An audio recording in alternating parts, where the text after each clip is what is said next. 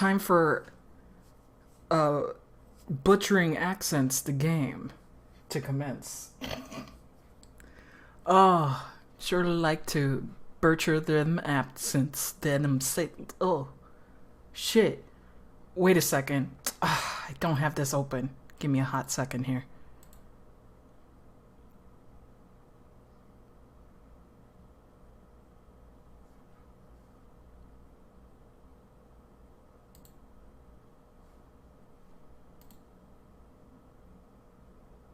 There we go.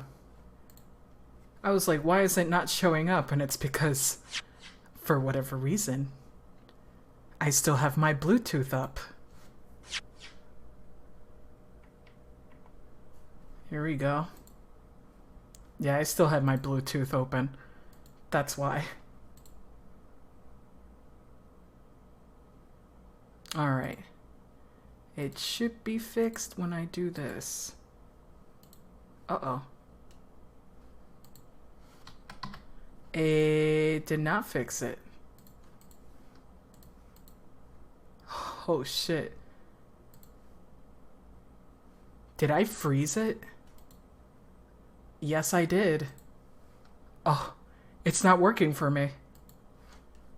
Oh, shit. Give me a hot minuto. Oh, Christ. Okay. What are the tasks that are opening up? Let me close this. End it, please. There we go. Let's restart.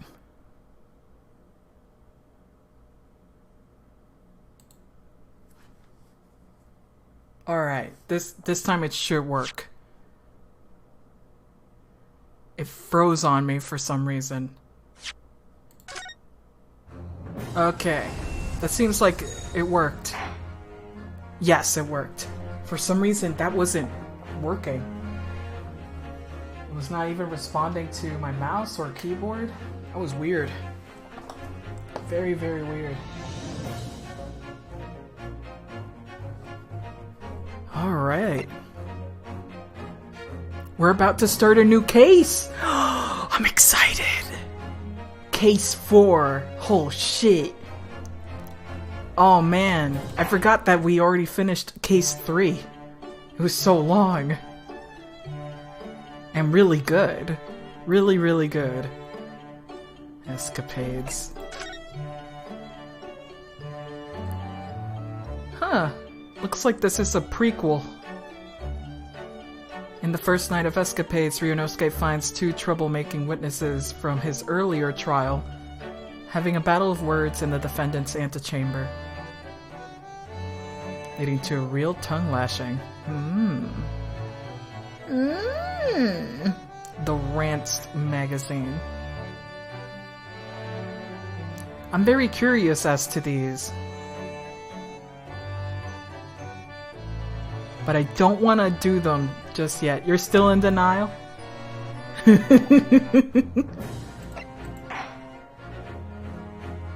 Start playing from the save game. But data, hell yeah. I'm gonna start in a bit. I'll wait for like 10 minutes, like always.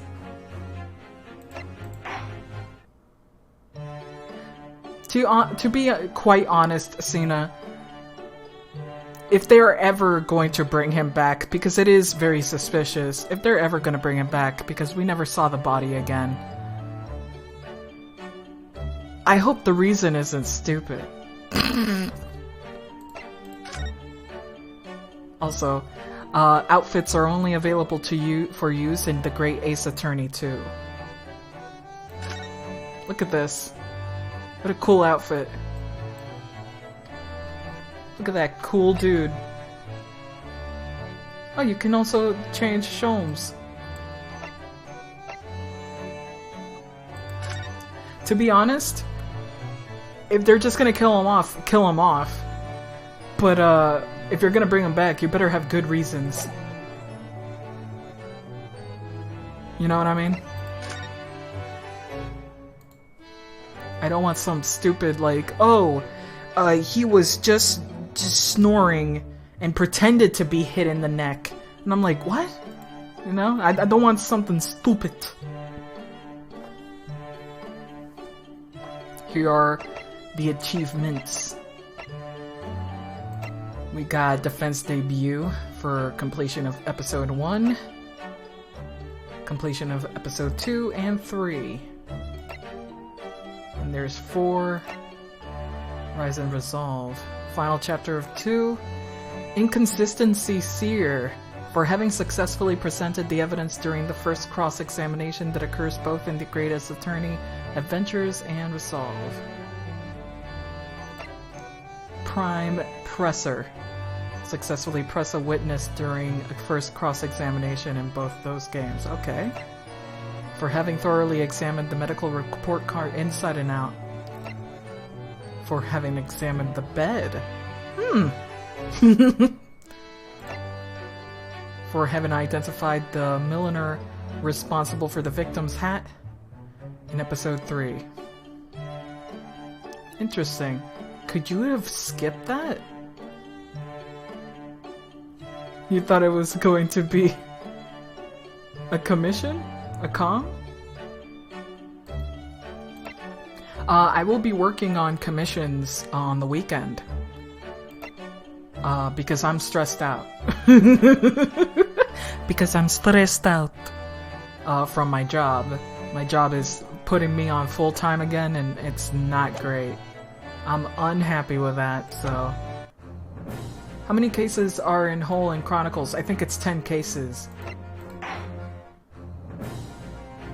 In Adventure, there's 5 cases. And in Resolve, I believe there's also 5 cases. Let's see, Final Chapter, wait. Yeah, 5 cases, so 10 cases in total. 10 cases in total. But that's not even including the escapades. Look at all these other cases that we could do. So, I should not click on any of these because they might be spoilers. Including the first one. I'll do it when I'm done with the whole game. So we can reminisce. So it's 10 cases. We're on case 4 today. We're starting case 4. Holy cannoli. I'm just waiting for a few more minutes before we proceed.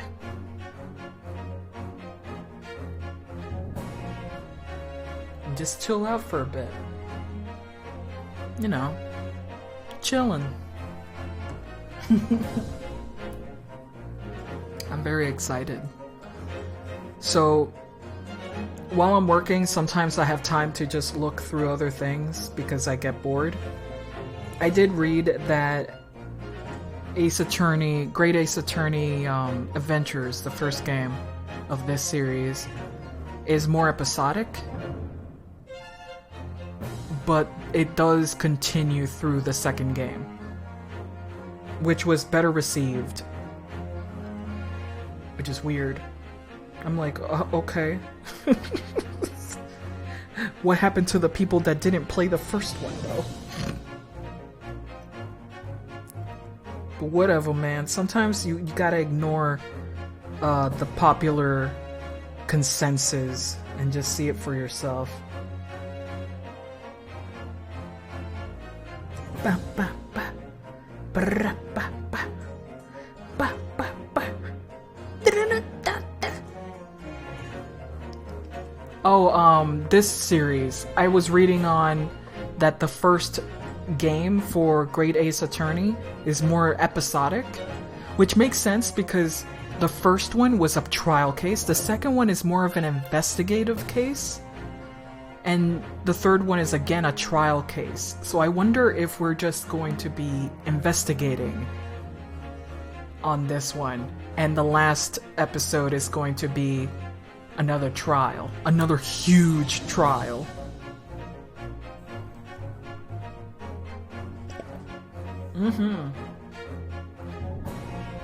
It didn't feel like a tutorial, but it was definitely very good. The first trial was definitely a partially tutorial, and the second one was definitely partially a tutorial. But they did become their own little mysteries, which was great. There are still some big issues. First of all, we don't know why McGilded killed that poor man. Just for being poor, I guess, but it makes no sense to me why he would just stab a man like that. Instead of getting like free work or some shit. And the other mystery is who killed this, who put his carriage on fire with someone inside? I think it's McGilded who got stuck inside. And the other mystery is why did Giselle kill Wilson? Why did she kill Winston? That's a big mystery. We don't know why she did that. We have a lot of unanswered questions. We don't know why John Wilson was killed. Many mysteries. John Wilson, Cena, the first trial was about John Wilson. Giselle was the one who did it with the poison sparkling water. You blocked that bitch out of your head. It was so good. But yeah, we don't know why she did it in the first place.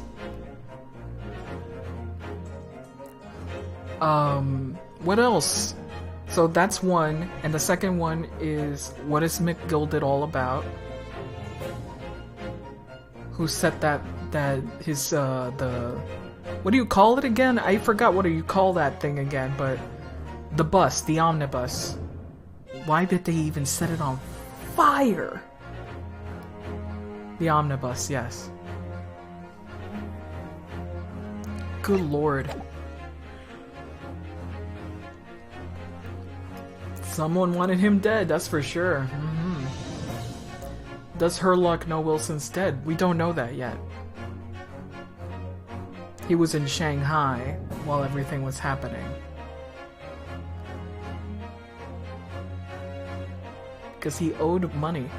That seems to be a poor reason to me.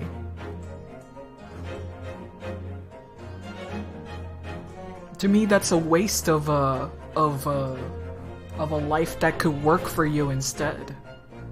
Yeah, he could have exploited him. Exactly.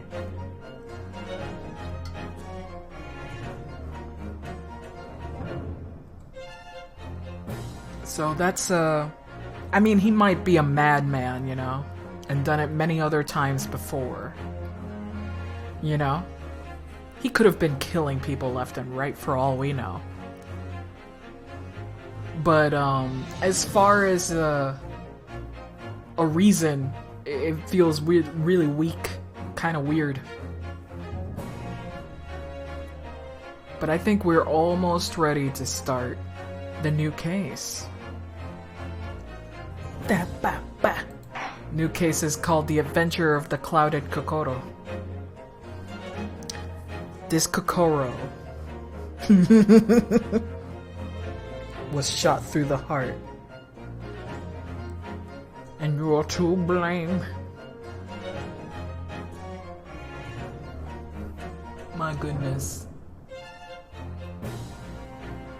Oh, I can't wait for the weekend. By the way, next week is a vacation week. I'm gonna have the entire week free. Thank God I needed this vacation, man. I needed this so badly, dude.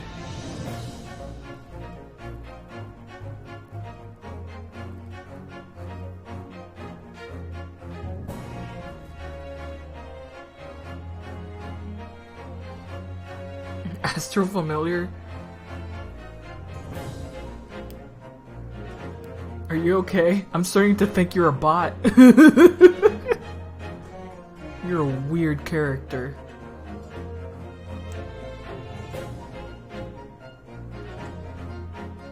starting to think that you're a bot program to just give away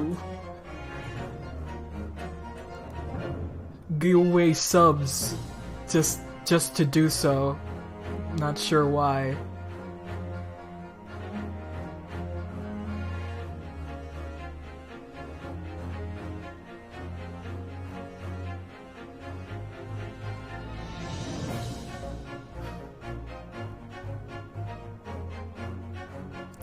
What I'm trying to say is that I'm uncomfortable by it.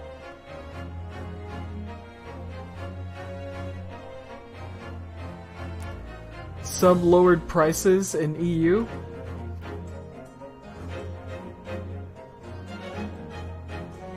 Which subs? Are we talking about subscriptions or sub sandwiches?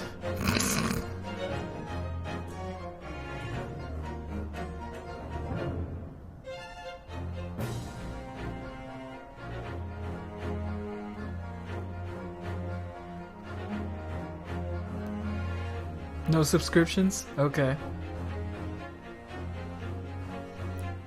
Alright, let me just drink all this water.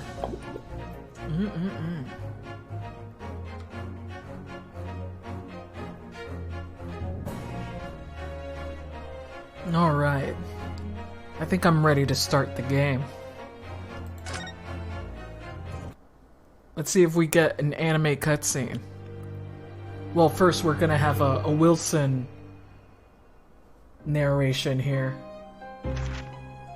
I begin to think, Wilson, said Sholmes, turning his head languidly in my direction, that there is more to this case than that which we have observed. Indeed, that there may be another part to this story that we are yet to discover. His eyes wandered, following the steam rising from his cup of herbal tea, leading him to the distant memory of that snowy evening. To the young lady collapsed on the pavement along Briar Road, and to the knife in her back. Oh boy. Lit in the soft glow of gas lamps, a most extraordinary scene had been set. And under the cover of a light fog, the curtain had risen silently on the insoluble mystery of our invisible killer.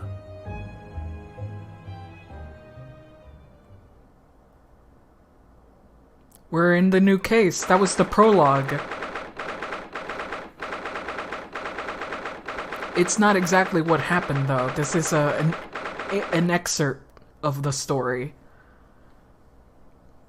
Let's see. It's the next day. The next day from the trial from the last case. 9:47 a.m. British Supreme Court, Lord Chief Justice Office. Did you sleep last night, Mr. Nalherder? No, not at all. It was an enormous hotel, wasn't it? The rooms were so luxurious. It felt like we were staying in a palace. And with all the gas lights twinkling, it was brighter than day than even in the middle of the night. What about enormous beds? After my time at the SS Buria, I wasn't going to waste a single inch of that space. I spent the entire night rolling from side to side mattress to another. Ryunosuke, just relax. Oh yes, it was really the sort of night that you can only dream of normally. Except, when I learnt about that we owed £3 for the rooms, that dream quickly turned into a nightmare. Fuck. Oh jeez. Oops, sorry about that. The building was so impressive and the entrance so inviting, I just wandered in without thinking. In a lodging house in Japan, that sum of money would put the roof over your head for a whole year. I did try, but I'm afraid I couldn't help my tears when we were presented with the bill.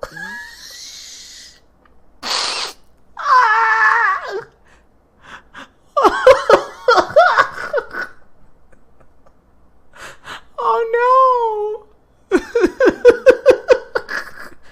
That's me whenever I go to a restaurant for a party and I see that every freaking meal is over $10 for just a tiny ass plate. And I'm like, bitch, this is $10?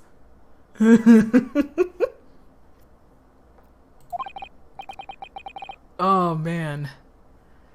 I'm really sorry. Well, never mind. We'll just have to find some more affordable lodging straight away, though. If we're not careful, our entire stipend will be used up in 10 days or less. London is a scary place. Good morning to see you at this early hour. Oh, look at the bad guy. Oh, yes, well? Good morning to you, Lord Chief Justice. We have come to report the outcome of the trial at the Old Bailey yesterday. Misatu-san is amazing. She doesn't bat an eyelid, even in the presence of the imposing Lord Strongheart. Yes, I believe your very comprehensive initiation into British courtroom practices. Oh yes, it was very eye-opening, thank you. And in accordance with your instructions, Lord Strongheart, Mr. Nahoda performed his duty to the end. Yes. I've already been appraised of events. You conducted a remarkable defense. You may consider the test passed. Oh. No longer are you a student from the Empire of Japan. You may henceforth claim to be a fully fledged lawyer. Really? Just after one case that was freaking... Oh man. It doesn't feel good, doesn't it? It doesn't feel good to defend a killer. My country is delighted to welcome young talent for such a remote eastern island.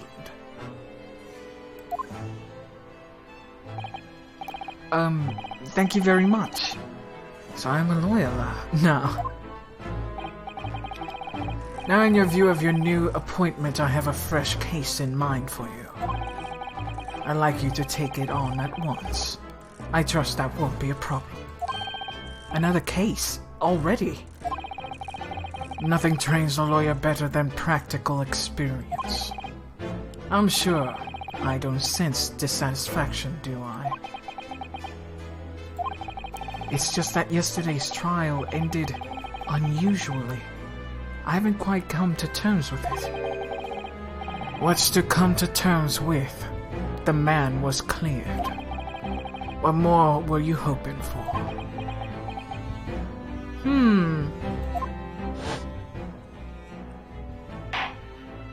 He doesn't know that something went amiss after all of this.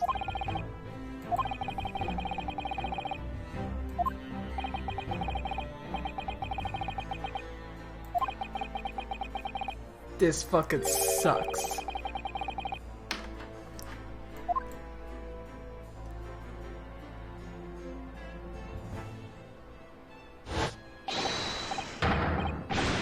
So yeah, we're just seeing a flashback here.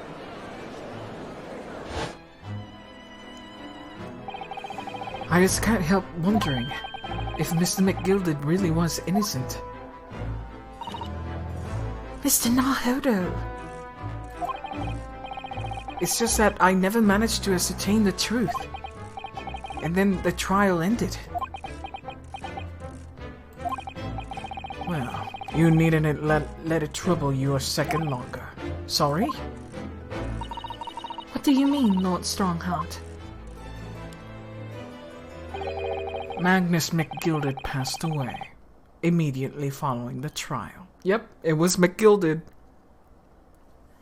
Freaking on fire.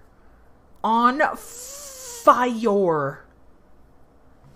Big dead. No! What? Mr. McGilded is dead? The dubs are like, yes. I have 19 minutes and 41 seconds until my next engagement. Time enough to talk. all that effort for our client to go up in flames. Well, the effort here is ascertaining the truth, right? We never got that. Should I show him my badge? Here's my badge. Lord Stronghold, may I show you this? Nope.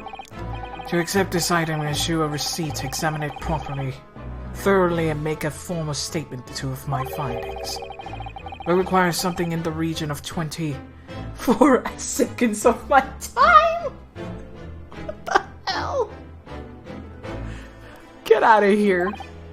You just wasted that time ascertaining how much time that was gonna take you. Sorry? Does the item warrant a 24 seconds of my time, Mr. Naruhodo? Let's leave it for now. Unbelievable. Unbelievable. And you can still examine everything from before. There's nothing different here, though. Unless... I swear to God, Sholmes would appear anywhere. Now every time I look into the corner, Sholmes is just there. McGilded's death. To time his brushing. I don't understand what happened. How can he be dead? After the trial concluded yesterday, there was a great commotion in the Old Bailey. As you presumably recall, an omnibus had been wheeled into the courtroom. Yes, of course. That was the scene of the crime in which Mr. McGilded had been accused of. Precisely. Well, while the bailiff's attention was diverted by some other matter, the omnibus went up in flames. No. How could such a thing have happened? That is being investigated as we speak, but already. The police have identified a corpse found inside the charred shell of the carriage that was as that of McGilded. Oh my goodness, that frickin' sentence was hard to read. That's awful! That man must have slipped inside whilst the bailiff's attention was elsewhere. The bailiff really needs to pay more attention. And how could that have happened? That is also being investigated as we speak. Thinking back on it now, immediately after the trial, Mr. McGilded did mention going back into the courtroom to look at the omnibus. Yeah, which is weird. Does he do this every time? Time for the inspection.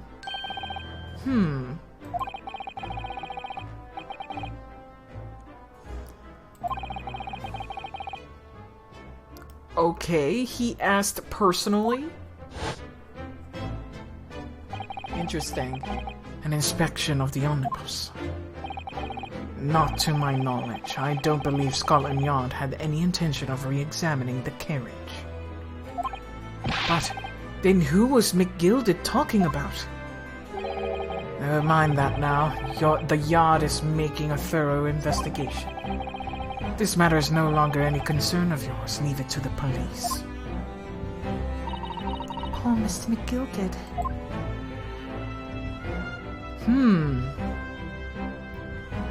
Big British court. What's going on? So how did you find your first taste of our country's Supreme Court? Oh, well, I don't know. I mean, it was... wow. Naruhodo has such a way with words. Mr. Naruhodo means that the whole experience was steeped in the solemnity of the Great Britain's long history. It's really a world apart from our own judicial system in Japan, which is only a decades old. Fuck. He gets nervous. He's a baby. Wow. Susato-san has such a way with words. Exactly what I said, Ryunosuke.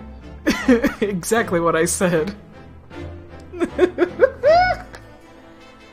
Decades. Listen, brain is empty today. Forgive me for slipping into decades all the time. Decade after decade. Aid me with that dick.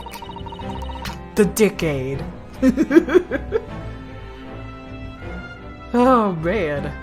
And you seem to have a way of failing to find the right ones.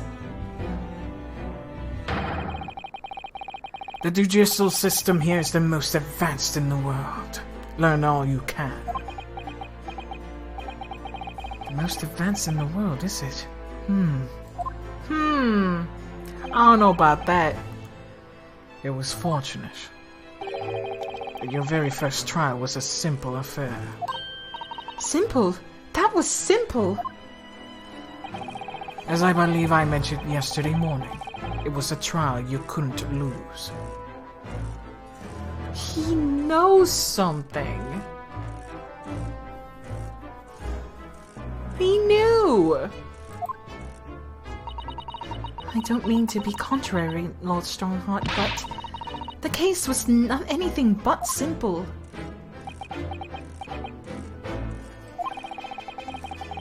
The circumstances of the case were so incriminating. I was stunned when I first heard them. In fact, I'm still finding it hard to believe that we managed to get a favorable verdict.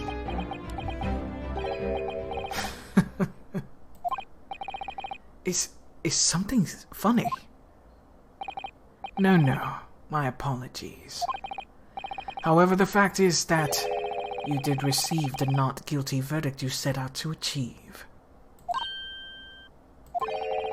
And that can only be attributed to exceptional talent, wouldn't you agree? Well, I don't know about that.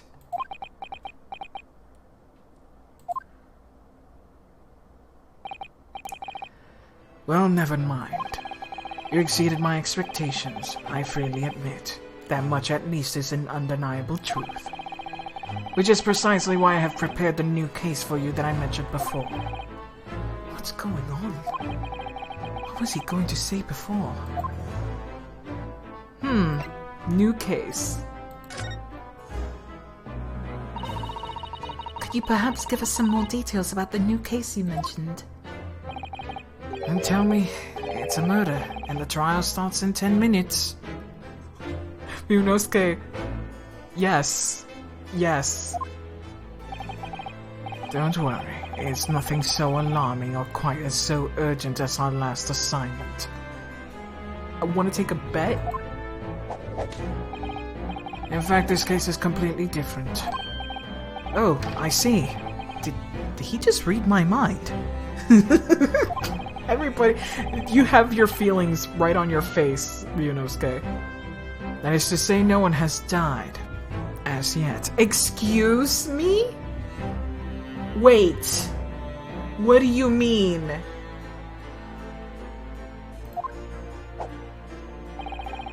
And the trial will not be today. There is plenty of time to research the case thoroughly. 23 hours, 43 minutes, and 19 seconds to be precise. So the trial's tomorrow then.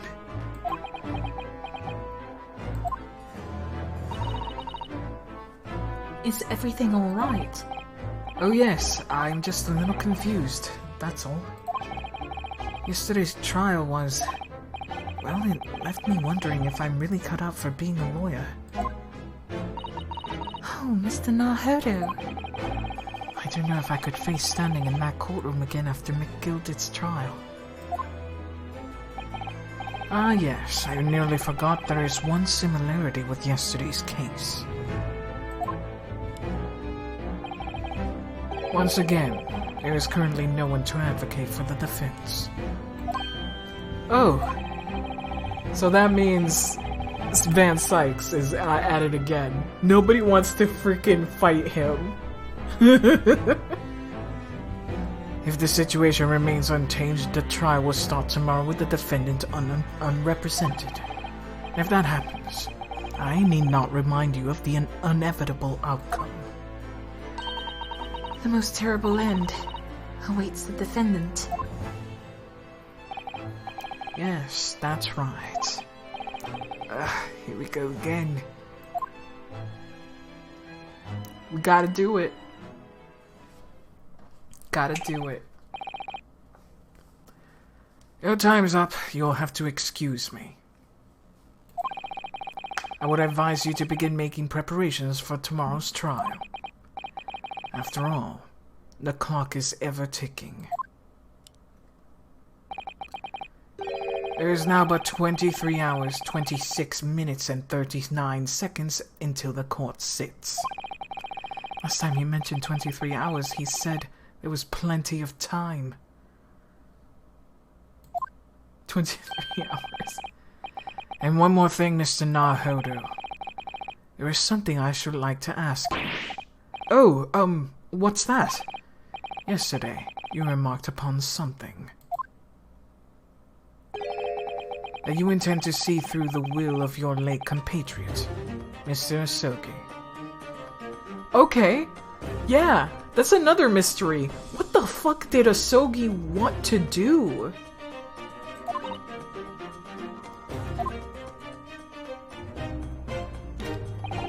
What did Kazuma had in mind? I would be interested to hear what exactly you mean by that. Inside 34 seconds. Oh well, Kazuma always wanted to say, you see, that he wanted to learn how the greatest justice system in the world works so he could change ours in Japan. Now that he's gone, I'd like to work towards that myself, and there's another thing. Oh. Another thing. Continue. On the way here, on the steamship, he said something to me. Something very important. And what exactly would that be? He never had a chance to tell me. I suppose he would have done... You're out of time! Shit! Wait, gimme. If he ever made it to Great Britain,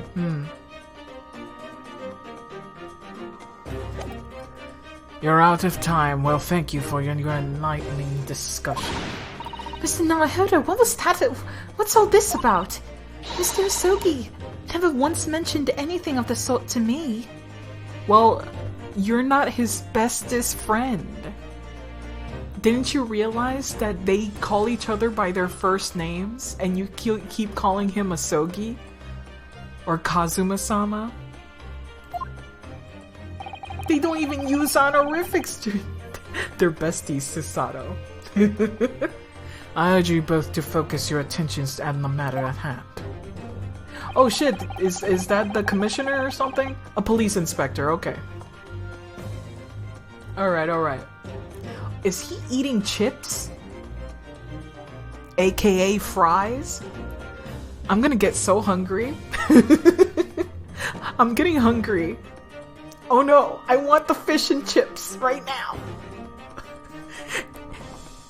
Eat your fish and chicks now, Hodo. And he's eating a frickin' onigiri. Eat your fish and chicks now, Hodo. Eat your hamburgers, Apollo.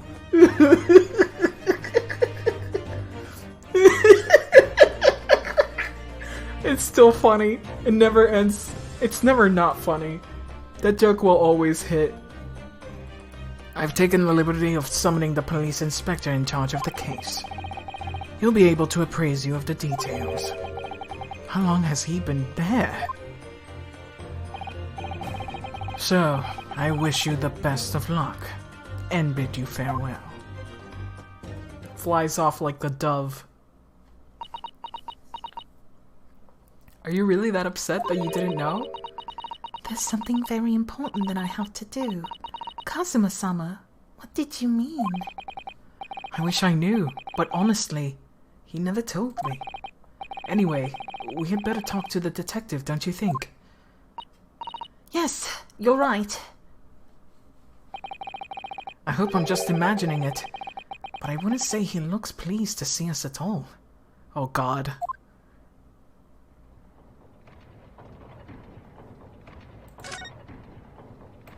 Let's just... Yeah. Here we go. I want some! It just duplicates. He's eating the fish. Oh my God. I want some so bad! Also, this animation is fantastic. I wish I had multiplying fish and chips just like that. The way he eats. And the mustache wiggle. And the lips going side to side. What a great little animation. Could we trouble you? What do you think? Lovely weather, isn't it? What's the weather got to do with anything? Listen to me, young Japanese upstart. Some frippery about the weather that doesn't get every English gent eating out of your hand, you know. But Susato-san told me it was foolproof. Sorry. I'm busy, I'm a busy man, a very busy man.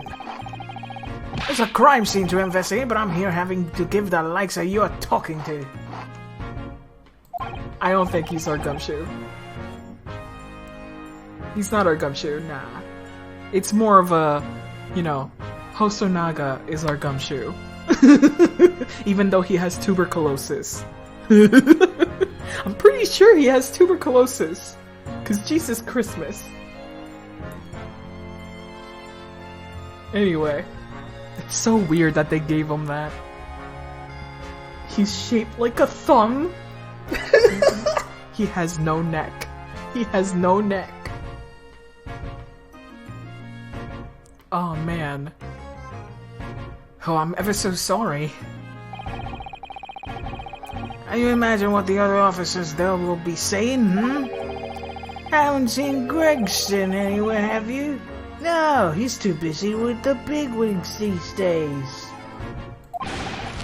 And all because of some bumpkin who's here on a jaunt from a country I never even heard of. Wow. Hear that ripping sound? That's my reputation at the yard going to tatters. There's no need to rip us apart as well. I don't believe we've been introduced. Susato is the best. She's only 16. And she's like, okay, wait, let me take control of this situation. This is Mr. Nirionosuke Naohodo, a defense lawyer. Ah. It's a pleasure to make your acquaintance. I'm Mr. Naohodo's judicial assistant. Ah. It's a lovely weather we're having today, isn't it?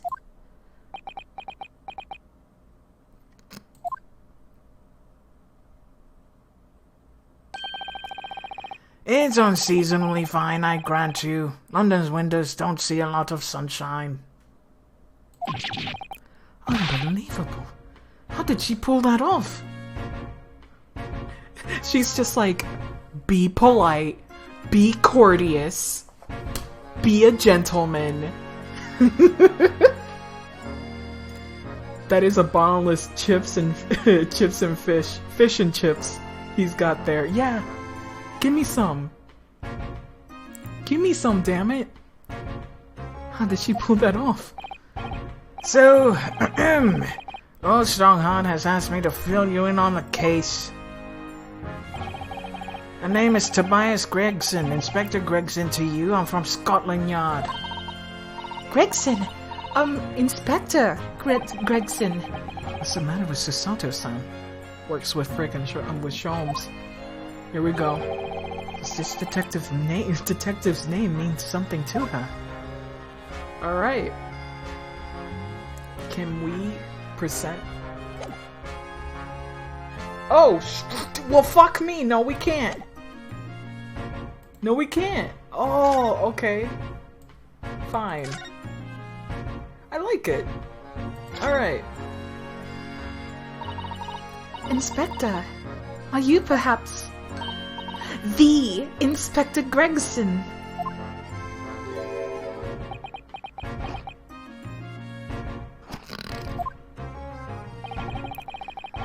You're acting like you know this man, Miss Susato. But he's a London detective. Oh, I do know him very well, in fact. Very well.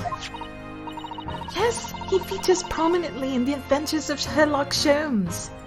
Yep. Oh, and that publication. What's it called again? Randst Magazine? That's right. Inspector Gregson and Mr. Sholmes enjoy a wonderful friendly rivalry. Oh my god. Oh boy. Really? You rival the great Mr. Sholmes? That's incredible. Oh, well, I don't know about that. Mr. Sholmes isn't a professional like me myself, of course. But he does come up with the goods from time to time. Mr. Sholmes is equally complimentary about you, Inspector, isn't he? You've earned his highest praise. Gregson is the pick of the bad lot of all Scotland Yarders. Those were his exact words. His own words. That's his highest praise. Well, Mr. Sholmes isn't particularly known for giving compliments, you see. That he is not. And thanks to that magazine, my name is known all over London town now. That's great, isn't it? No, it's not. I have to admit that to start with, I was a little, well, flattered by all the attention. Everybody wanted to shake my hand, and my reputation at the yard went through the roof. Well, that's wonderful. No, it's not. No, it is not. There's nothing more sinister than the man on the street. People are always looking at me now. They're always whispering rumors about me under their breath. I'm sure. Ah, man, the price of fame. Rumors. Rumors. I like that sometimes there are some words that just have the French U on there. Are you quite sure? He's changed since he started appearing in those stories. The fame's gone to his head, stuff like that. Gosh, do you really think people are saying such mean-spirited things about you? Like I said, they whisper, so I can't catch exactly what they be saying. But I know what the folk are like. I'm sure that's what they're saying. I'm sure his eggs is eggs. That's one hell of an idiom. I get the feeling this detective could be very hard work. Oh dear, perhaps a sudden raise to fame does change people. There we go. What is the case? So, about the case about Lord Chief Justice mentioned before, that the Lord. Nothing to tell, really. As far as we're concerned at the yard, it couldn't be simpler. Oh dear, that probably means that it's not simple at all. that as far as we're concerned as lawyers, it couldn't be more complicated. Yep. Susato now learns. She knows. Whenever we hear, oh, it's easy, the lawyers are like, no, it's not. No, it's not. This is like when a commissioner comes up to me and it's like, can you draw this? It's easy. And I look at the freaking request and I'm like, no, it's not. A circle is easy. This is not easy. Oh my god. I wish you were wrong about that, but I have a nasty feeling you're right. A young woman was walking along the pavement at Briar Road when she was stabbed from behind. Fortunately, it wasn't fatal, as she's still laid up in hospital, unconscious. That's despicable.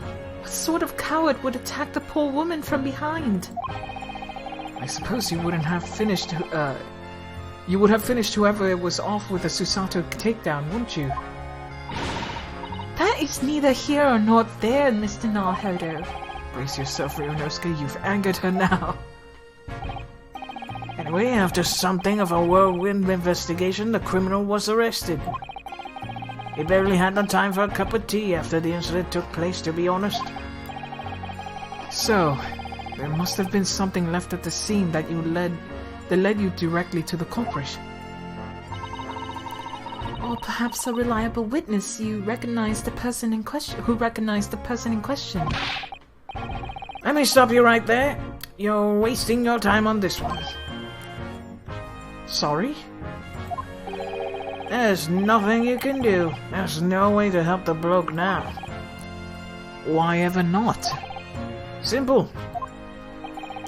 The prosecutor that's been assigned to the trial tomorrow is Lord Barak Van Sykes. That's not an excuse. That just means that he's intimidating. I seen his dick. It's big. I could take it. I could take it. It'll take some work. But we can handle this situation. Not with that attitude. No. Sounds like you heard of them, ma'am. Oh yes, you are very familiar with Lord Van Sykes, believed to be the harbinger of death himself. The Reaper of the Bailey.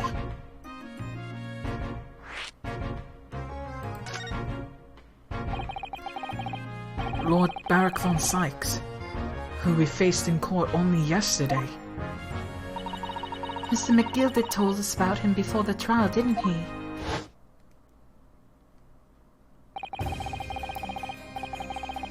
When Van Sykes stands for the prosecution, they call the accused his sacrificial lambs, because he's also a vampire. Just sucking it up.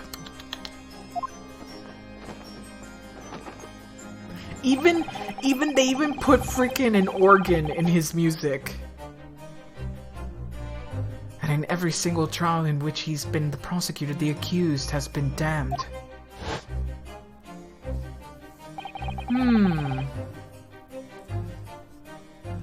I wonder if they're gonna go with that, oh yeah, McGilded died because the accused are always damned. Which would be fucking cool. But, you know, this remains to be seen. This Reaper of the Bailey nickname, I suppose he's earned that because every defendant he advocates against is found guilty, is that it? Nah. They're gonna... Well, if that's the case, we should inform you, Inspector, that in yesterday's trial against Lord Van Sykes, Mr. Naruhodo secured a verdict of not guilty. And what of it? Oh, well, I think that means that even against the Reaper of the Bailey, it's not impossible to save the defendant. But he died anyway. Oh, you really don't have a clue, don't you? What do you mean? What happened to that bloke in the end, eh? He's dead. Magnus McGilded came a cropper in that omnibus when it went up in flames. You can't rightly say you saved the defendant, can you? That was not our problem, though. That was not our doing. That was not our doing, though. What the fuck?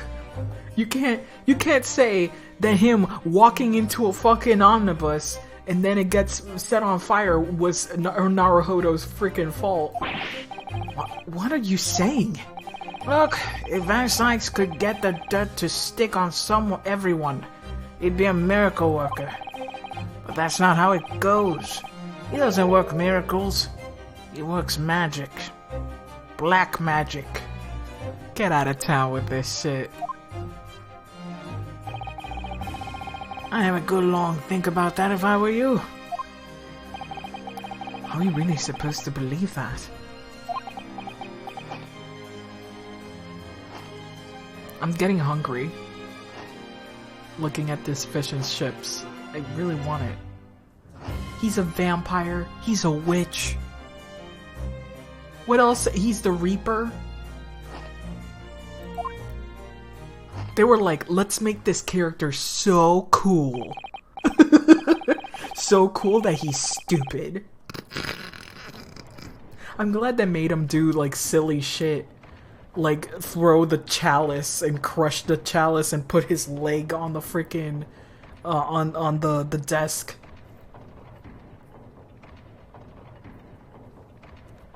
Right, well, I filled you in as requested. I'm very nearly out of chips. So I'll be heading back to the crime scene now. We're still carrying out a few investigations there. It was Briar Road, you said, didn't you? Where the incident took place. That's correct, ma'am. If you head on over to the holding cells, you can meet the criminal himself. You've branded him a criminal already. He's as good as. Shaking like a leaf in his cell, he is. It'll give you a chuckle, if nothing else. He's an inmate 53. He's inmate 53. Speak to the jailer and he'll show you the way. Inmate 53. Thank you.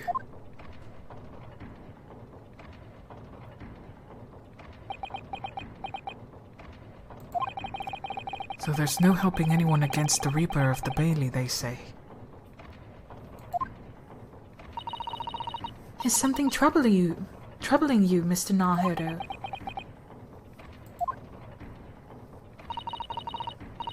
Yes, Mr. Fish and Chips. I'm hungry. I am now hungry because of this man. I'm legitimately, my stomach is going.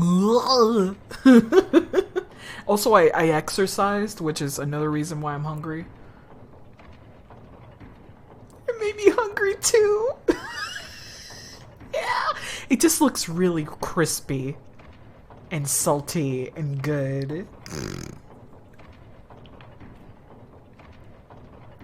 I've been craving fish and chips because of them. Oh man, I could really go for like Long John Silver's kind of thing. But it's so fattening. God, I can't eat that. It will ruin my freaking calorie intake so bad. I gotta make tomorrow my cheat day or something, cause damn. Not a cheat day, but my higher calorie intake day. I'm not cheating. What I'm doing is I'm cycling my calories. I would go for fish sticks right now, to be honest. I think I can make myself something soon, but I'll make it later. To tell the truth, when I recall the trial yesterday, I can't stop myself from shaking. The idea of facing the Reaper in court again is... Well, if you think it's too much for you, there's no shame in turning the case down. That takes courage too.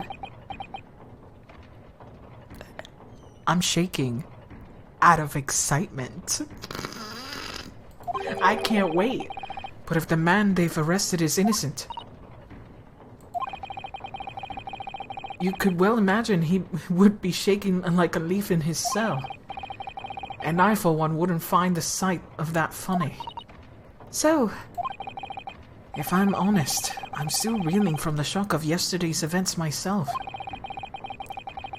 And I'm really not sure if I'll be able to help this man, whoever he is. But I like to try. So I think I'm going to make some inquiries. Will you help? did you really think you had to ask? Aww. After all, I'm your judicial assistant. She's so cute. Thank you. So then, shall we? Yes! Let's go! She's so cute!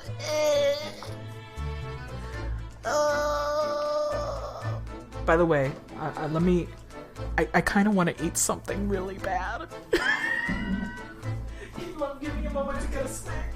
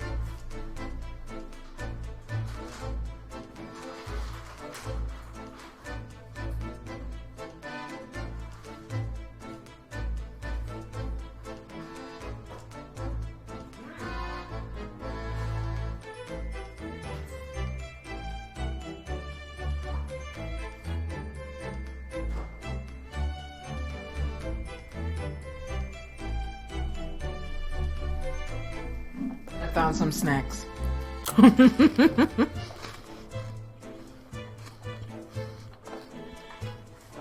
My goodness.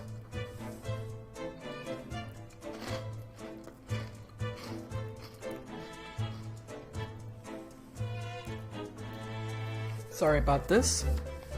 Just got really hungry. Needed something to satiate.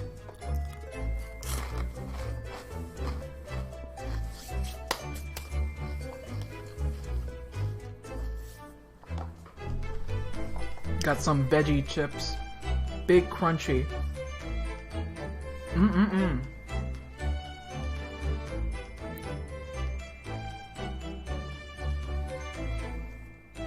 Really wanted something salty.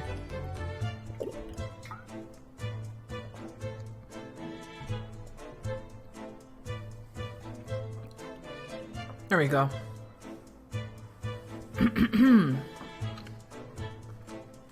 Give me a hot second here to write this down.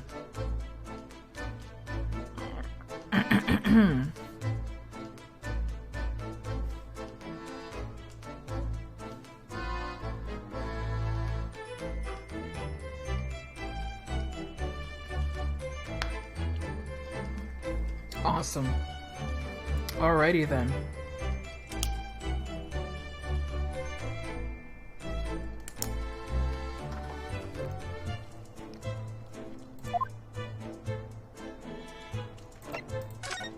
Now we get to go.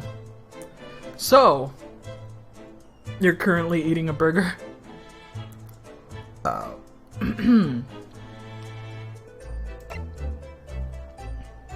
I didn't read Susato's comments, but they're actually different. We haven't been there, wonder what awaits us. Like, she actually does have something to say.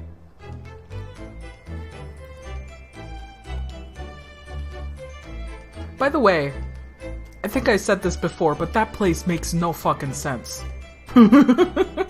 This place,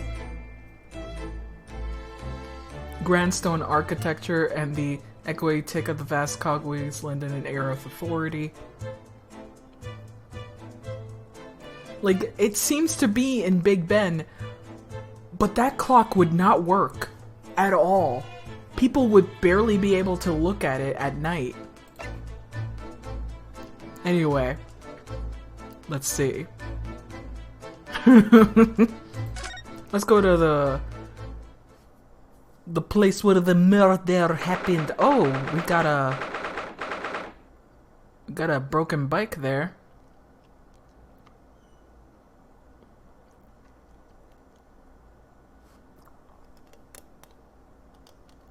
Big Ben fixed, by the way. It's been years. I don't know. I am not up to date with the Big Ben. With Biggest Bengus. We got broken glass. There's a bunch of interesting things going on in here. Alright, Briar Road. And here's the site, eh? So this is what happened. Briar Road. This background is gorgeous. Yeah, it's gorgeous. Like, I bet, like, on a DS, this would look even better. Because this is blown up to a way that you're not supposed to see it.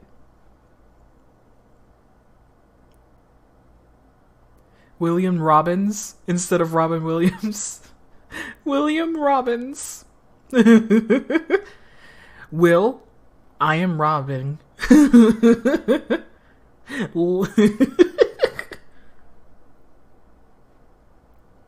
Alright. So this is where it happened, Briar Road. Look, Mr. Naruto! Look at the regulation metal helmet. It's unmistakable. The men of Scotland Yard are here. They're investigating as we speak. That is their job, you know. But Mr. Naruto, to see one with my own eyes. They're often depicted in the Adventures of Sherlock shows, but I never dreamt I've ever come this close. To a real Bobby's helmet. What? The helmet?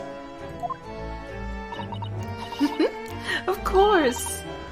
I have to try one on one day.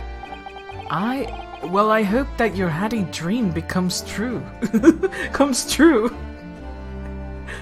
Susato!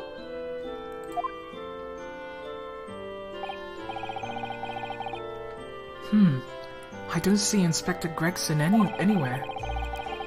Shall we see if we can sneak past and investigate the scene of the stabbing? Why should we sneak?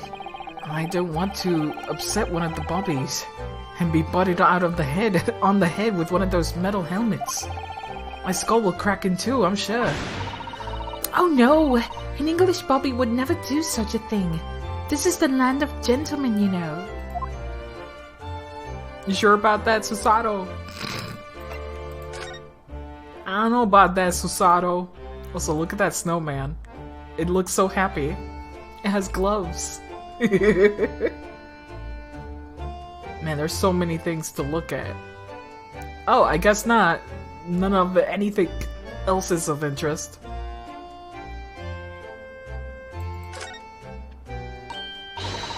Oh, that's a Scotland Yard carriage. They use vehicles like that to rush to the crime scenes and cut away criminals. You're very well informed, aren't you? It's long been a dream of mine to ride one of those through the streets of London. You know that you're... Well, just pick up a stone and throw it through one of those windows then.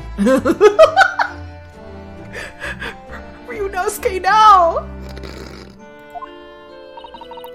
But that would mean being arrested in order to ride it. Wouldn't it? Still, if it's the only way, help me find a good stone. No! He was joking!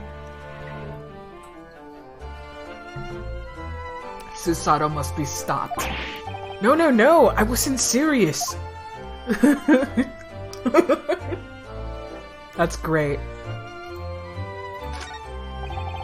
As one of the officers from Scotland Yard, the police are making sure the crime scene is undisturbed. Oh my god.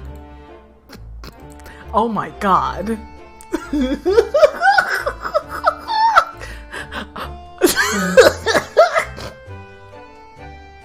Amazing.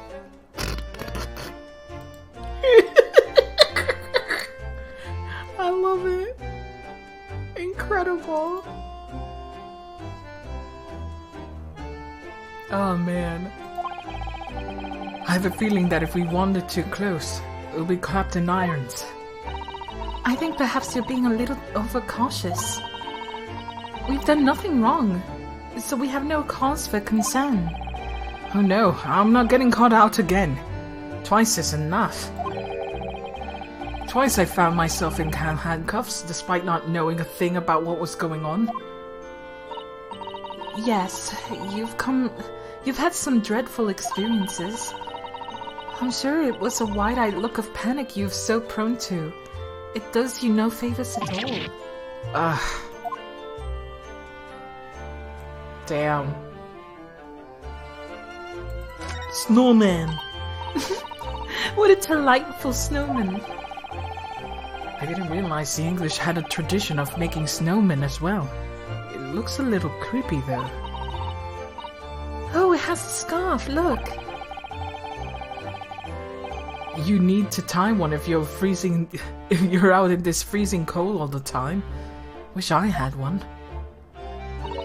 I'm afraid our budget is somewhat frozen at the moment too. We certainly can't afford a scarf. Certainly the snowman here wouldn't miss this. But the person who made the snowman certainly would. Yes, I know, you're right. Anyway, even if I borrowed it, it wouldn't do much to warm my neck, would it? It's covered in snow. Alright, you clicked on that. Click on this. This patch of pavement is where the incident occurred. Yes, it's a very wide open space, isn't it? That's true, I can't see anywhere an attacker could be hiding. Could have been hiding. Oi! What are you foreigners doing here? We just investigating the scene. Conspiring with that mustache fella from Japan, are you? Wait. Is our defendant Japanese? Shit. I think he's Japanese. Oh no. The racism. Here we go. Oh shit. Conspiring? Come here to destroy evidence, have you? Get out of here before I'll give you an hiding. An hiding? Go on. He shoot us away like rats. Yes. We should give him a wide berth, I think. What a disappointing experience. Oh, lady. You have much to learn about the world. Let's see, there's a lot. There are piles of snow on the pavement here and there, but the road itself is covered in carriage tracks. It seemed carriages often traveled down Briar Road. It soon disperses all the snow. I slipped over when I was walking down the pavement earlier. It seems like it would be far easier to walk on the road instead. Oh, but you're rather small now, Mr. Nahodo, and dressed all in black. I'm sorry coachman might not see you, and you could be flattened by horses. I worry. Well, thank you for the rather small concern. I'm not tiny.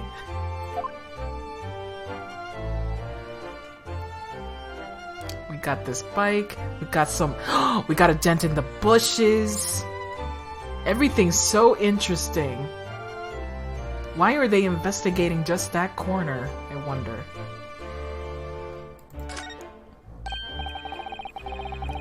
Oh, look at the windows of that building there. Oh yeah, the windows are just bricks. I just noticed the fuck? I didn't notice that they were bricks. How come I didn't notice that? They're bricked. Are you sure they're windows? These are common? Are you sure? That's weird to me. Yes, but they're all filled in with bricks. Oh, you're right. I wonder why. Perhaps it's an empty property where nobody lives at the moment. And there's smoke coming from the chimneys, though. Bricks in windows usually mean it's a bad neighborhood over here. Oh my goodness. I was about to say, is it an insulating problem? Like they decided that, hey, too cold, brick this shit up.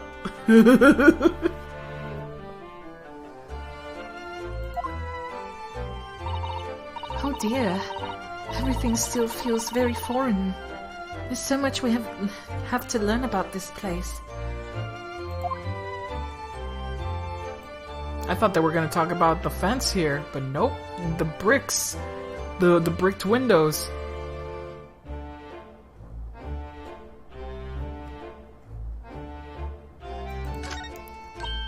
Oh, a British bicycle, look!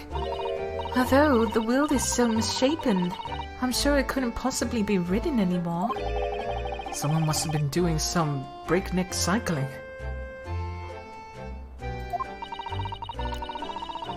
It seems bicycles have become extremely popular in London recently. Is there any bricked house in America, even? Window tax was a property tax based on the number of windows in a house. Huh. To avoid the tax, some houses would brick up their window spaces. I see.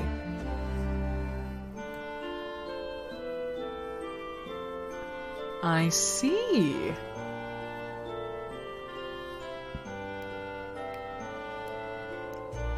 You learn something new in chat every day.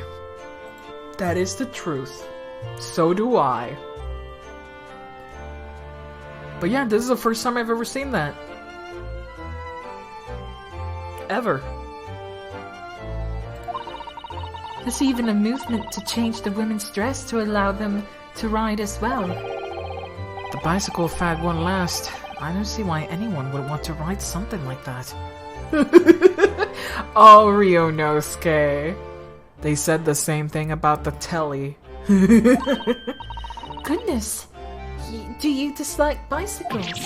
No, not at all. I mean, it's not that I dislike them exactly. It's just that any occupation that involves taking both your feet off firm ground seems reckless. If you ever tried walking on stilts and fallen into a river, I know you'd agree with me. We'll have to hire a bicycle sometime. You can sit behind me while I ride you around. Yeah, Phoenix only rides bicycles. You're right. You're right. He's like, no. No bicycles. Phoenix only bicycles. I only ride. Ryunosuke is from an old time. Don't worry about it.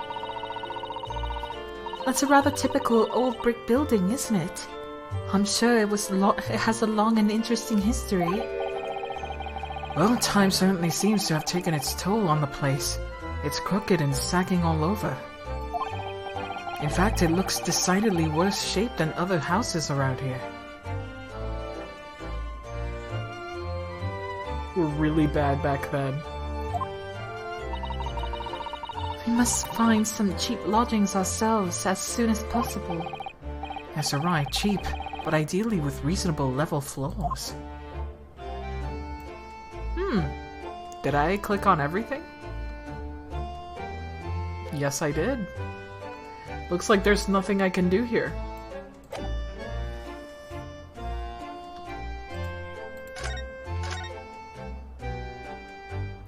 Yeah, I don't think there's anything else.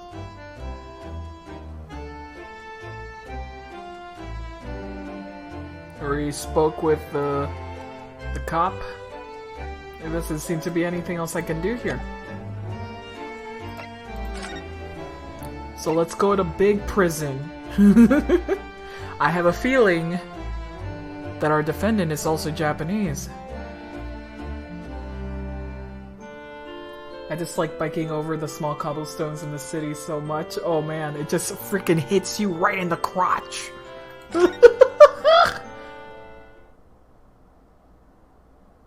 Here we go. Just right in the crotch. The taint destroyed. Alright, cell number 9. So these are British prison cells. Oh, the ghastly. It feels just like a dungeon. Yes, and having experienced it in Japan myself, I can assure you that our wooden cells feel a lot cozier than these cold stone walls. On cobblestone?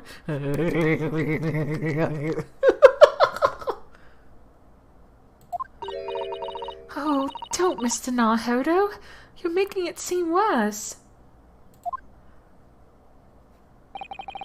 Apparently, our client is in this cell here. But it's so dark in the back there, I can't make him out. I wonder what he's like. Inmate 53, your legal representative is here to see you. Stop hiding in the back of the cell and show your face at once. Am I a cat? As yet, with no name? Excuse me? Calling me by number. It's utterly, unbelievably, unjustified or unreasonable. I refuse to answer.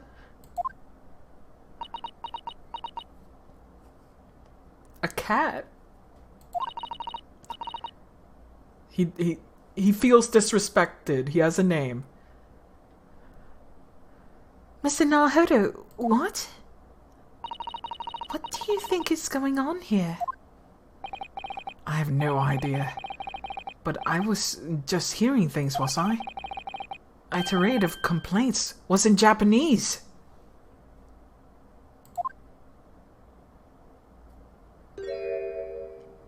Here we go.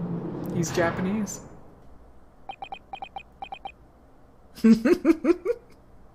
Why is he giving me like Edgar Allan Poe vibes?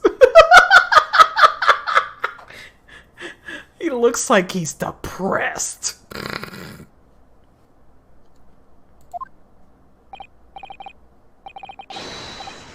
Shh!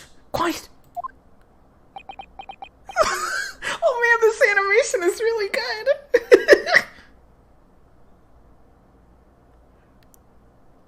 Oh man. It wasn't just me. You saw this man and went, please get some more sleep. They're all around, hiding. I know they are. They're watching, listening, even now. I can sense it.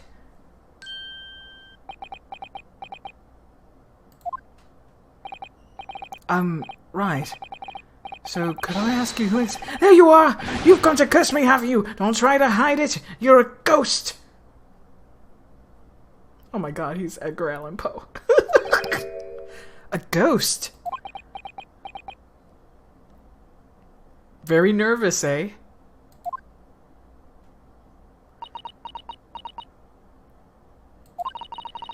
We mean you no harm, prisoner-san. Are you... Japanese by any chance? That cleared him up a little bit.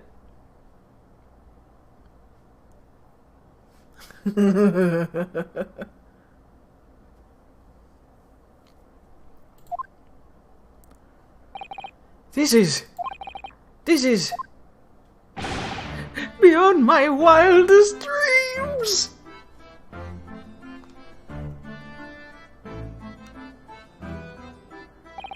Forgive me for that outburst before. I'm so sorry.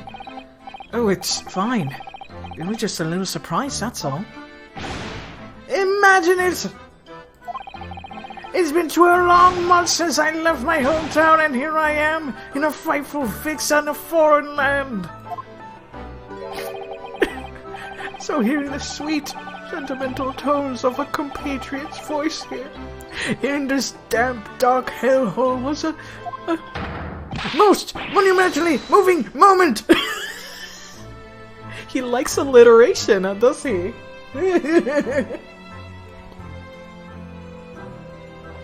I like this guy.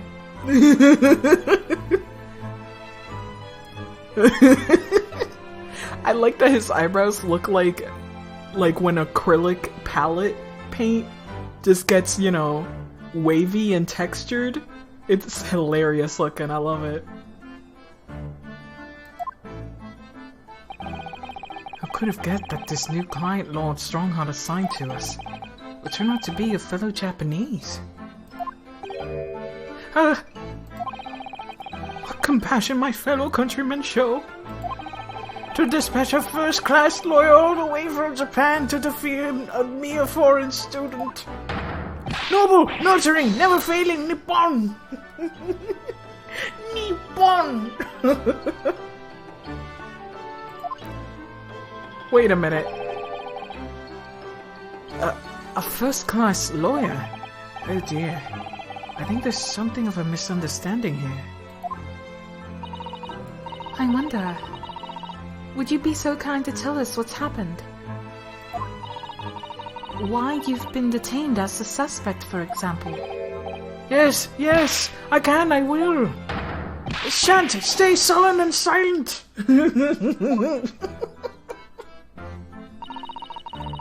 How old is this man? We'll find out now. I mean, wait. We'll find out now.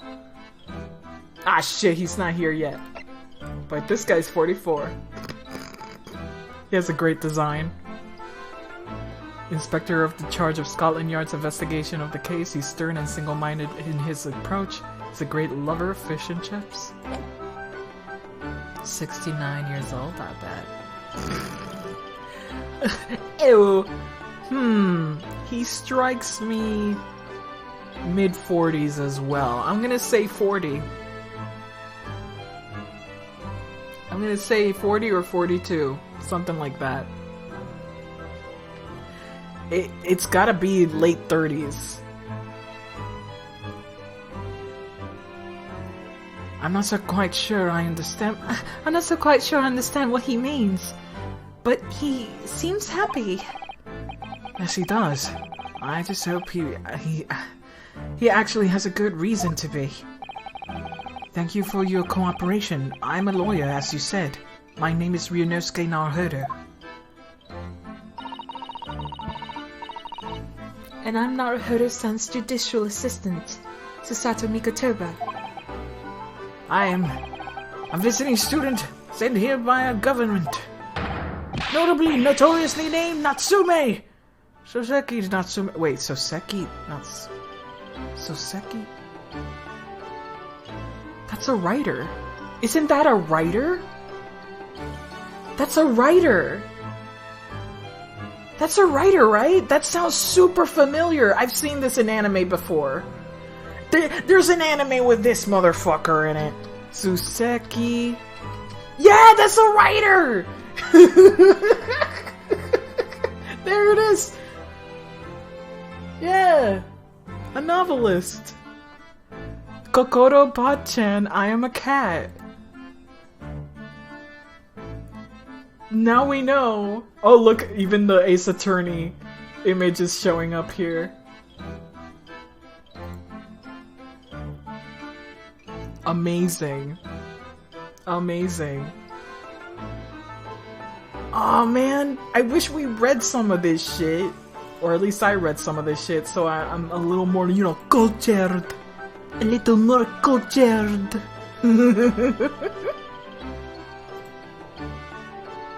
Let's see.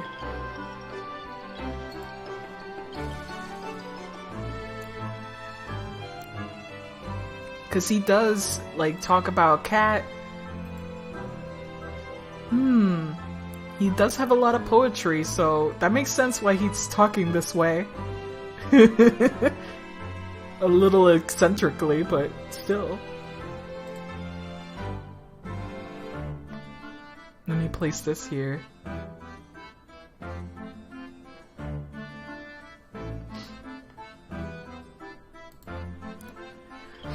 So, I guess the little I know about it is that he does talk about a cat, and the cat is a gentleman, but the cat is just a freaking house cat.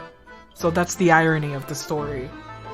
That you may act like a gentleman, but not be of the high class. You cannot be that pompous asshole, basically. It's just ironic in that way. It's like, this is just a cat, not a gentleman. Just a normal ass house cat.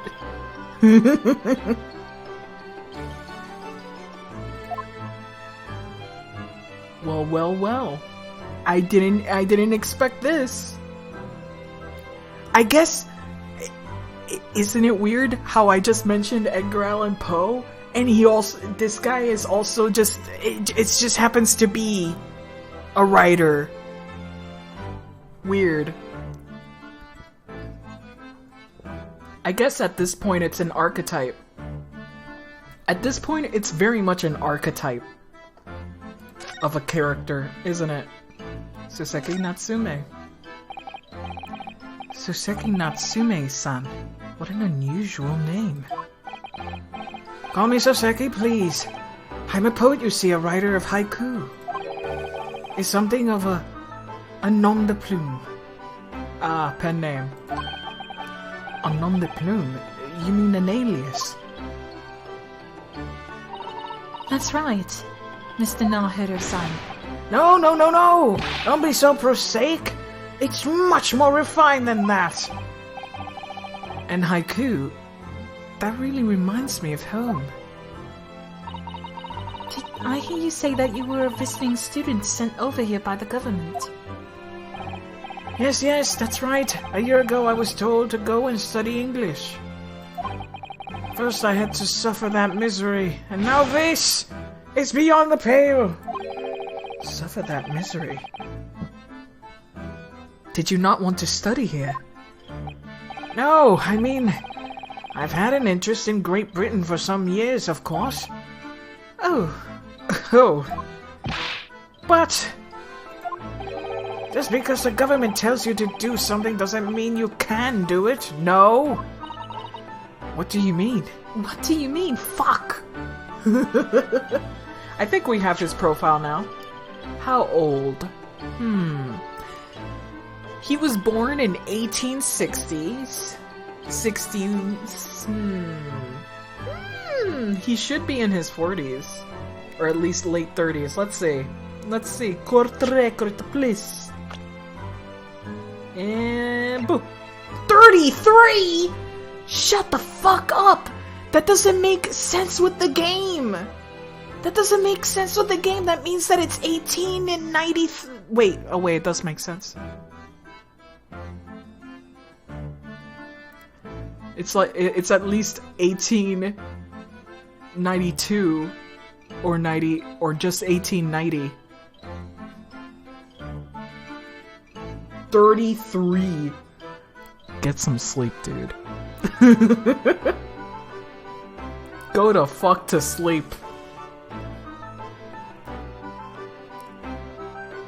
Do we have a concrete date? Let me see. Soseki Natsume was born in 1867. 1867.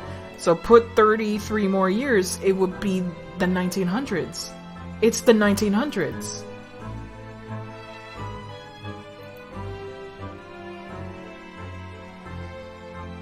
Yeah, we now got a year. It's straight up 1900.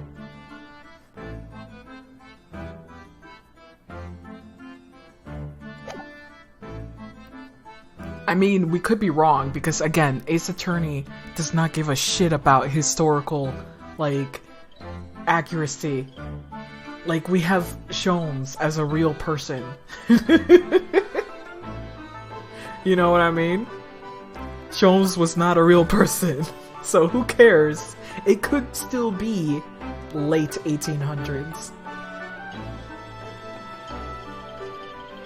Not to mention, like, the first game takes place in 2016. Believe it or not. I think it was 2016, wasn't it? The first Ace Attorney. It's so weird.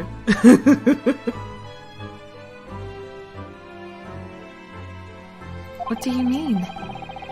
If they told me to study English literature, that I could have understood. That's my field. But no, they told me to study the English language. Utterly, unbelievably, unjustly, unreasonable. I see. Only the other day I was told to send a report about my first year here. I tendered a piece of paper. Wise words of whitewashy, unwhitewashy.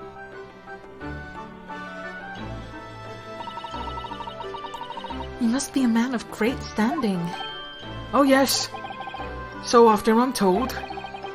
And so often like to be told, it seems. Alright, why are they accusing you of stabbing a lady? Could you perhaps tell us exactly why you've been arrested, Soseki-san? I didn't do it! I didn't commit that atrocious murder! Murder? Oh no, it's alright. That woman didn't actually die, did she? But she was stabbed with a knife right before my eyes! Before your eyes? You mean you saw the attacker? God damn it! Get out of the fucking way! I think it's you're talking. I think she's gonna be talking when she moves. You mean you saw the attacker? No, he did not. I didn't see anyone. What? If I'd seen the person who did it, you'd think I'd be locked up in here. Oh dear. It seems this case is becoming rather complicated. Why me? Why me? Why did that silly woman have to be stabbed in front of me? It's the curse of London is incredibly, inexcusably, irritatingly inconvenient. So Soseki-san was there at the scene, but he didn't see the attacker. It's vital that we find more about the case. About the case. It was an accursed evening, just after the snow had started to clear with fog. I'd been in the bookshop to buy some books, and I was on my way back to my accursed lodgings. Sure, the bookshop wasn't accursed too. As I was walking along that accursed pavement, I could make out the sole silhouette of another ahead of me. A woman, wearing a green overcoat she was. And just as I went to overtake her... Wait.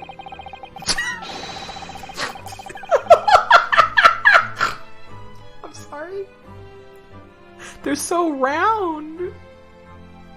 They're so round. I'm sorry.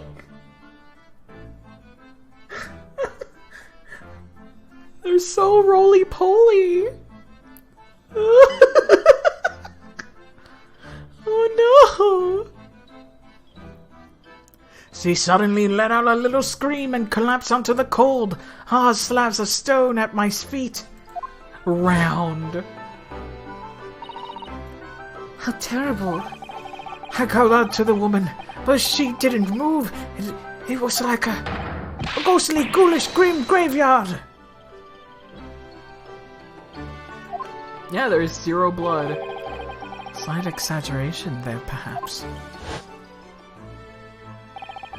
I was terrified.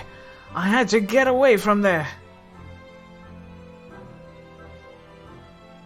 The Family Guy laying down pose. Oh my god. Yeah. That's what it is. I had to get away from there, so I ran as fast as my legs could carry me back to my accursed lodgings. That's not good. They said it was shameful, I know, to run away like that. Tell me, Soseki-san, was the victim an acquaintance of yours? Don't be ridiculous! Do you think I know any of these fair-haired English? And a young woman at that. I'm different, shy, timid, unsure. I can't talk to people. Wow, he really is the Japanese Edgar Allan Poe. He really is. Or Edgar Allan Poe is the Western Soseki Natsume.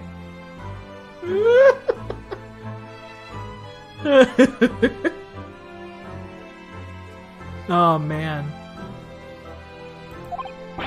I see. A young woman unknown to Soseki-san. And at the time it happened, who else did you see nearby? Did anyone pass you? Regrettably, apart from myself and the woman, I didn't see a soul. No one. Oh, great. So the victim was unknown to you, and there was nobody else in the street at the time.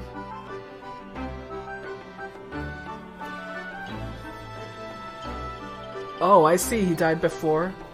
Okay. I wasn't sure, so I didn't want to assume. 1849. I see.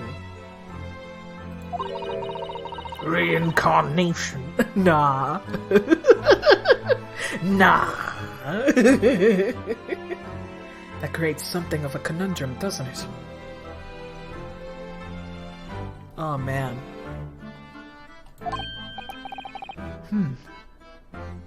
What conundrum? Oh wait, he was talking? What the flip? That was Susato talking? Oh, fuck. Damn it.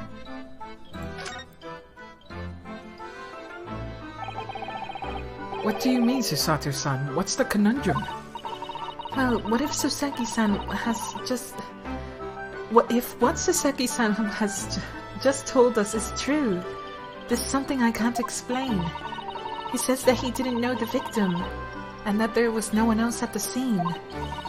Then he apparently fled without having been seen. I did! Yes, I can't read.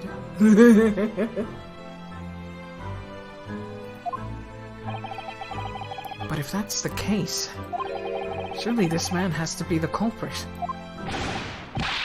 You! What did you say? Nothing. I didn't say anything. Oops, perhaps I thought of that a little loudly. Actually, that's not was troubling me. What I was thinking was, how did Soseki-san actually come to be arrested? Sorry? He didn't touch the victim, and there was nobody at the scene to see him. Yeah, exactly. So how did the police ever discover that he was there in the first place? Oh yes, she's right. It was him.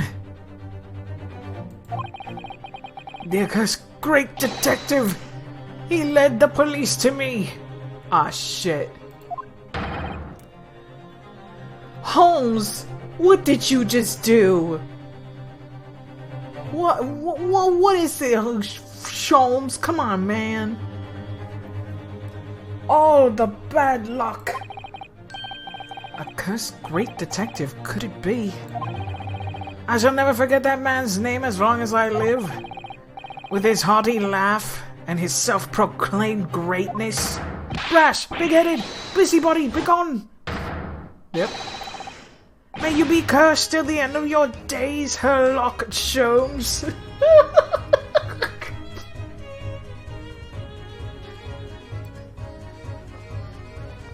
We need a talking to him. We need a thorough talking to.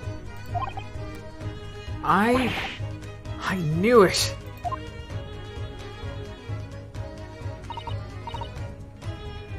Mr. Sholmes. Herlock. Sherlock Sholmes. Well, I didn't expect to hear that name from this man's lips, that's for sure. It was the morning after the nightmare that unfolded on the pavement before me. I was gnawing on a sliver of hard cheese when some men suddenly burst through the door. And they started shouting at me, "This is the police, put the weapon down." Yes, it was a thin silver, and yes, it was hard, but I wasn't eating a weapon. Disgusting dietary discrimination devils. Amazing. You clearly had a trying morning yesterday. And there he was in the middle of all the policemen grinning like a Cheshire cat. That Sherlock Holmes! It's actually Sherlock Holmes. He's English. Ever since I found he's a famous name in detection here in London. Yes, the great detective is really very well known. And his overly sharp mind managed to deduce my whereabouts, apparently. He thinks I am the knife-wielding madman. Me, this weak, stooped kitten of a man.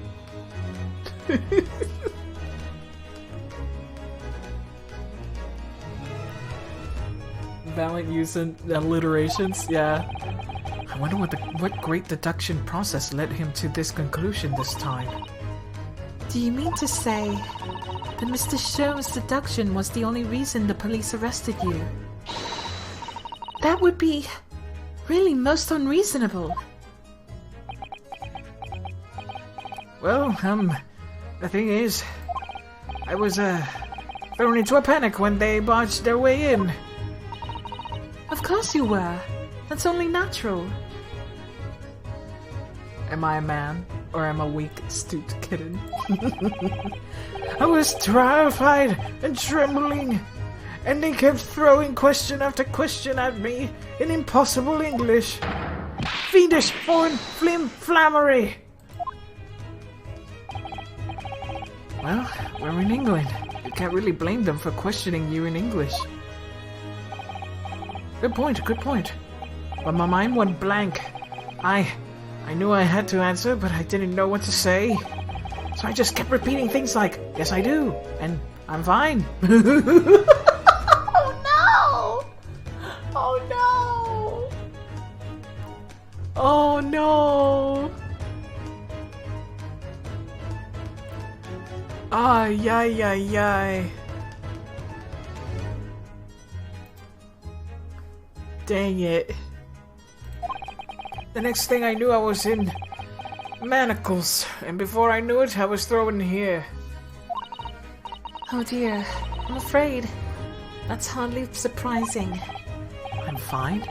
He's not fine now. You don't say, Ryunosuke, you don't say. Mr. Naruhodo Esquire. Oh, you can just call me Naruhodo. And when we're speaking English, a simple mister is more than enough.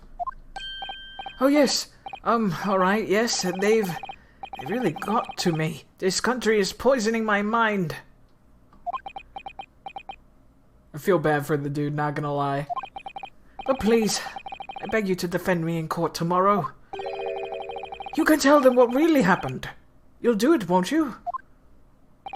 Well, Why is it so hard to say yes to me? because you're a very desperate man. Well, the thing is, I'm just a student like yourself on a study tour. A student? I've defended a case in the Old Bailey, only one though. And at this moment in time, I really don't know what I'm supposed to believe in. I'm confused about what justice in this country even means. Damn.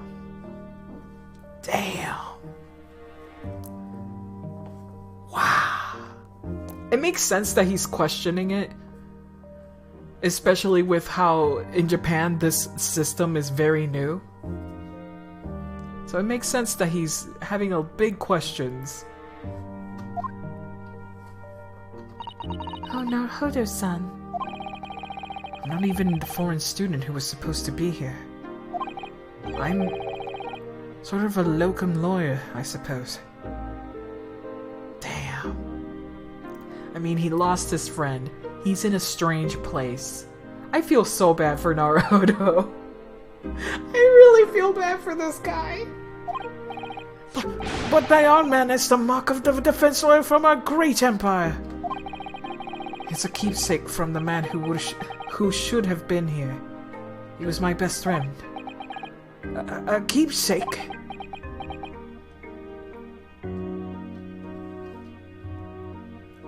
Everyone just hates him for some reason. Yeah.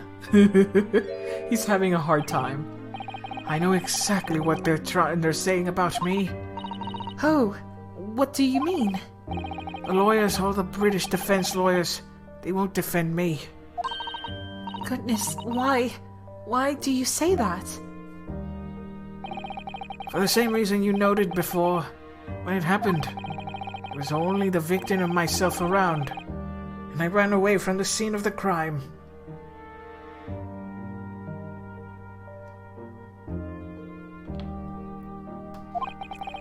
I'm not a fool. I know that it looks as though I must be the culprit. It must be very hard for you, Sasaki-san. And anyway, I'm a student from overseas. I'm just a foreign nobody to them.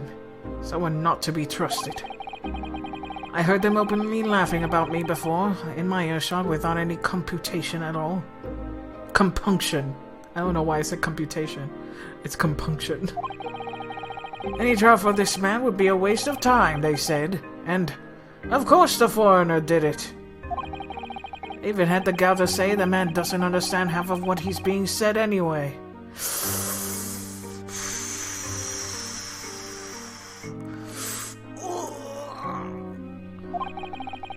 awful. They're wrong. I've studied more English than half of the policemen out there in the streets. I've traveled halfway around the world to learn about people's country and its great history. But no one here wants to listen to a man with a strange accent. They all hate me. So, at the very least, I'd like to entrust my fate to someone who can listen to me in my native tongue. Oh, feel so bad for him. I feel for Saseki. Oh man. You could do it, couldn't you? When I look into your eyes, I can see it. I can see that what you've been through. So Seki-san, it's just that.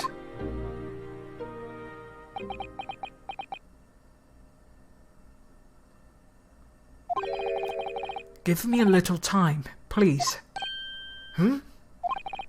I'll do what I can, for the time being. What do you mean? We shall investigate the case as thoroughly as possible. If we can find some clues, it will give us a much better chance, I'm sure. Oh yes! Yes, thank you! I'll be here, all alone, waiting for you, locum student, Mr. Naruhodo Esquire. We should be going then, Naruhodo-san. We have a case to prepare for.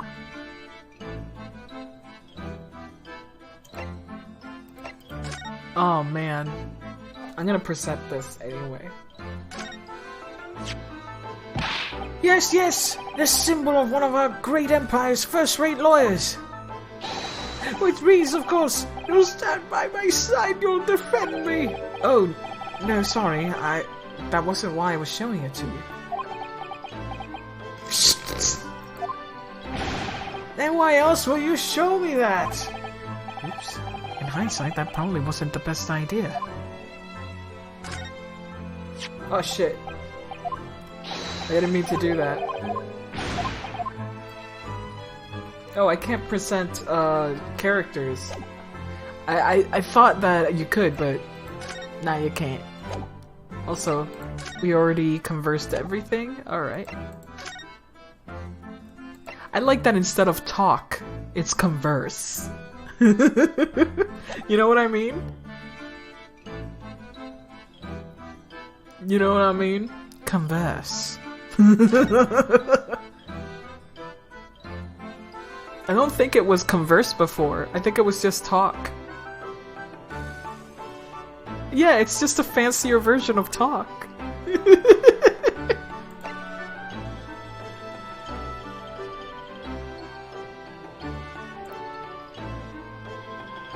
Pepe. The one with the red thing. Anyway. Oh! Oh no! Nozu! I'm so sorry! He's dead! He was Mia'd! I was like, man, this dude, he's giving me Mia vibes. Next case, dead. Just like Mia.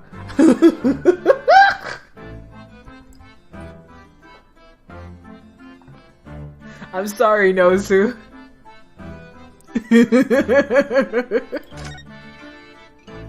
He dead. I mean, I still have my doubts to his death, but it seems like he is. But there's still some mystery behind what he wanted to do, so I don't know. I don't know. I thought it was the old stash man, the one that could have died. What? No. That's the John Wilson.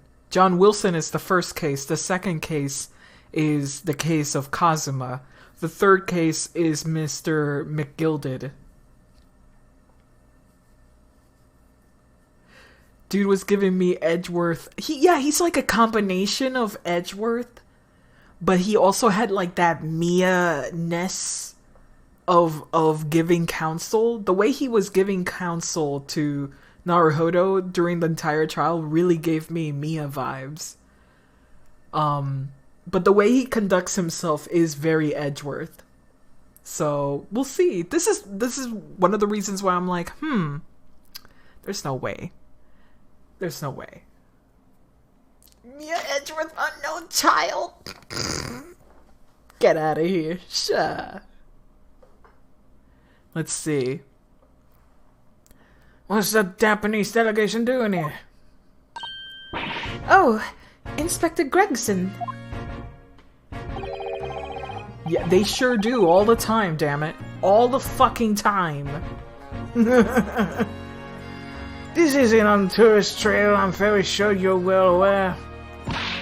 Yes, of course. We're here to investigate. So you've been holding cells then? What do you make of the criminal? He's not a criminal, as you put it, Inspector. He's a suspect. We'll see about that. You Japanese like to stick together, suppose. Oh my god, the prejudice! Well, do what you will. It doesn't bother me.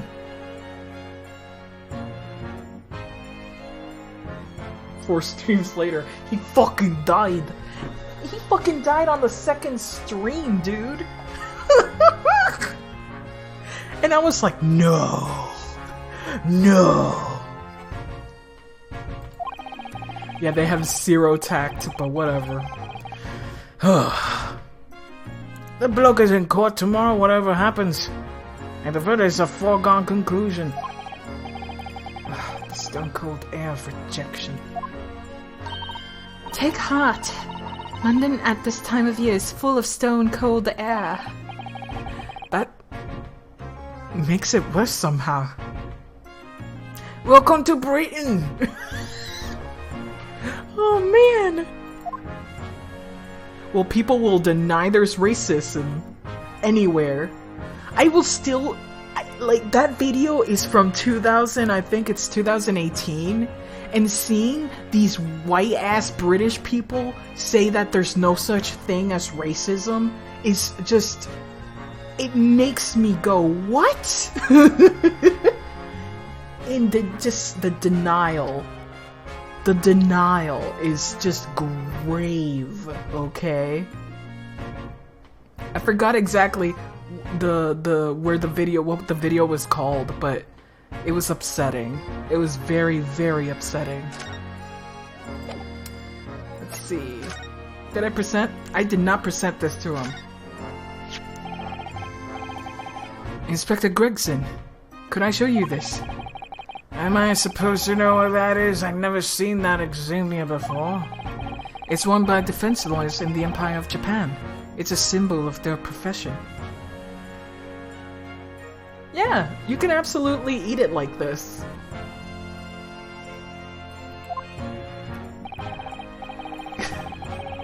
What are you gonna say? Pizza, you eat it with your hands. It's not that weird. In other words, it's a worthless trinket here in Great Britain. Oh no, it's very important to me. It shows my spirit. An English gentleman keeps things like his spirit very much to himself, I'll have you know. Oh. Yeah. Yes, they were. Don't give up, Mr. Naruto. It's too late. He's crushed my spirit already.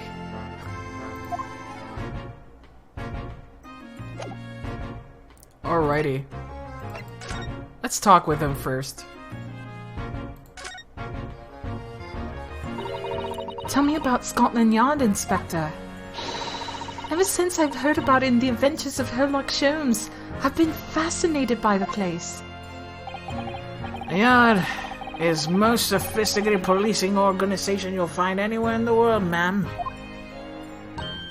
Oh, and you know, I've always dreamt of wearing a real Bobby's helmet. It does make them look the part, seeing that policeman there with his helmet down. You certainly get the sense that this man who will take no nonsense in the duty of protecting the city. Oh yes, doesn't he look wonderful? Being a London Bobby is hard going, I can tell you. Oh, really?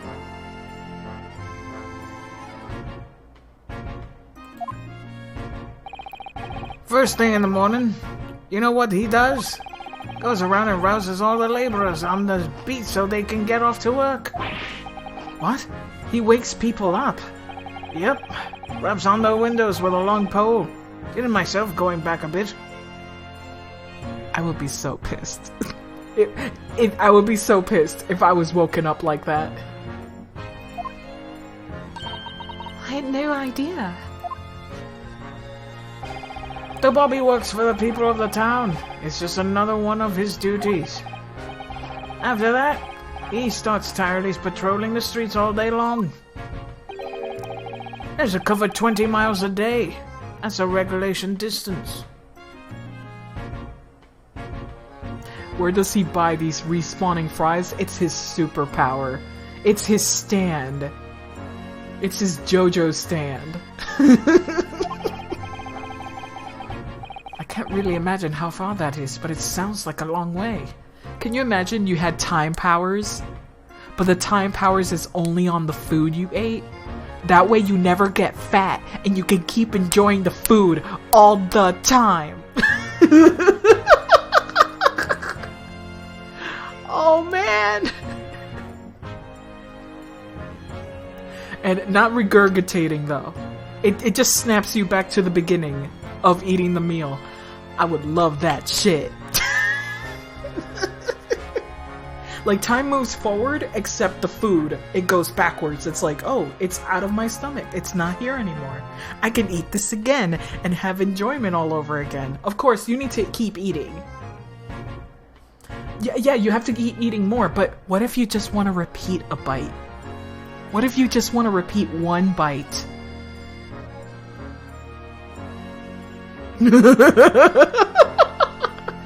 Sometimes that one bite is... That's what you want, man. Anyway, I'm so hungry looking at this. I'm gonna fuck up my diet.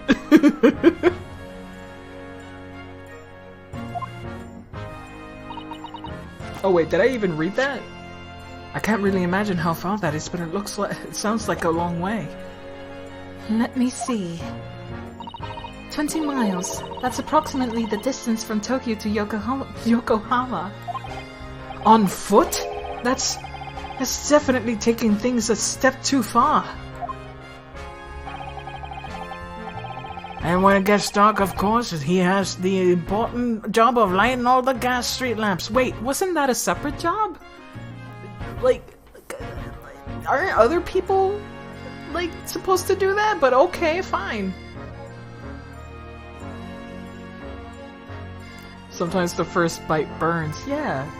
It could be the very last bite that you just want to savor. Like you left a chicken nugget, and the chicken nugget's so crisp, so good. You wanna eat it again. What a weird superpower that would be. Oh my. And I suppose in between all those duties, Bobbies are expected to investigate cases as well. I know, I'm getting hungry too, I'm sorry! I want to eat so bad. Anyway. And chase after criminals trying to evade the law. I'm not sure you could call it in between exactly. Or alongside, but yes. They're expected to handle these jobs as well. We do have men keeling over from time to time, I admit. Jesus.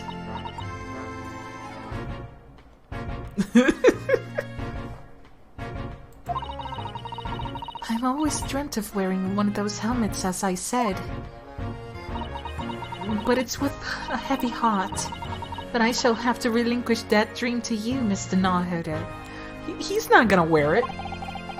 Your heavy heart will be my heavy head if you do. Yeah, it is a lot. Like, they can't be doing that on foot. That's impossible. You die. every day doing that shit? No. About the case. It happened around 5 in the evening. 2 days ago, just here, just opened a bit of pavement. The victim, a young woman, was stabbed with a blade from behind. Is it right that the lady is still unconscious now? You mentioned that she's being treated in hospital. I never said she was a lady. Huh.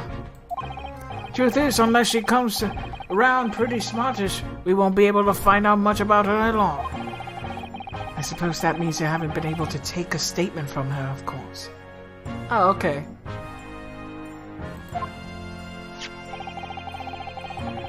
Here's a map of the local area I happen to have on me. You can take it if you want. Really? Are you sure? It's your policy to give lawyers defending suspects the odd bit of information to go on. I haven't actually accepted the job yet, but still. Thank you, Inspector. We gratefully... Great. Gratefully accept. Let's see. Anyway, as far as we know, there was no one else on the scene other than the victim and your fellow countrymen. So, who did it, do you think? How much of a head-scratcher is it? So Scotland Yard is the name of the police? It's the name... It's like saying NYP. The New York Police. Scotland Yard is where they are. So it's like SYP if you were to change it.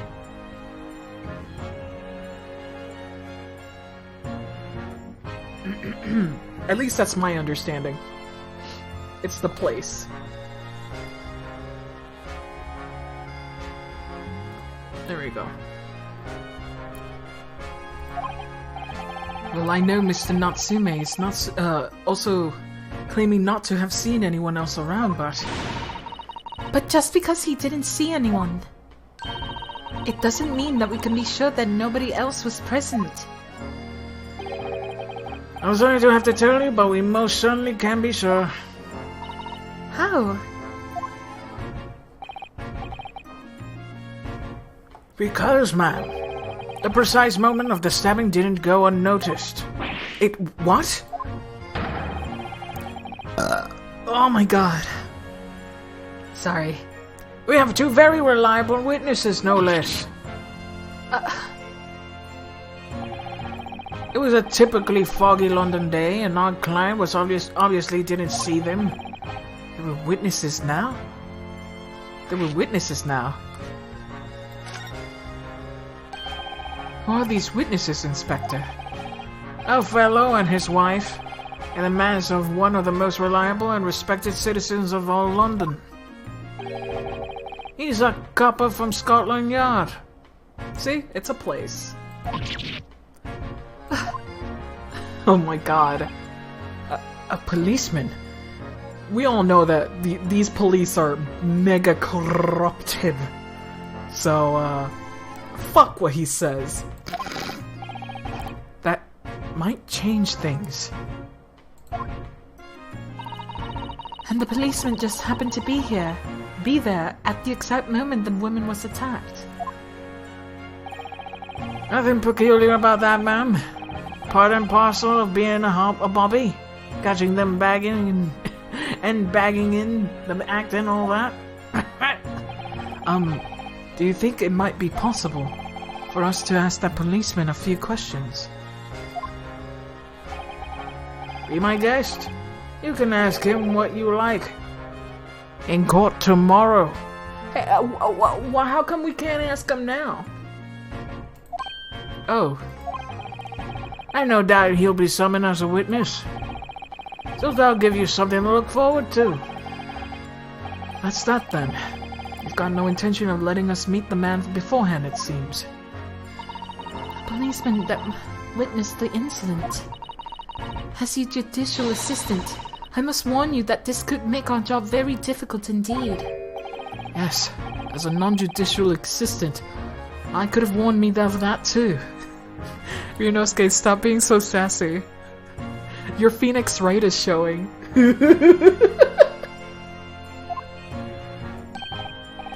Oh yes, one more thing, Inspector. What? The person who led you to the suspect. I hear that it was Mr. Sherlock Holmes. What are you bringing him up for? Was it something I said? Color has drained from his cheeks.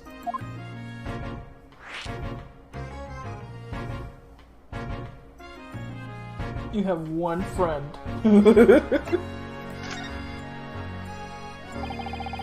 That twitchy Japanese bloke goes in trial tomorrow. Are you going to defend him or not? Well,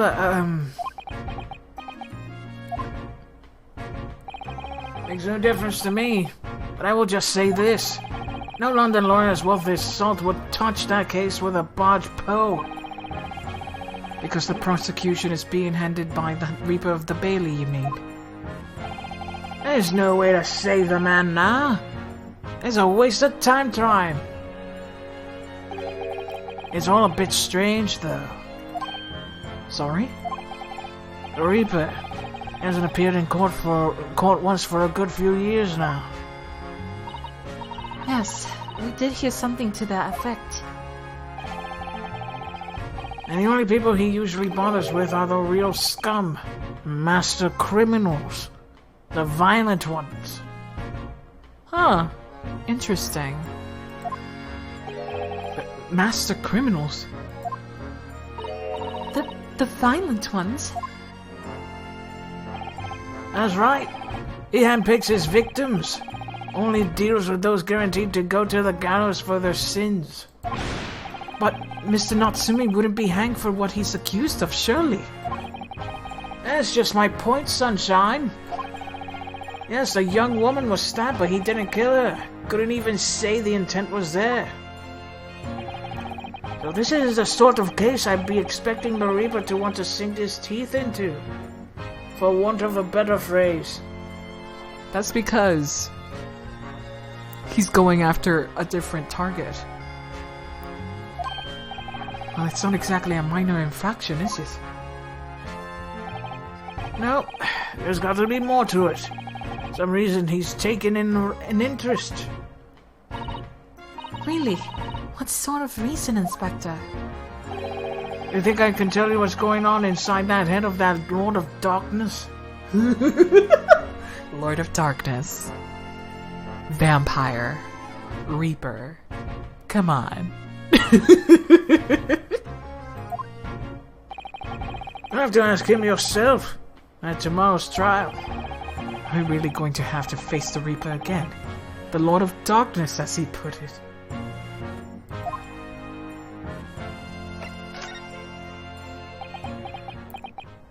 Okay, here we go. Who did you hear that name from? Oh, well, it was Mr. Natsume who mentioned it. He said that Mr. Shows was with the police when they entered his lodgings. I'm sure it was the result of Mr. Sho's inspirational great deductions. Susato, we already proved that that's not really the case with his deductions. Fiddle faddle!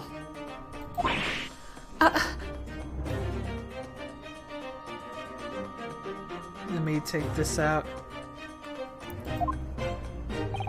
That man's an amateur, and I'm getting sick and tired of showing him his mug everywhere. Oh. I don't know where he gets his information from, but he turns up at the scene of the crime, wanders around spouting incomprehensible rubbish, and before you know it, he claims to have solved the case. Yes, he's quite astounding, isn't he? He's a great help to Scotland Yard, though, isn't he? Susato. Gibble gabble! Never seen this before. Oh yes, that's Rant's magazine. The wonderful publication in which the adventures of Sherlock Holmes appears. As well, that wonderful publication, as you put it, sees fit to include several of the Yard's detectives in its stories. And the so-called great detective makes a mockery of all of us. If you ask anyone at the yard, it's a misadventure to be included in Sherlock Sholmes' tale at all. Well, I suppose there's an element of that. We work our socks off, every one of us, only to be frumped by the public thanks to that obnoxious detective. The man's as dangerous to us at Scotland Yard as he is to all our criminals. That can't really be true, can it, Inspector? Clearly the great detective and the police have a complex relationship.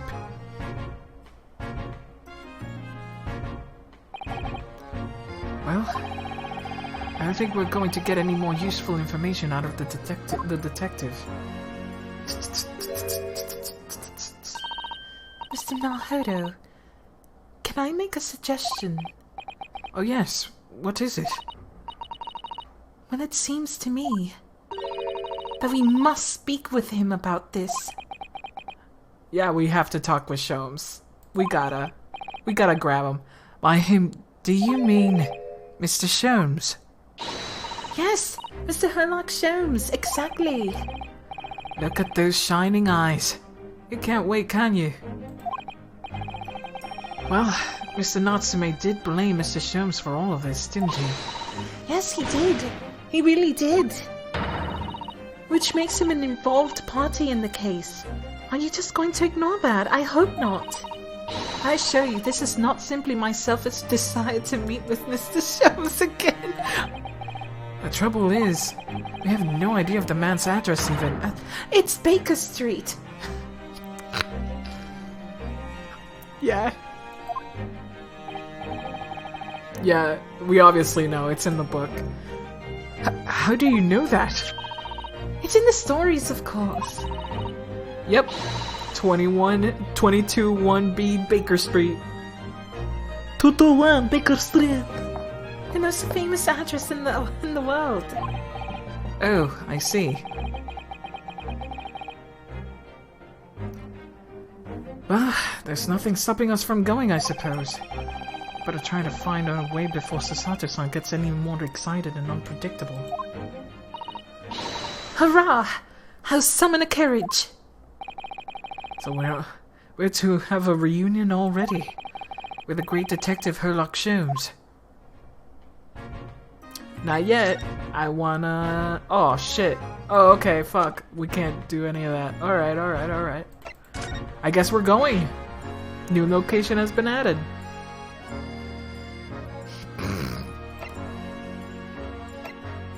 Oh, man.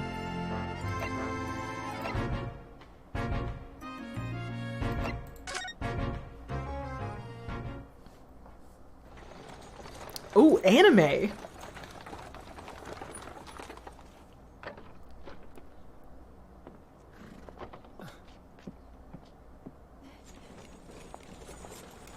Thank you very much. It's just up there overlooking the street. Good day. Thanks again. Good day. Good day. Here it is. This is it. The residence of Mr. Sherlock Sholmes.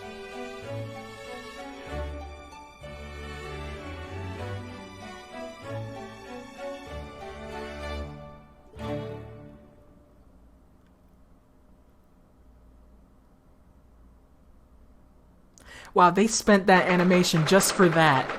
Just for that. Alright, it's now in the afternoon. Eclectic. Very good. Eclectic as shit. This is worse than Phoenix Wright's office. Oh, man. The Sholmes suite. Did we need a cutscene for that? So this is where the great detective makes his living. It feels surreal to be here somehow.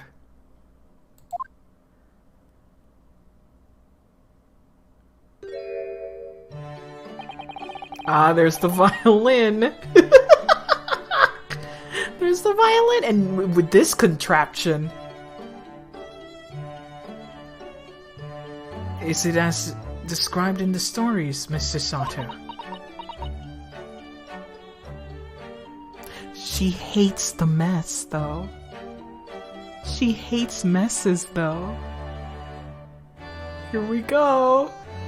If she's gonna be cool over this, man, she's simping hard for this dude. Susato-san.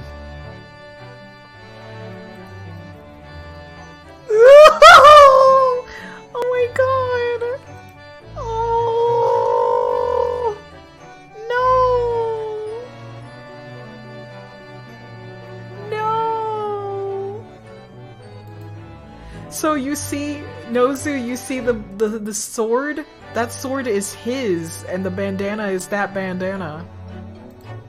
Is Kazuma's bandana. I think it was called Karuma? Susato-san. Many famous cases have been solved here in this very room. Oh, I suppose they must have been, yes?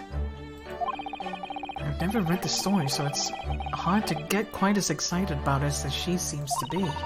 The detective chases the villain relentlessly as he disappears into fog down to unlit London street. Oh, the thrill of it! The romanticism! Can't you feel your heart thumping in your chest? Can't you, Mr. Naruto? Oh, I suppose I can, yes. So if you don't mind, I'll just stand here and soak up the atmosphere for a while longer. She loves it. Please, don't mind me. She's obsessed. Well, looks like our detective friend isn't home at present. Excuse me, is anybody home? Is this Iris? Yep, it's Iris. Hello! Is it a big new case for Mr. Shelms? Hello? Wait, aren't you... Oh, how rude of me! I'll go and make some tea at once. I'm sure it's the same girl. How can you mistake her for a different girl? Mr. Sato, did you see that girl that was just... You're not paying attention, are you? Oh yes. Isn't it truly extraordinary? Extraordinary. To think that the king of Bohemia came to this very room to ask Shelms to take on his case. That's actually a real case. The king of Bohemia? The King Wilhelm Gottsrick Sigismund of von Ormstein, of course. Sigismund? Jesus. Sorry, I'm drawing a blank. Forget the adventures of Sherlock Holmes for a moment and look over here. The tea's brewed, and I have freshly baked cake as well. It's you! I knew it. Usato-san recognizes her too. We don't need a flashback to this. Oh no, video game, you're giving me way too many flashbacks now. I just played this yesterday. It's fine. She has an undeniable look. It's hard to not distinguish her. It's a girl who turned up at the end of Mr. McGilda's trial in the defendant's antechamber. I never met a lawyer from the Far East before. Poor you, having to head straight to work when you're only just arrived in London. It was yesterday in the game too! Yeah! We don't need a flashback to yesterday!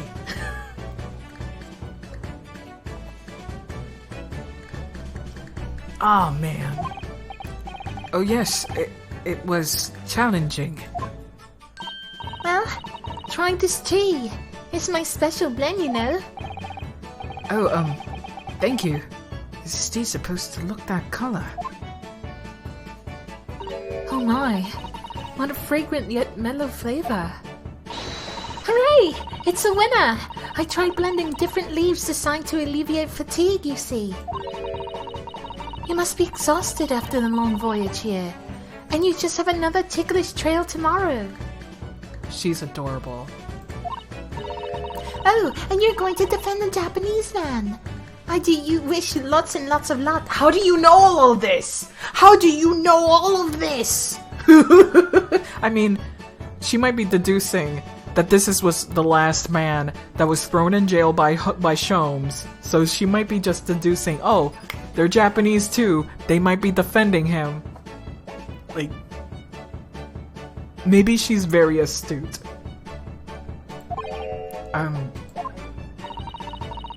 Did Mr. Sholmes tell you about us by any chance? Oh, you know Hurley, do you? Hurley? Hurley? Mr. Sholmes to you, Shirley?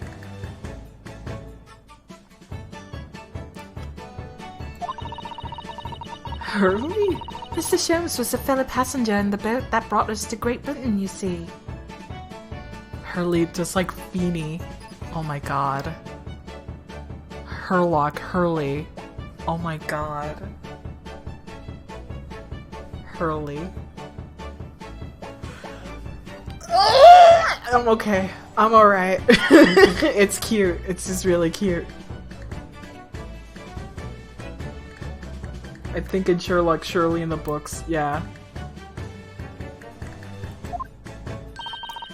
Is he really? Well, I had no idea. I'm afraid Hurley's out on an errand again today. And even though he's just returned from overseas. Wait a minute. We met this girl for the first time ever yesterday after the trial, and only briefly at that. How on earth does she know so much about us? Did she deduce all those things do you think? Yes, absolutely. You can deduce all of that. And perhaps more to the point, why is she here in Mr. Sholmes' suite? Oh, silly me! I haven't introduced myself, have I?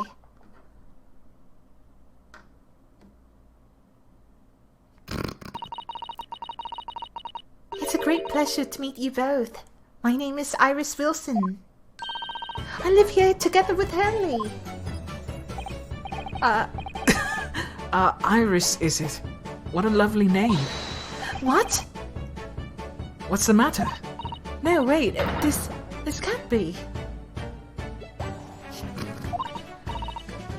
Did you say that your name is Wilson? What's the matter with Susato-san? Why is she so flustered all of a sudden? Yes, that's right. And what are your names? Oh, I'm Ryunosuke Naruhodo, a lawyer from Japan. Oh, sorry. I'm Mr. Naruhodo's judicial assistant, Susato Mikotoba. It's wonderful to meet you. Lovely. Susie and Runo. Susie! Susie and Runo? Runo is really fucking cute. Ryunosuke. Runo. Oh, it's good. I like it. Got it. Susie. And Runo. There's more to this girl than meets the eye. Your names are now westernized. I have so many questions for her, I don't know where to start. Yes, and so do I.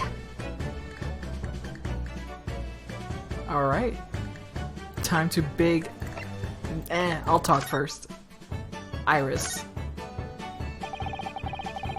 It was you that we ran into yesterday, wasn't it? At the Old Bailey. Yes, that's right. You were ever so helpful, thank you so much. Oh no, not at all. I'm sorry we couldn't have been more welcoming. Though at the time, we did have a rather large gun pointed at us.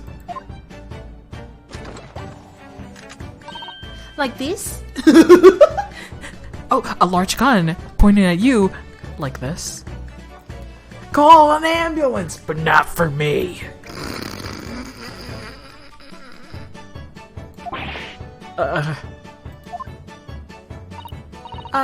Thinking back now, you left with Miss Lestrade in tow, didn't you?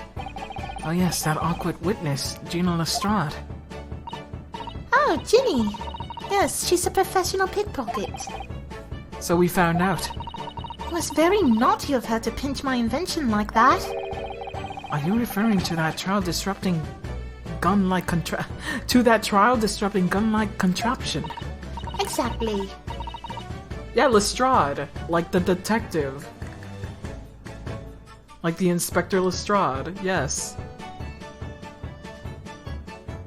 Exactly, so I followed her, you see, to get it back. Perhaps I should be thinking about fitting a self-destruct Whoa, no! mechanism in my inventions. This girl is dangerous. Anyway, I brought Ginny back here after that, so she could apologize to my trusty technician. Sorry, your technician? Honey, of course, silly. She's the real Sholmes.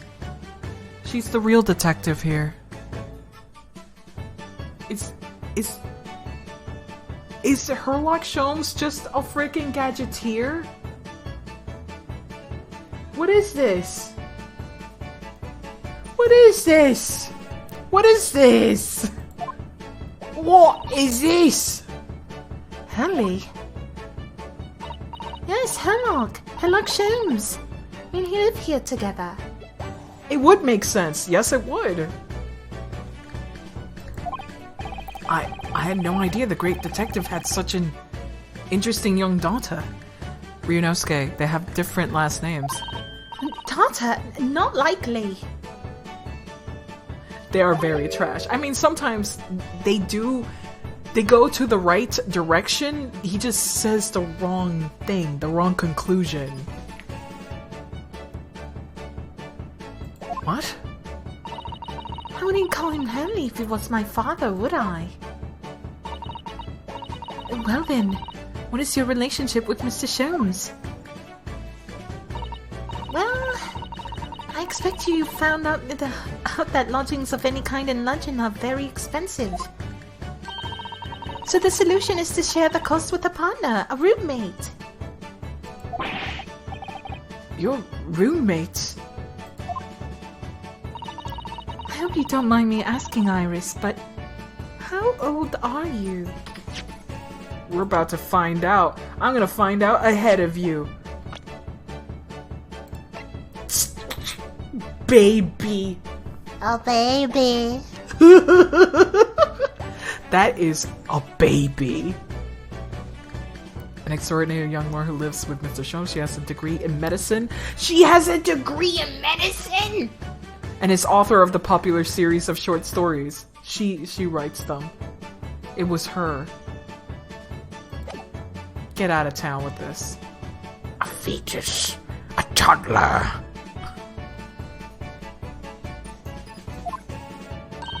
Ten at last this year. Well, what of your mother and father? Oh no, they're not around. Oh, I see. I wonder what the story is there. What the story is there? Wilson. Oh yes, there's something I must ask you. Of course. Go ahead, Susie. I'm a very great fan of the Adventures of Herlock Sholmes and... Oh, you have a copy of Rance magazine. Yes, I read every issue. It's all delivered all the way to Japan on a ship. Oh, this is so exciting.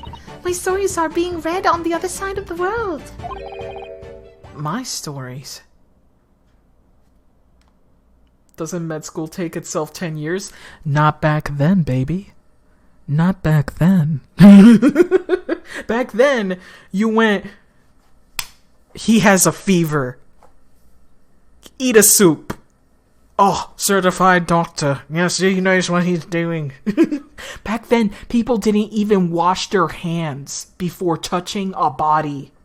Back then, there was no sanitary systems as to which fucking you would cut open a body and not wash your hands. Surgeons would cut up a fucking body and then they would fucking help a lady give birth and touch their fucking coochies with dead body juices. It was awful. It was awful. Being a doctor back then meant shit. It still kind of does now, unfortunately. They don't really get paid the right amount, especially like emergency doctors.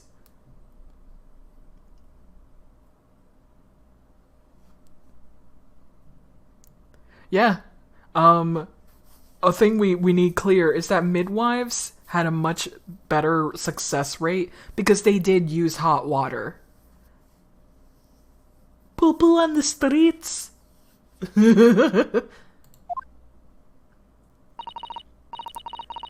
That's right. Hurley's always solving such amazing cases, you see. And he tells me all about them. They're really quite fascinating. It would be such a shame if they were the only one who ever heard them, don't you think? That's why they're so heavily exaggerated. ER doctors are next level stress, yeah. Like ambulance people too, like I don't know. That's a shitty career.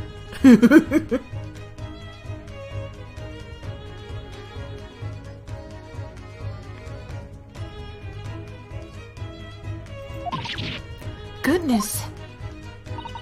That's right. He was telling me all about a new case you solved in a steamship traveling from a faraway land. So I was just in the middle of typing up the manuscript for the next issue before you came. So you are the author? Yes. I'll let you in on a secret if you like. I'm going to call this latest adventure The Speckled Band. The Speckled Band? That's certainly very familiar. Of course, I always change one or two details in the stories here and there. This time, I had the idea of making a venomous snake be the cause of all the trouble. No, that made the story worse. That made the story so fucking stupid.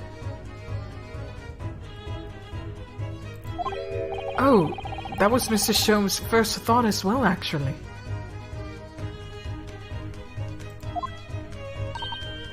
Yes, and of course I know that a snake might not be credible fit for the facts of the case exactly, but it's a story. Some poetic license is justified to make it more thrilling, I think, don't you? Well, that makes sense. Okay, I'll accept that. I'll accept that. So, do you mean to say, are the stories about Mr. Shones that are published in Rand's magazine all written by me? Yes, on my wonderful and very modern typewriter. But all the stories I've ever read are written by a doctor of medicine, Mr. John H. Wilson. She's also a doctor. Dr. Iris Wilson. Oh, my best friend. Chisato-san's getting more and more worked up. Oh yes, that's me.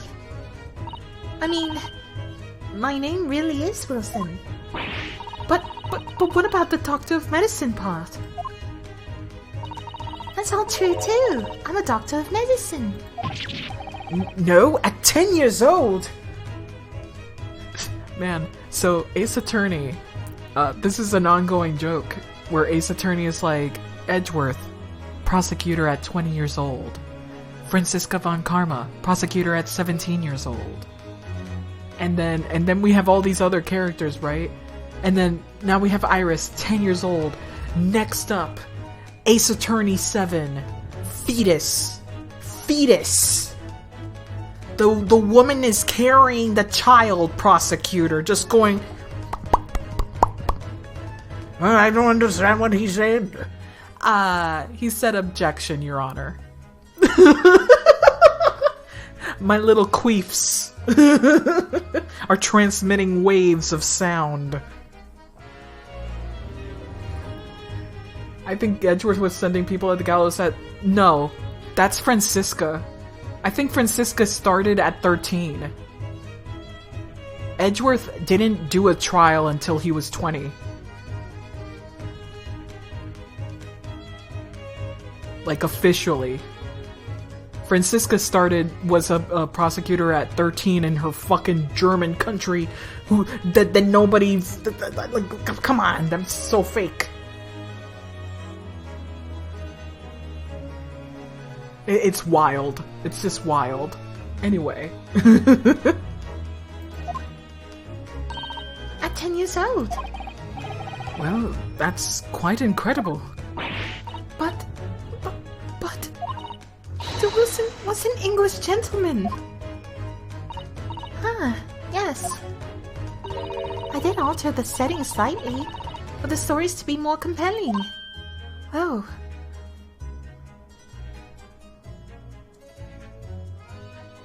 Do you guys think what I've been thinking? Was the man John Wilson that was killed actually John Wilson?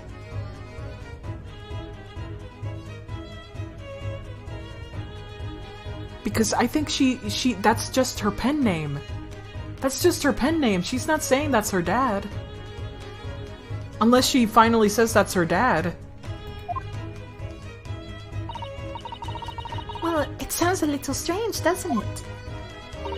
A great detective with a 10-year-old girl in tow. Who was the man that got killed? I suppose it does. Yes. Poor Susato-san.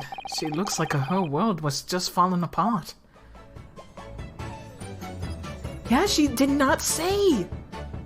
Who was the John Wilson that was killed? The fuck?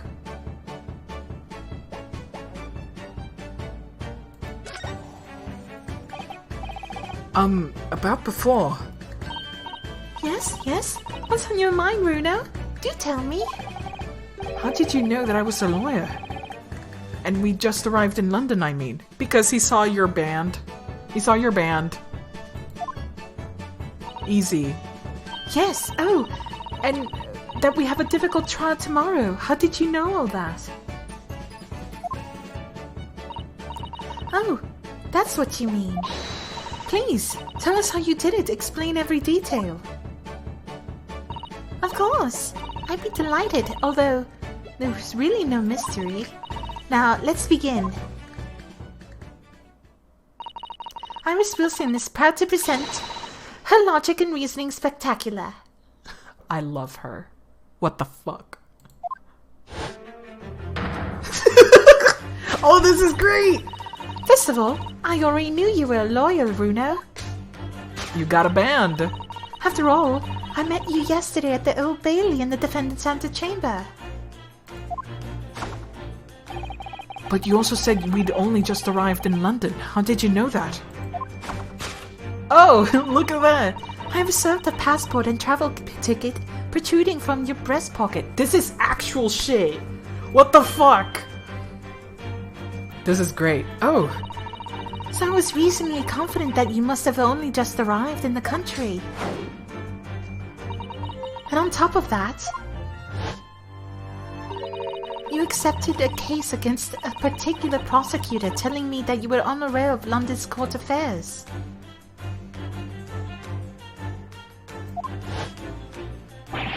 The Reaper of the Bailey. I walked right into that one, didn't I? I noticed a red stamp on the back of Susie's hand. You were given when you visited the local prison to meet the suspect, weren't you? Earlier today. Ugh. They use those stamps to keep a close eye on comings and goings, you see. I didn't realize. And a red stamp is only used for people visiting foreign inmates. Get out of town. They have a specific color for... Wow. though, Dad told me that even though you only yesterday concluded the trial of Magnus McGilded, the two of you already had cause to visit a foreign inmate in the local prison. However, neither of you were wearing a particularly sad expression on your face, so I concluded the prison was unlikely to be a friend or a relative. That led me to believe that you must have accepted a new case. I see. But how could you have known that the trial is tomorrow? Well, having barely just been home a few hours yesterday, Hurley solved yet another case. It obviously amused him. He told me that he caught a Japanese man that was bawling and trembling. Sholmes! A Japanese man? Well, clearly that must have been... Mr. Natsume. Now, Runer has that fancy Japanese sword. And I think your outfit is called a kimono, isn't it, Susie? Well, anyway, it was clear to me that both of you came from Japan yourselves. She did not racially profile them. That is so important. She was like, yes, they're from the East, but where? Oh, they're wearing a kimono, and there's a katana. They're from Japan!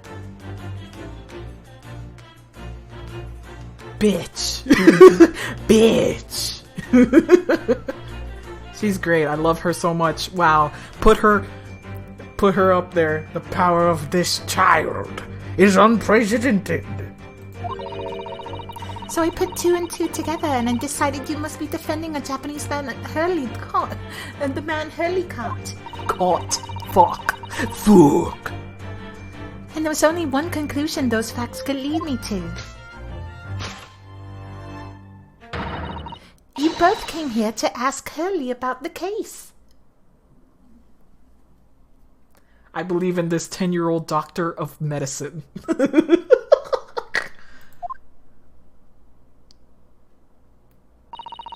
There's a note on the mantelpiece that says the man's trial will be tomorrow. Hurley's always stabbing his notes with a knife, you know. He's silly. Oh my god. I can't believe this. This is so fucking funny. She has a huge PhD.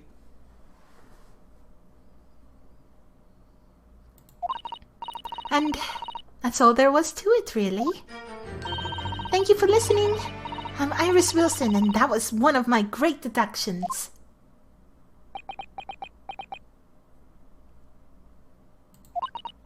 Sasato's not gonna be a fan of her. Well, was it a winner? Were my deductions correct? They were spot on. That was amazing, Iris. Truly a great deduction. You even managed to assert the certain something of Mr. Sholmes' delivery. Oh well, I was just copying Hurley's style for that. This is really good news. You could tell us all about the case involving the Japanese man. You will, won't you, Iris, please? No correction.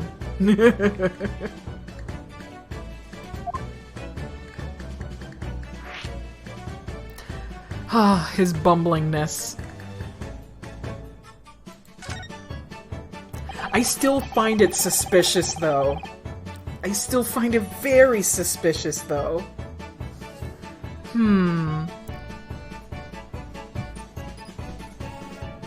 So yesterday, Mr. Sholmes apprehended a Japanese man, you were saying? Yes. Hurley must have arrived back in London after his sea voyage.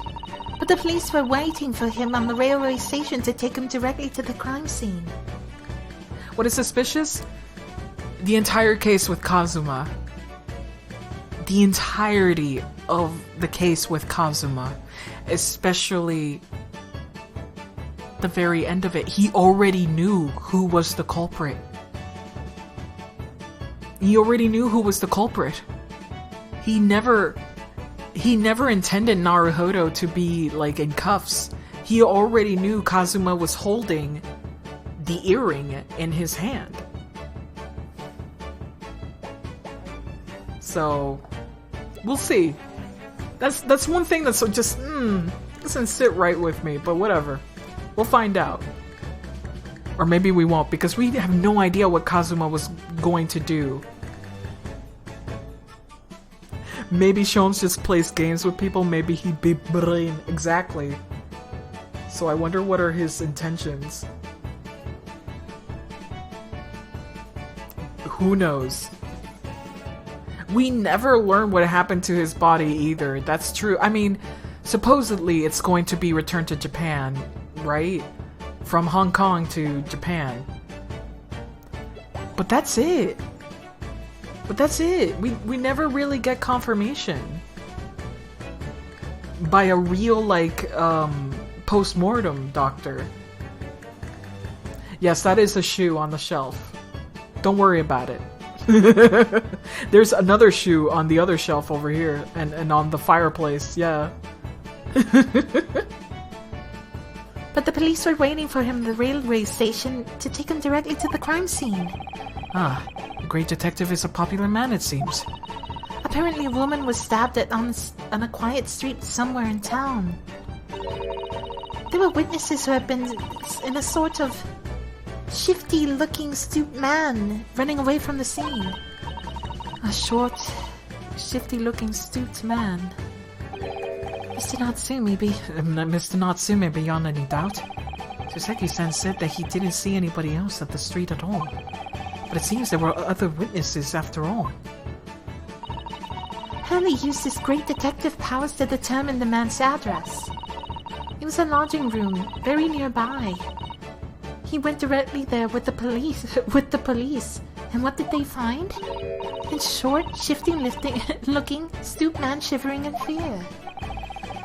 Mr. Sholmes' great deduction certainly hit the mark that time. Do you know when you go to Mimir? In 2 hours. 2 hours. We got time, baby. We got time to play a game. Of course it did. He's a great detective. Still, that means the incident occurred only 2 days ago. Surely tomorrow is too soon for the trial, is it? Definitely. We have no time to investigate properly. Helen says that London is rife with crime. Oh. Scotland Yard is doing its best, but they can't stay on top of it, apparently. I gotta wake up early today. But it's alright. 6 hours is... Go to sleep. Go to sleep. Oh my god. Oh dear. I hadn't realized the situation was so dire. That's why they can't afford to spend too much time investigating cases and trying the criminals in court. That's irresponsible, though. Staff and money are both short. Crimes are usually pinned on the first suspicious person. That's terrible. I suppose that the harsh reality of the workings of the world's greatest justice system. I suppose it is, but in that case, I don't hold out much hope for Soseki-san.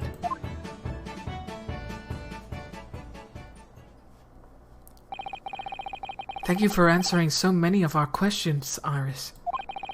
This has been very informative.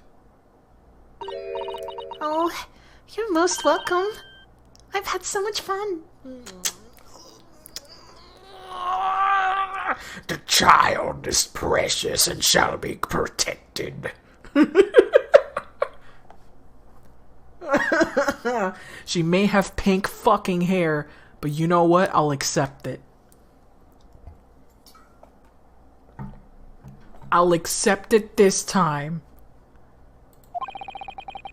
Because at least she's wearing proper clothes. You know? Do you happen to know where Mr. Sholmes is at the moment? I'm sure there's hair dye. Yeah, I'm just, you know, I get annoyed with fucking the anime and... Yeah. Getting that pigment would be very difficult, though.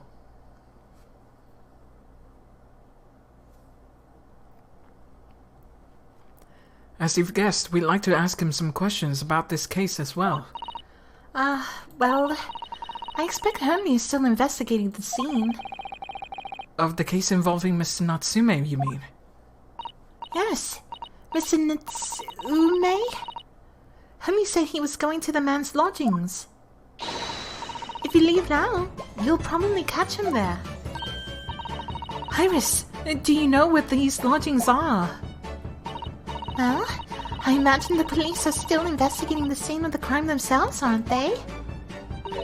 Did you happen to come across a detective by the name of Gregson when you were there? Yes, we know Inspector Gregson. Oh, goody! In that case, give Gregsy this from me, would you? If you do that, I'll sure he'll tell you what you want to know. What's this? A 5-shilling piece and a postcard, it seems.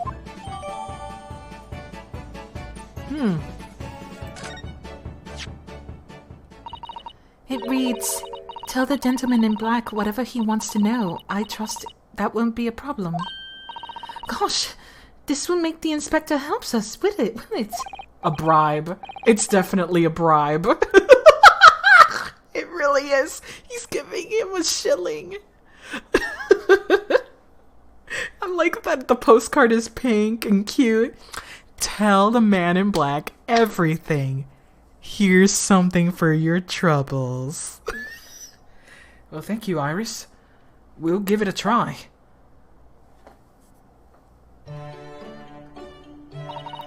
Good luck then.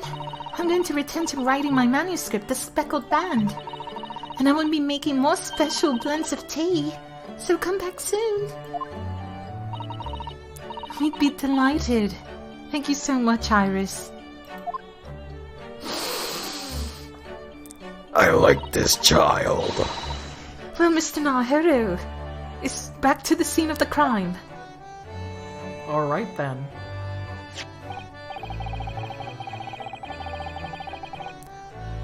So somewhat dubious that... No, not gonna read any of that. No, I want to look at this. Oh my god. 5-shilling piece, isn't it? I believe it's called a crown. Yes, and you can train a Scotland Yard detective to do whatever you want with just a single one. Iris must be the most powerful 10-year-old in the world. How much is 5 shillings, by the way? What's it really worth? Well, it's probably enough to buy all the chips the inspector would probably eat in a whole month. Get the fuck out of here. That's greasy. This is so well done. Wow, they actually went through the trouble of doing this in English. I wonder if in the original one, did they actually go through that trouble too? For the balloons. Iris' little handwriting is adorable, isn't it? Tell the gentleman in black whatever he wants to know. I trust that won't be a problem. Yes, the handwriting might be adorable, but the message is ominous. There's no room for sentiment there. Things were definitely cheaper, yes. Yeah. You know, I distinctly remember buying, like, chips, potato chips for 25 cents. I distinctly remember that. And it fucks me up every time I go to the store and it's like $1.25 for one of the bigger ones. It's like a whole ass dollar for a half empty bag. Yeah, 25 cents, a whole quarter. And now you have to pay a whole ass dollar. 25 cents? You're talking crazy. It was 25 cents. In the 90s, I remember like going to school and I would pay 25 cents for a bag of chips. And it was fuller. I mean, it was like crunched up, but it was much fuller. So yeah, it's not great for us so far. I'm sure it's simply the way you're interpreting it, Mr. Nalhero. Anyway, I do hope the inspector would tell us what we need to know when he reads it. Kazuma and Edgeworth talking about boyfriends non-spoilery? Thank God. I see that Kazuma is just so in love. Can't stop talking about this man. That's really good, I love it.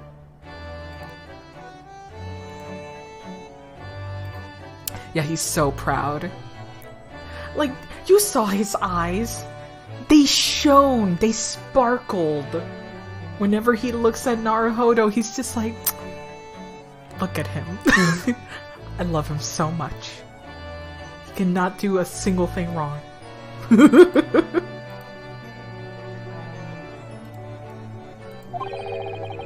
You don't think it will just make him munch piping hot chips until steam comes out of his ears, do you? Well, that wouldn't be an entirely terrible outcome. Unbelievable.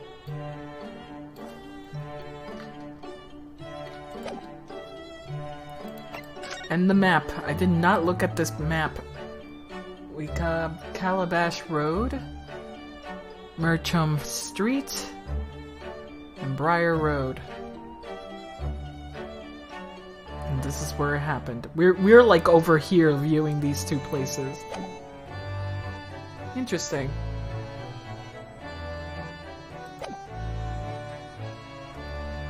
So, somewhat dubious as that they would exert any influence over the men of Scotland Yard at all. We headed back to the scene where, with Iris' curious note, and one of the world's heaviest silver coins in hand.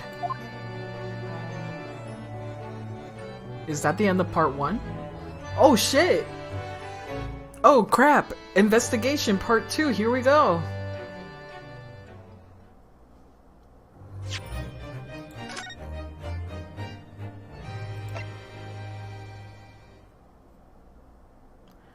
I'm gonna go Adventure of the Runaway Room.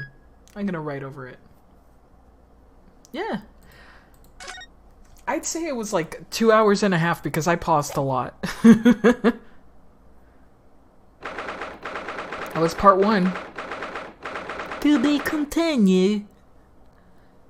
Wow, it's already in the middle of the day. That was a whole hour after. Okay, thank you, Sam. Go to me. It's only 8 p.m. It's 8:22 p.m. Mari, leave me alone. It looks as though the police are still here, carrying on with their investigation. Perfect. Let's go find Inspector Gregson as quickly as possible. Yes, and let's see if he'll take a break from his chips to look at the silver tip Iris gave us for him.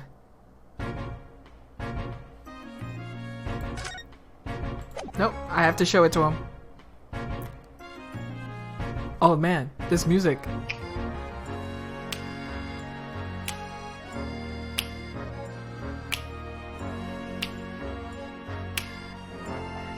Da-da, da-da, da-da. Oh, that's really good.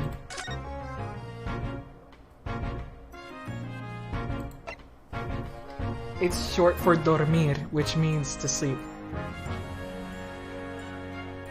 Yeah. So you know, a mimir.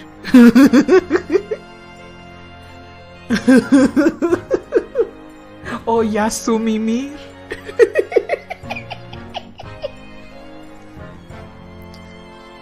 Arigatito. That's my favorite one. Arigatito.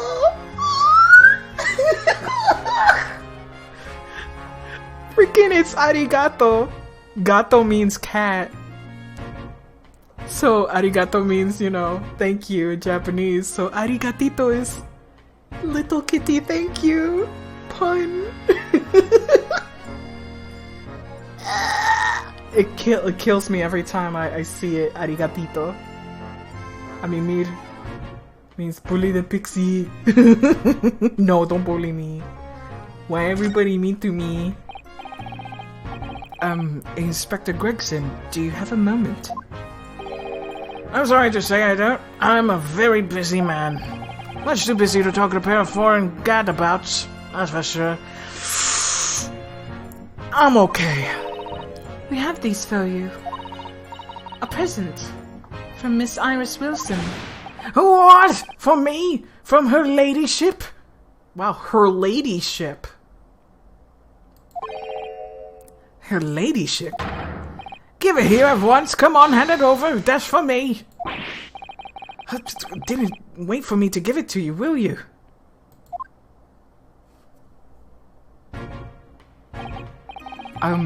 What was that coin exactly? It's a silver crown, obviously, but it's not more than that. It's, well, it's an appearance fee. That's what it is. An appearance fee? Oh, I see, you mean. That's right, for the Adventures of Sherlock Holmes. Appearance. To use... Wait a minute, she pays? She pays them? She pays them! She fucking pays these people! Why the fuck are you all angry? Because you look like dumbasses for just trying to do your jobs? Yes, they get paid! Fucking royalties! Her ladyship always offers me a little financial reward for featuring me every time. Yes, yes, of course. We all know about your exploits, Inspector. I read them avidly. Of course. Using my name without my say-so does make me a butt of the unpleasant jokes, but still. I'm sorry, Inspector. That must be difficult for you. Never mind you that. So, what do you want to know then? This is awesome. Sorry? Tell the gentleman in black whenever he wants to know. I trust that won't be a problem, it says. Well, obviously it's not a problem. Go fire away. What do you want to know? Infinite Chips Cup. Well, if you don't mind, Inspector, we'd very much like to know the address of Mr. Natsume's lodgings. Natsume's lodgings. Ah, a little knife-wielding, mustache Japanese fellow. He lives in the right old hovel. It's just over there, look. Wait, it's that disheveled place? Oh man, this guy, oh man, that sucks. And he lives in absolute darkness too, and the windows are broken. On top, that sucks. On the first floor of the house, in the corner of that wreck of a bicycle propped up. Bicycle's propped up? Ah, fuck, I can't talk. That is nearby indeed. Huh. I sort of knew. I sort of expected it was going to be there. Because something doesn't seem right. He said he ran, and people said that he ran really far away. But he lives right there. If I remember rightly, the landlord is Mr. John Garrydeb. Garrydeb? I wonder what that's supposed to mean.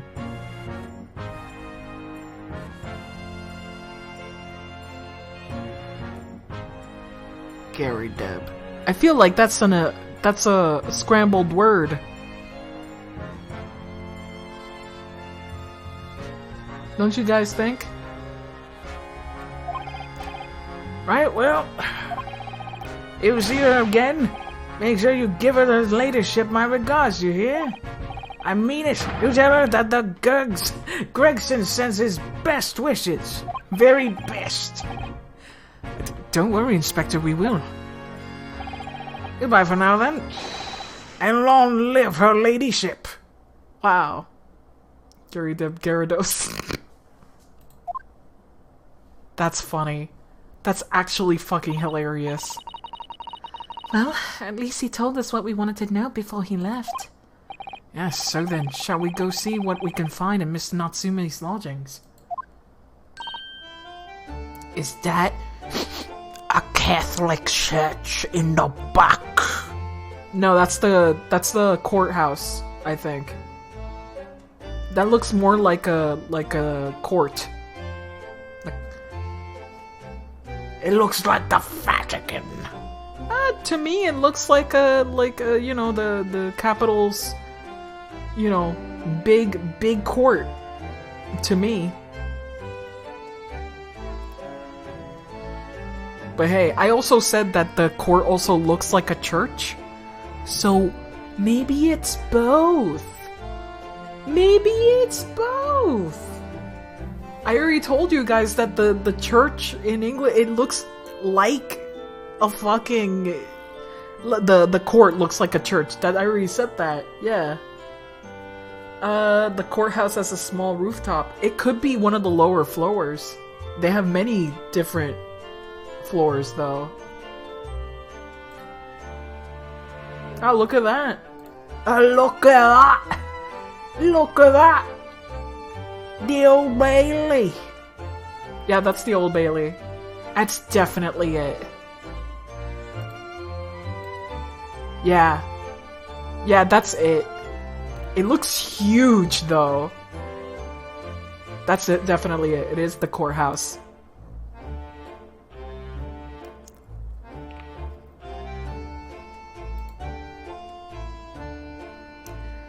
But here's the cathedral. St. Paul's Cathedral. Like I said, both of them have the similar, like, a very similar structure. So unfortunately...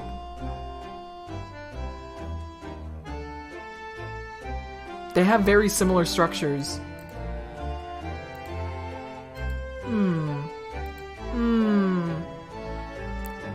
The dome is exactly the same, I would say. I think it's the exact same photo. Dude, it's the same photo. Look at the image here. It has the same sort of... Huh. It might be that. Yeah, it is. I'm sure. Look. The dome is complete. It's this. It's the church. It's the church. It's the church. Yeah, it definitely is the church. Yep. Look at the markings around the spire. And the little ledge that you can walk into. It's the exact same thing. And if you look at the other one from the Old Bailey, it doesn't have that. So you're right, Marsky. It is a church. It is a church. Well, now we know. Then again, I'm also going to say don't take this as an actual location, because to me this game feels like it's doing the whole like America thing, where if you want to know that you're in Tokyo, you're going to be like right in the fucking Shibuya street or something like that, or if you're in New York, you have to be in the Big Apple. You know what I mean? I think they're doing that. So I think they just went copy pasta and put a bunch of photo references there. Yeah, I'm just saying that we already saw an office that looks like it's in Big fucking Ben. Which does not have that architecture at all. So you know. Does Phoenix Wright really take place in USA? The English version does. Yes, the English version does. Eat your hamburgers, Apollo. as you take a bite of this sushi. Eat your hamburger. Japanifornia. Anyway, let's go inside. Oh, can I still examine shit? Oh, okay. Alright. Alright! That's a rather typical old brick building, isn't it? I'm sure it has a long and interesting history. I already clicked on this. Well, time certainly seems to have taken its toll on the place. It's crooked and sagging all over. In fact, it looks decidedly worse shaped than the other houses around here. According to Inspector Gretson, that's the house where Mr. Natsume has lodgings. Just across the road from the incident took place, I see. It must be awful for Soseki-san, getting caught up in something like this in a foreign land. Okay, so we had different dialogue at least. A sad little flat. A sad little flat. Alright, I think that's everything. There might be more things to examine though, so let me make sure. You can never be too sure, my friend. Alright, I think we're good. Let's go inside that place. New location added. Let's see what's gonna happen. Holmes is gonna be in there, of course. Holmes is gonna be just snooping around. Oh. Interesting.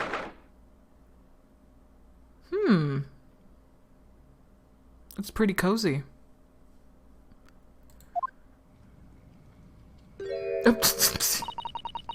May I help you? Ah, yes. Would this be the residence of Mr. John Garadeb? Okay, this is the landlord's place. Indeed it would, sir. And who, may I say, is calling? My name is Ryunosuke Naruhodo. I am... Mr. Naruhodo is representing Mr. Soseki Natsume.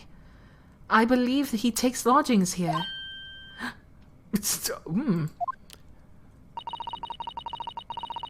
Yeah, he's a general. There's some suspicious stuff happening on the place over here. We would very much like to ask him some questions about our client. One moment, please. I shall convey the message to Mr. Garadeb. What is that thing on the floor? Did you see that, Miss Susato? It was a real-life English maid. I know. As I understand it, anyone of standing in English society employs a number of household staff. But that was the first time I've ever seen one in the flesh. Oh, this day keeps getting better. It certainly feels like we've arrived now, doesn't it? We only need to meet a butler and the experience will be complete. She's into maid outfits? Could you imagine? Are they fangirling about me? They're fangirling about the culture. Listen, it's all new to them. Let them have it. Let them have this.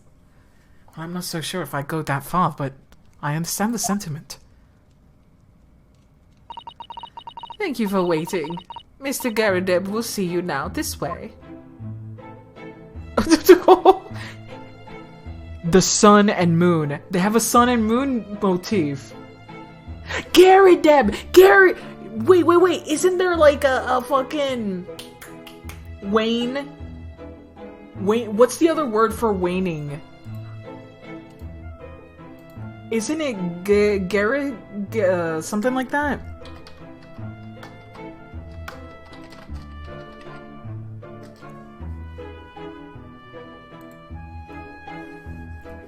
I never noticed the sun and moon image these two have. Yeah, I think it has to do with the sun and moon stuff. Let's see. Let me see. So we got waning, waxing. What's the other word I'm trying to look for? No, it's gibbous. It's gibbous. I thought I was like Gary. I thought that had to do with it, but no. No. Alright, here we go. Yeah, they have a sun and moon motif. That's really cute. You're just seeing it now? She has a sun and he's a moon? Yes, the moon is in gray. Alright. Just want to see here. Time to examine everything. It looks like a Medal of Honor, and it's showcased in a very grand banner. Yes, it's displayed with some pride, I would say, though it bothers me that it's not straight. What, that old thing? Sorry? I should be glad to see the back of it, but the general will turn his grave if I dispose of it.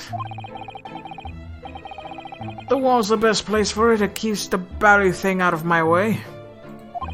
But all the other frames are all... So it's just been polished to shine by accident, I suppose. There appears to be an inscription on the medal itself. Look. Let me see. It says, "For distinguished participation..." It's just a... It's a gold star. You tried. He participated. Wow. Sounds like the kind of honors even I would be in line for. Well, one doesn't like to blow one's own trumpet. But I was given that for my time in the army. Don't do that. That's disgusting. Can't measure an officer by the number of medals to his name, of course. Common knowledge in military circles.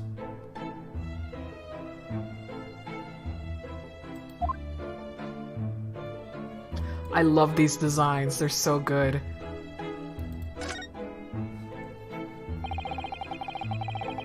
That portrait of Mr. Gerideb is glaring at me, I swear. Have you noticed that all the little frames contain photographic prints of Mr. Gerideb as well? Yes, and there seems to be a statue of a lion in the mantelpiece as well. Ah yes, seemed to come back from the local pawnbroker with that little trinket. Seem to come back? What do you mean? The chap who runs the place is a bally wizard. Went in to sell him something and came out with that thing. In point of fact, now I think about it, I rather often find myself leaving the place with something I don't need. The lion ornament certainly does seem surplus to the requirements. This Hato-san doesn't pull her punches. Or her throws, for that matter. She's like, yeah, it's a lot. This is... Why is it so dirty? As if there's ashes in there. And is that a candle? I think that's a candle. Look at that enormous screen. It must have been put out there deliberately, surely. Yes, it certainly seems like someone's trying to hide something from view. What could be behind it, I wonder? I'm going to have a very quick look, just a little peek. Maybe let's not, Miss Susato. I think the maid is going to head us off with a cup of tea.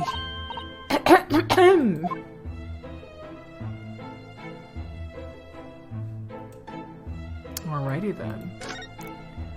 I hope... Oh, wow. Wow. Look at all the disarray.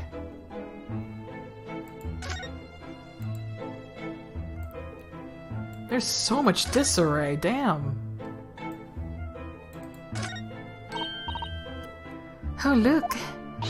What wonderful collection of cakes lined up on that gleaming silver cake stand. Lined up? It looks more like someone has half demolished them to me. Afternoon tea is the time of indulgence, you know. It's quite the English way.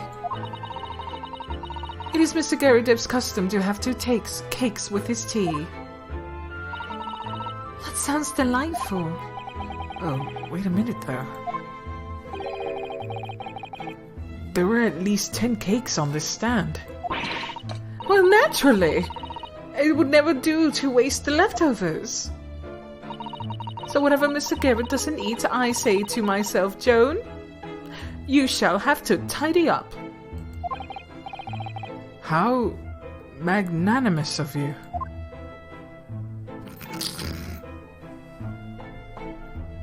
But she doesn't really clean anything, does she? Look at this crockery on display here. It's rather unusual, isn't it? Oh my, a genuine London dresser. Isn't it delightful? Wait, what? Even though the shelves seem to be broken and the crockery is... oh dear, it's in pieces. It really is. The word cracked wouldn't do that chinaware justice. Ah, I wonder. Perhaps the cannon was fired at it. Oh my god. Yes, probably something like that. But let us not delve too deeply here. Okay, about the window.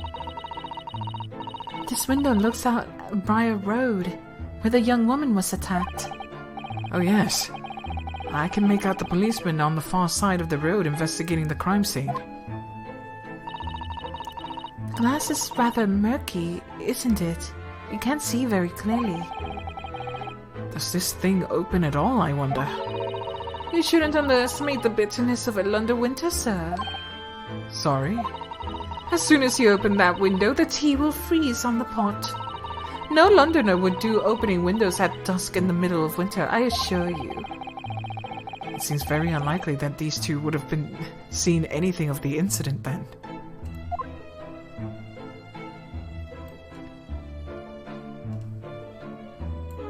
Oh. Let's click on that. The uniform looks fairly ancient, doesn't it? It's clearly been well looked after, though.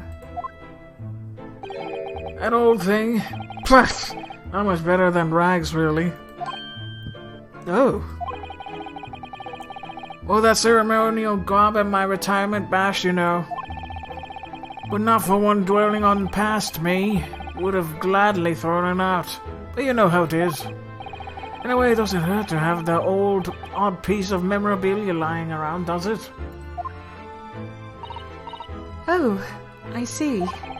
Perhaps we should leave the past in the past. What an odd couple.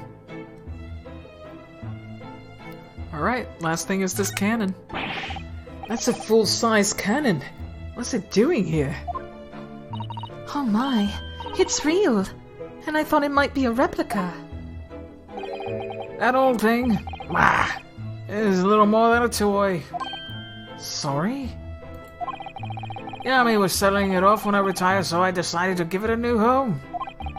I don't know when the enemy might attack next. It's only useful to have a cannon about the house. How is that useful? Really, isn't it overkill? Be prepared, I always say. You never know what this twisted world is about to throw you next, boy. Do you think that may be trouble brewing, Mr. Garadeb? Always is. Take Joan here, never fails to clean up apron in preserve. Have a clean apron in reserve. Dries them over the barrel, you see. They dry very well on the cannon there, Joe tells me. Which rather proves my point, I feel. It's been reduced to a drying rack. No wonder the huge cannon looks like it's hanging its head in shame. I think that's everything. Oh, the books! Okay. I noticed you have a pile of books here, Mr. Garib. Do you enjoy reading? Ever experience old London winter, boy? The nights are long. No better way to pass the time than in front of the fire with a jolly good book. Oh, there's a copy of the Rance magazine here, I see. No doubt Mr. Garib enjoys the adventures of Sherlock Holmes too. The great detective has a great many followers, it seems.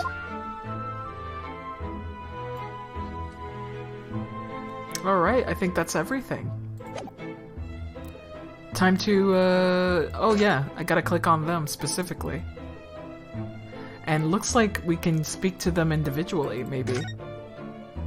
Oh no, we don't.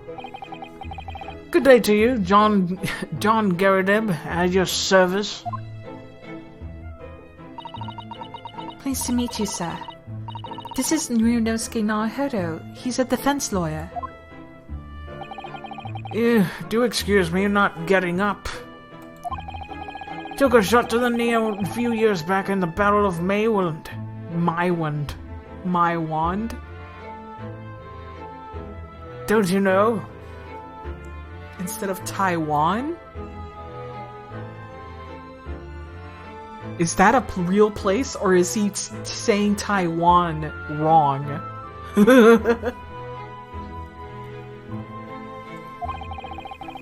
I had a medal for my pains, but I had to withdraw from the service. Handed over the reins to the up-and-comings. So he's a retired soldier. It's a hell of a job getting up and downstairs. Now I tell you, don't get out much as you can imagine. It's a real battle? Fuck, okay. Never mind. My wand. Anglo-Afghan War. Okay. It's in Afghanistan. That's why I don't know of it. I barely know shit about Afghanistan, and I should really fucking not do that.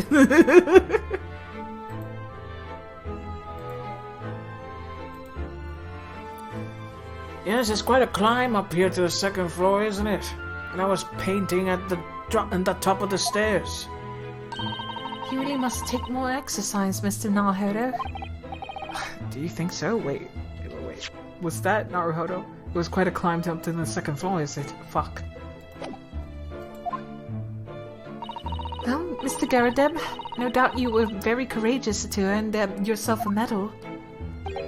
Oh, it was nothing. The medal's just a folderol, really. Wouldn't like to offend the general, though, so I grudgingly displayed it on the wall. Why don't you fetch it down, Joan? Let these good people see it properly. Joan, fetch the wall! Dash it, woman! Be careful! Oh, dearie me! I beg your pardon, sir. You jolly nearly took the skin off my hands! I shall be more careful, sir. She did not want us to see that medal, did we? So anyway, there you have it. Living the quiet life now. Yes, I see. Now then, I hear you want to know about the chap lodging downstairs, is that right? Yes, we would be very grateful if you could answer some questions for us. Only two, please, naturally, especially if it helps to keep the peace here in Blighty. He forged an alliance with the Emperor of Japan recently, and I'm sure as you're aware. So this case is very much in the public eye, as it were. Oh, is it? Even had some famous detective poking around, you know, in this old house, would you believe? Yes, Mr. Sherlock Holmes. Fuck. Could have been. Didn't catch the chap's name. Not really my cup of tea, all that detective business. Oh, but you have a copy of Rance magazine here, so... I know,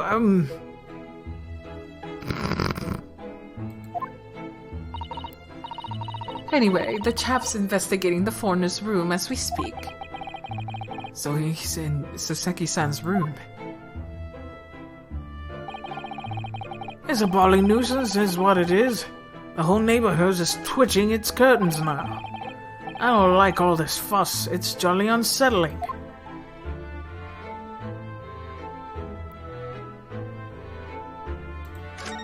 Yeah, it's hard not to. About Mr. Natsume then, Mr. Garadeb.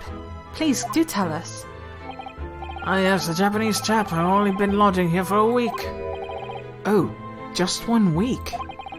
So he moved in very recently then. I have two lodges most of the time, one on the ground floor and one just below us. The first one became available a week ago.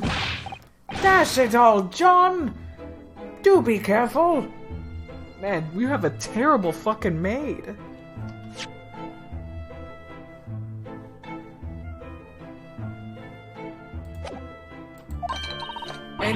And in times where we get interrupted with real information. Oh my goodness! I'm terribly sorry, sir. If you want to know my opinion, I thought he was the shady sort from the moment I set eyes on him. Oh, why? He seemed to have the most nervous disposition, always shaking and looking over his shoulder. The other lady also seemed round. Very round, but a different hair color. The man had shady written across his sweat-soaked brow, if you asked me. I said to myself, Joan, that man is trouble. Sooner or later, he's going to do something untoward. And I'm rarely wrong about anything. We won't be calling this maid as a witness, that's for sure. Was there anything else that struck you as suspicious about the man at all? Yes, oh yes, indeed there was. And she's dying to tell us.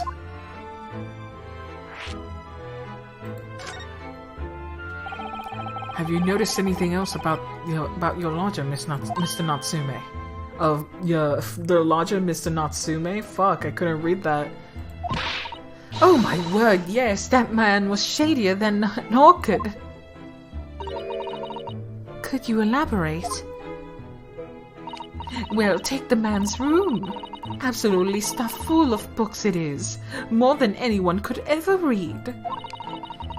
And he never so much as passes the time of day with another living soul. I haven't even seen a single visitor call. He just trots off to that old bookshop every single day and comes back at 5 to light the gas fire. And the funny little man is up long past the time everyone else in the house has gone to bed too. Oh, I see. The gentleman on the ground floor goes to bed around 9 each night. But I've never known a Japanese fellow to retire any earlier than 2 in the morning. Ah.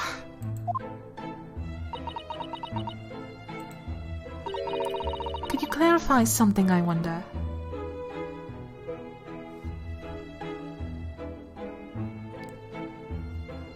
I mean, the description seems to be like me. What, pray? How do you know so much about Mr. Natsume's routine? Oh! Exactly. I was about to say that. Like, how come she knows this much? I'd understood that neither of the lodgers live on this floor of this house. Is that correct? That's right, yes. They're both below us, on the first floor, street level. Then how is it that you know so much about the lives of your lodgers? The precise times they come back in the evening, for example. Even the times they go to bed. Yep, there she goes again, trying to avoid the subject. Good grief, Joan! Do be more careful, woman. Oh my goodness, sir! I'm terribly sorry, sir. Something doesn't add up here. Yep, completely dodged the question. It seems that the incident took place around 5 in the evening. You happened to look out the window around that time. The window? Yes, we noticed the window over there looks out over Briar Road. The incident took place on the pavement just on the far side of the street. Was there anyone suspicious loitering nearby? 5 o'clock is dinner time in the Garib household. I'm afraid I don't remember seeing anything. How about you, Joan? No, sir. It would have been dusk outside already at that hour. And with the fog as well, I think you would have been quite impossible to see on the other side of the road. I should. Oh, I see. I read that completely wrong, but whatever. We're going on. We're moving forward. Did you notice anything out of the ordinary then? Such as? Anything at all, even if it seems unrelated. Well, yes? Was there something then? Well, it's nothing particular, but around a sort of time here, there is... Oh! Yeah, she knows something. For the love of God, Joan! Watch what you're doing! Oh, dearie me, what have I done? I'm awfully sorry, sir. How have you not lost your job? Do be more careful, woman. Of course, sir.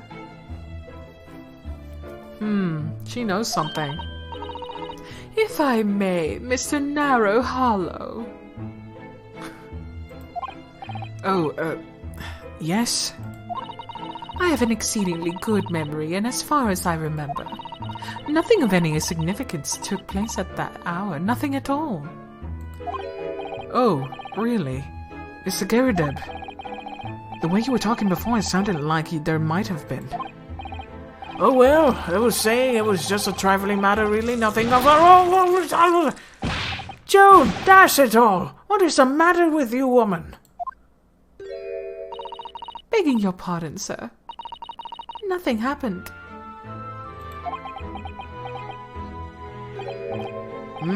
Yes, quite. Nothing happened?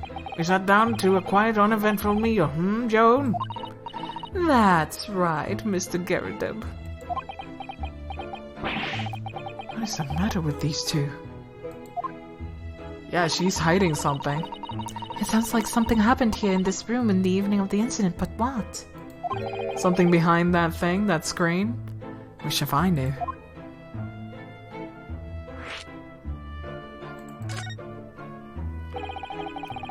Could you tell us which floor Mr. Natsume's room is on?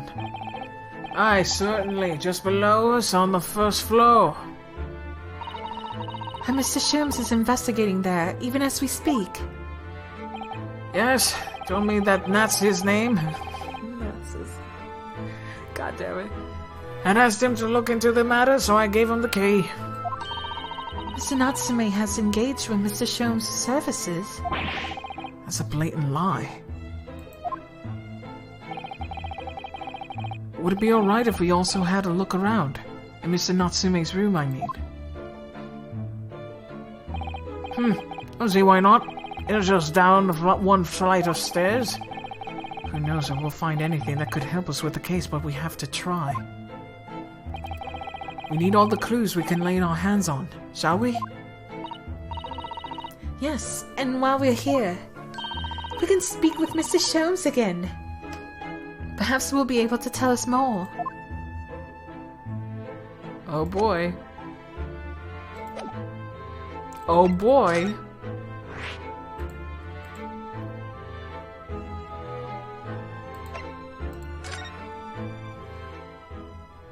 Let's see. That's a 3D cat, boys! First 3D cat! That is a kitty cat! That is a real kitty! That is not a painting! That is not a statue! That is not a drawing! That is a real cat! Oh, say it! Kitty, tell us your secrets. What? Just look at this place! And smell it, it's so musty in here. I suppose it's the mountain of old books that are responsible for that.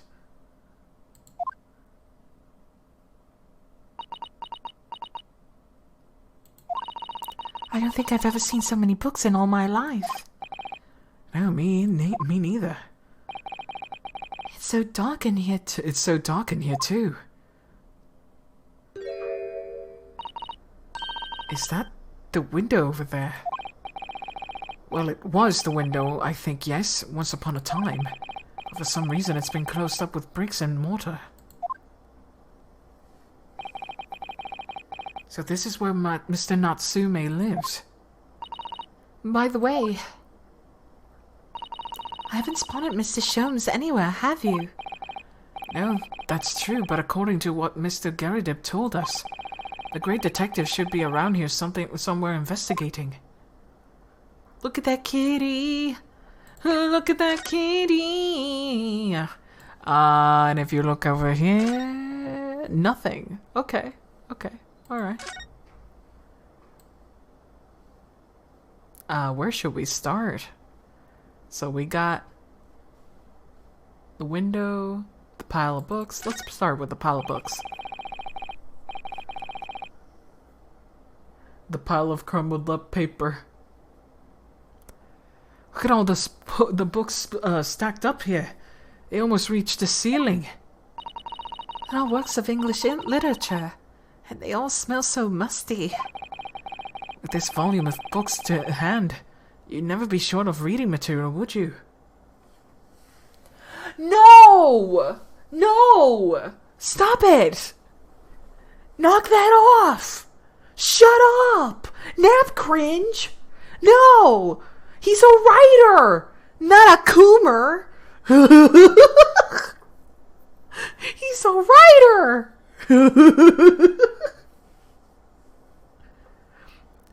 God damn it. No. What a dreamy idea. A bad dream, maybe. For me, at least. Mind you, I don't imagine the book that's the bottom of the pile will ever be read again.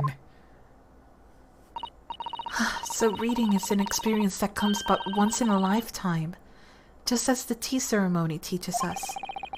I certainly didn't expect the conversation to turn into the path of tea ceremony philosophy.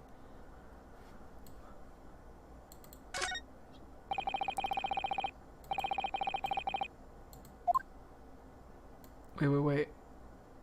Oh, okay. Let's just hit the kitty. Let's pet the kitty. That's a good kitty. Where did you go? Wait a minute. Where did you go? Is there... What? Oh my, what an adorable little cat. Perhaps he's looking after all the books while his master is away. I don't know about that. He disappeared into the pile of books as quick as a flash. It was a tricolor Mickey, wasn't it? Do they even have that sort of cat here in Great Britain?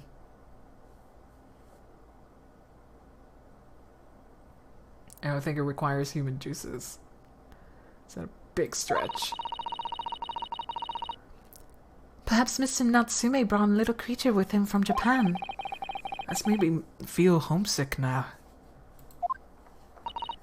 Already? We've only been in this country for 2 days.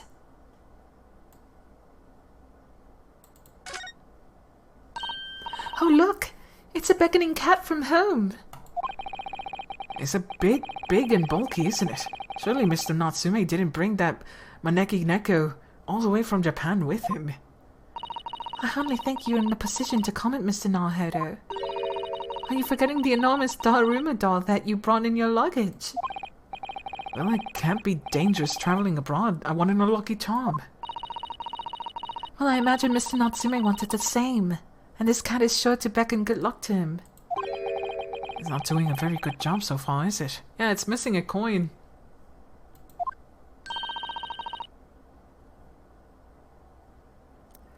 You mustn't say such things. I didn't say a word. Why are my eyes? It's such a giveaway. You haven't learned the art of the bluff, my dude. He hasn't learned how to bluff yet. Ah, shit. It's about the books again. The Maneki Nekos. Nothing here, nothing here. So I guess let's talk about the desk. That desk looks to be wedged into a crevasse between the mountains of books on either side. I suppose Mr. Natsume would sit here and read while stroking his cat.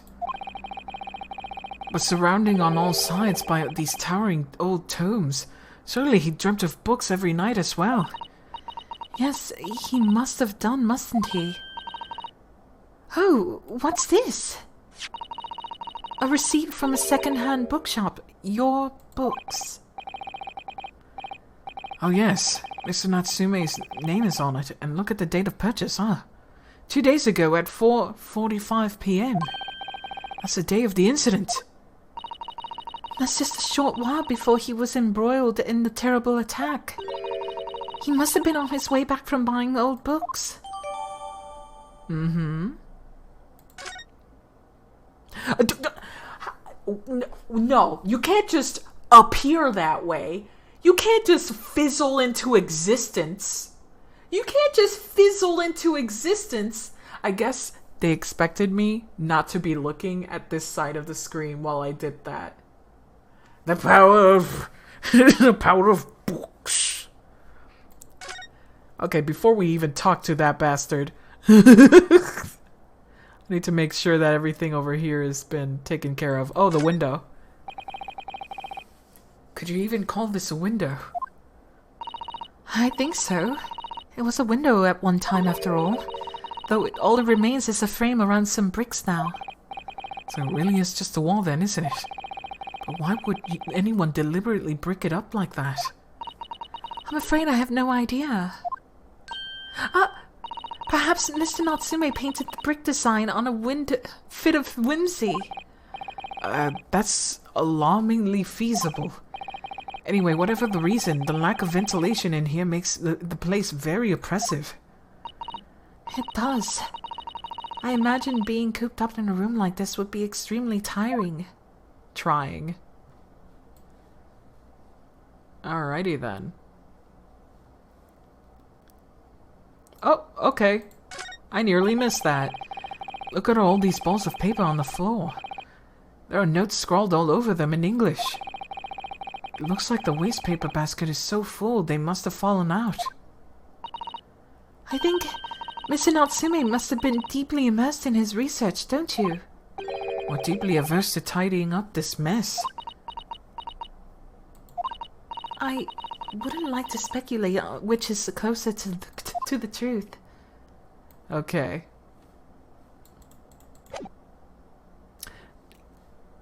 I'm going to stop this stream because of you. Also, court record, please. Alright, your books. On the day of the incident, Mr. Natsume, the sum of 2 shillings tendered in the receipt of the picture of Monsieur Lecoq. A meal for Gabriel. Canterbury yearnings.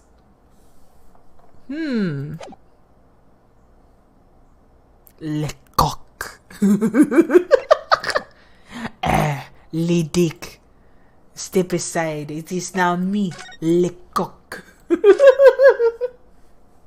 That's the actual... Are you fucking serious? Are you fucking... Lecoq. I will never look... I will... Lecoq. Oh my god. Amazing. What are you doing there? Cock is pronounced cock. If you don't behave, I will turn this stream around. Yeah. Look, Mr. Naruto. There's Sholmes. Aha! There he is. Where did he appear from? He just fizzled into existence, man. He seems to be engrossed in the pages of an old book.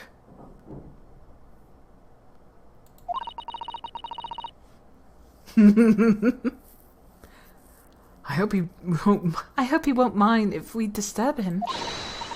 Hello, Mr. Sholmes. You two, good day. Now let me see. Where was it that we met? Are you serious? Oh, Mr. Sholmes. We were together on the SS Burya. Don't tell him. Yes, of course, the Burya. And let me see what happened on that voyage. You son of a bitch! It was Kazuma Asogi. He died. tragically. But you were a great help to us. Ah, yes, but of course the case of Mr. Asogi. Ah, that was the one with the snake, wasn't it? Oh, Well, you seem to remember something of it at least. what an honor to be remembered vaguely Susato, please have higher expectations. by the great Herlock Sholmes. This is Mr. Oh, no, my dear madam, hold your tongue. She's a simp for this guy. I pride myself on my superior powers of recollection. Your names are safely recorded in my brain attic. My brain attic instead of my mental palace. My mental palace. Oh my god. Oh god.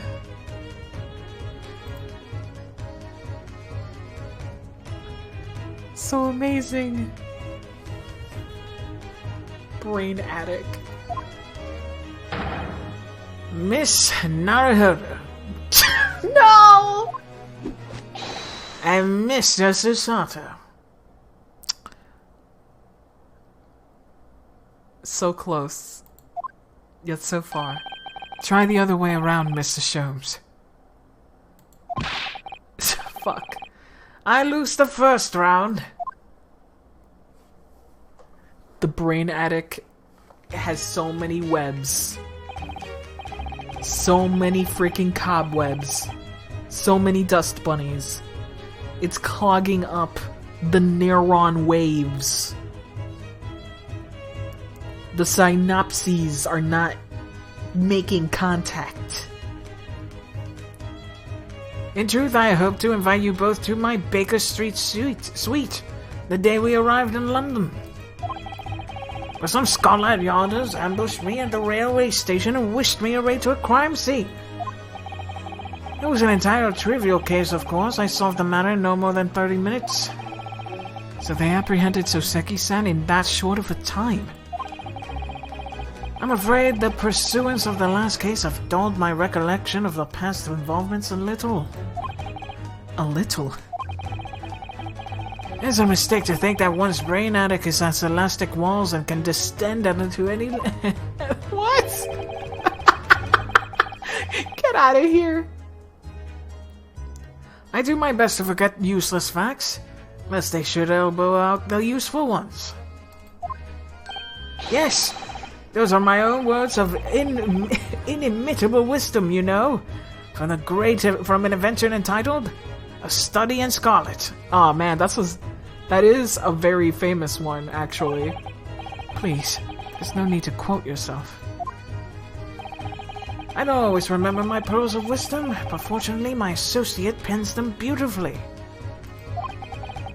He means Iris, I suppose. Mr. Sholmes, we have some extremely important questions to ask you about the trivial case you just mentioned. He's ADHD, man.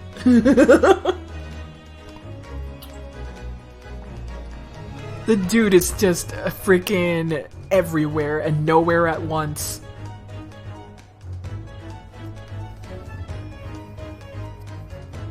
He really is. Goodness, what an earnest expression.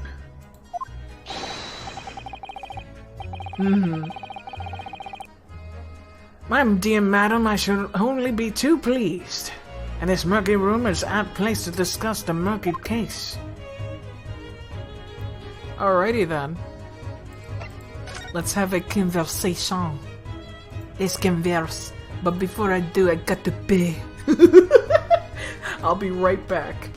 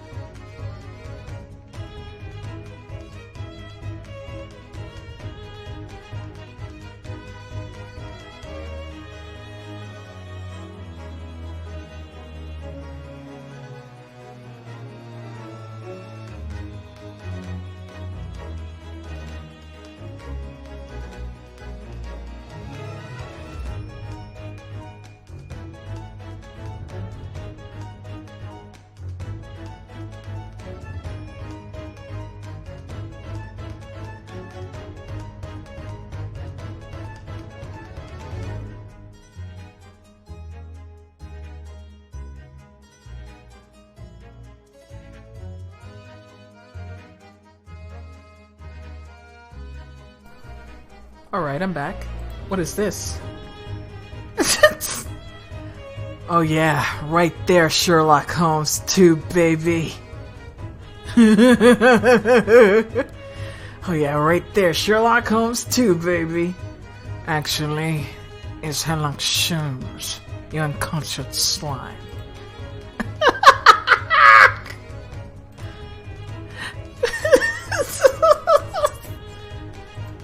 Oh my god.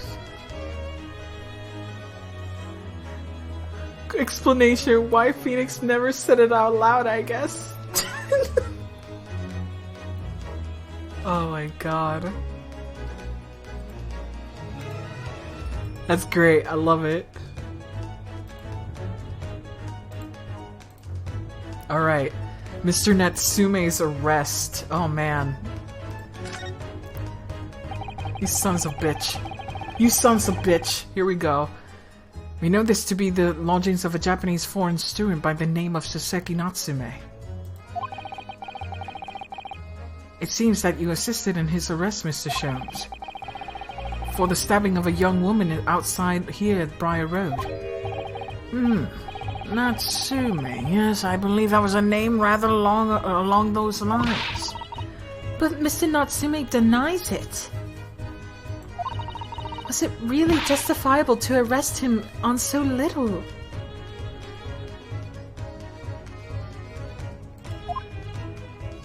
It just feels like an Ace Attorney version of him, yeah. It detaches him a little more from him. I'm sorry, Mr. Sato, but I have not the slightest idea of what you mean. What? I can't believe he was looking at Sato-san squarely in the eye while feigning ignorance. I assure you, I'm not merely feigning ignorance. Like, come on! Can everybody just read his mind? It would appear as though the pair of you are under some misapprehension. Oh, how? I assure you, I have no recollection of accusing the stooped compatriot of the crime. It's the same as Naruhodo, then. It's the exact same situation as Naruhodo. God damn it. But that doesn't make sense. The good detective of Scotland Yard made this following request of me. Oh wait, fuck. A good detective of Scotland Yard made the following request of me, and I quote verbatim. We need you to ascertain the identity of a whereabouts of a man seen fleeing the crime scene. A man fleeing? There were a number of books scattered from the pavement of the scene. From the book plates, I was quickly able to determine the bookshop in which they have been purchased. On speaking to a proprietor, I was immediately led to his address. Elementary, wouldn't you say? I believe there was a receipt around here somewhere from the establishment in question. So you don't think Mr. Natsume is the culprit then? And I could not tell you. Oh my fucking god. Shut the fuck up. Sherlock Holmes. The cooler Sherlock Holmes.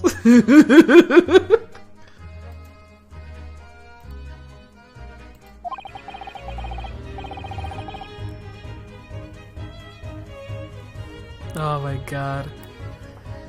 But it was aggravating my faculties, hence why I returned here. However, this place is much a trove of fascinating books. I found myself quite lost in bibliophily. Do not be deceived into believing that I'm a man of leisure. No, no, no. Oh dear. So he just started reading. He's like, oh, I love reading. You know what? That's pretty in character, gotta say. Tell me. Have you encountered the landlord of these lodgings? Yes, Mr. Garadib, a retired military man. It was the first time I've met a soldier from the Great British Institution that is the services. And it was the first time I've ever met a maid from the Great British Institution that is... service. Oh boy.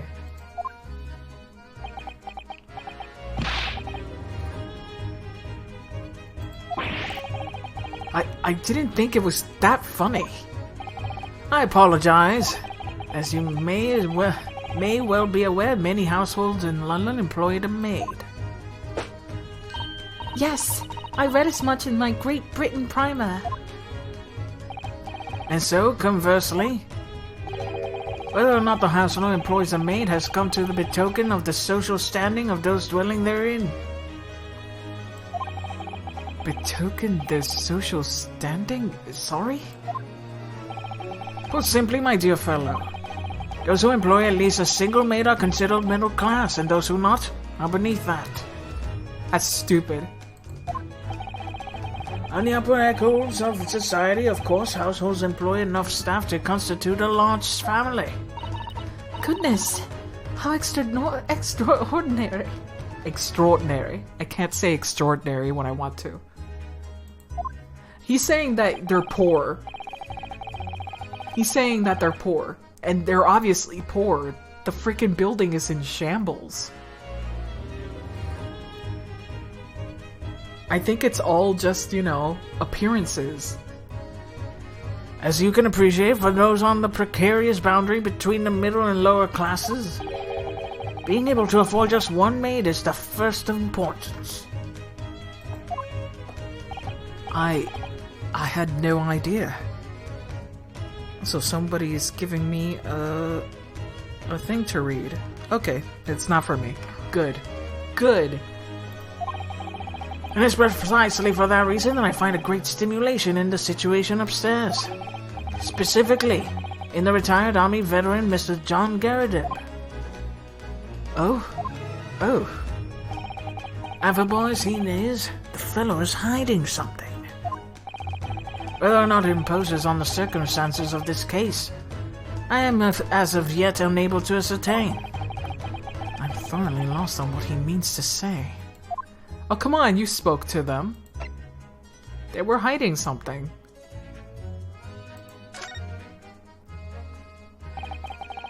This room is thoroughly suffocating for the soul, my dear fellow. I assure you, any man whose lot is to dwell in a place such as this will stab somebody sooner or later. Mr. Natsume has stabbed no one. Ah, but sooner or later, as I said. I don't believe that's the issue here. How about this dark little room, Mr. Sholmes? Why is there no longer a window? Do you have any idea? No window? Well, I mean, I can clearly see that there is a window of sorts. But it's been completely blocked with bricks. Ah, I see. Answer to that question is quite simple. Window tax! You mentioned it, we got it. It's a real thing. Yep, window tax. Chat listening to her like, I like your funny words, Magic Man. Yeah, it's a real thing. Window tax? What is that? Surely, not a tax on windows. No! Precisely that! Oh my goodness! Until relatively recently, a tax was levied on households in this country by the number of their windows. Those of lesser means, having inherited a sizable and costly family home perhaps, rapidly closed windows up. While the rich opened windows here, there, and everywhere, in an effort to curry favor with those empowered by furnishing them with large sums of tax money. How awful! And unjust! Forcing people to live in rooms devoid of light. Indeed, disease was rife as a result. So, some 40 years ago or thereabouts, the window tax was abolished. But its legacy remains, as you can see, in squalid lodgings such as these, for example. I suppose Mr. Natsume's stipend for living here in London isn't very generous, perhaps. It would appear so. I've done a little digging, and discovered that these lodgings were offered at an extraordinarily low price. Because the room is so awful, I would think. Apparently, Mr. Natsume only moved in here about 1 week ago. Yes, that's correct. However, I don't believe the low rent is explained by the shabby nature of the accommodation. Oh. Still, that is of little relevance here. It's a matter not worthy of further attention. Are you sure? I'm curious now.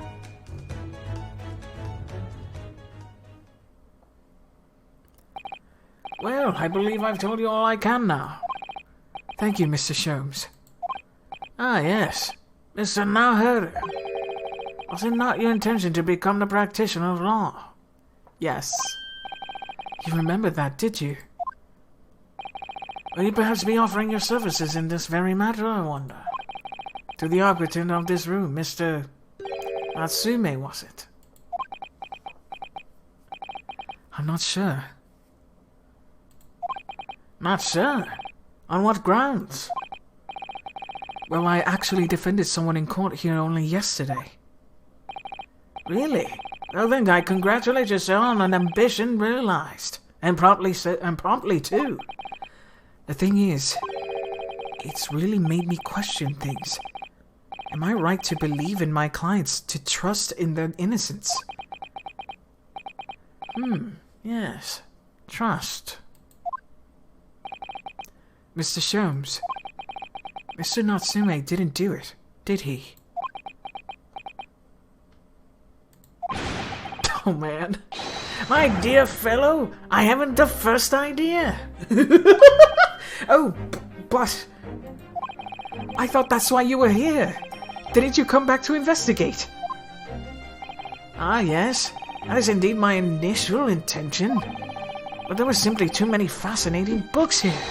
Couldn't possibly ignore them. Oh my god. Oh, I see. Nevertheless, there are two facts that I can state quite unequivocally. The biggest, well, yes, but I don't know. Yeah. The man who fled to the scene of the crime 2 days ago was a Japanese occupant of this room, and there are witnesses who swear on having seen the same man commit the crime. That's all I can say. ADHD brain. It really is. It really is. Ah, one more thing. Oh, what is it, Mr. Sholmes? Tell us. I cannot say with any certainty whether or not of this relevance to this case, but I am quite sure. A retired army man who owns this property is hiding something. Yes, he is. Mr. Garrideb is... Mr. Sholmes said as much before, actually, didn't he?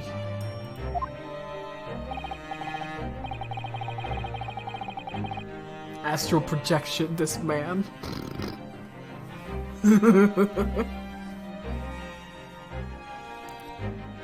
Oh boy. Anyway, at present, that is really all that plays on my mind in relation to this case. Mr. Naohiro, as yet, our investigations have uncovered nothing that could help us establish Mr. Natsume's innocence. No, you're right. Perhaps it's time we probed a little deeper into Mr. Garrideb's secret.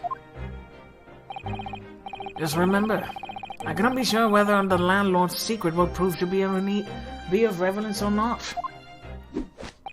But I wish you the very success, of course, Mr. Naohiro. A busy man indeed. He's gone back to his book in the corner of the room. Did he? Let's see. Yeah! I want to click on him again. Excuse me, Mr. Sholmes. Yes, so true. To be or not to be. Get out of here. Get out of here. He's reading Hamlet. That is indeed the question, Mr. Naohiro. I love this character so much. I love him so much. You know what I heard?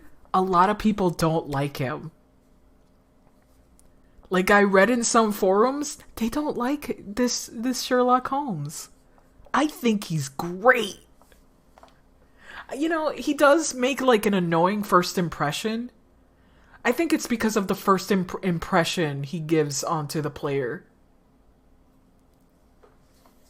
And that kind of colors the rest of it. But I knew in my heart that he was going to be a great character.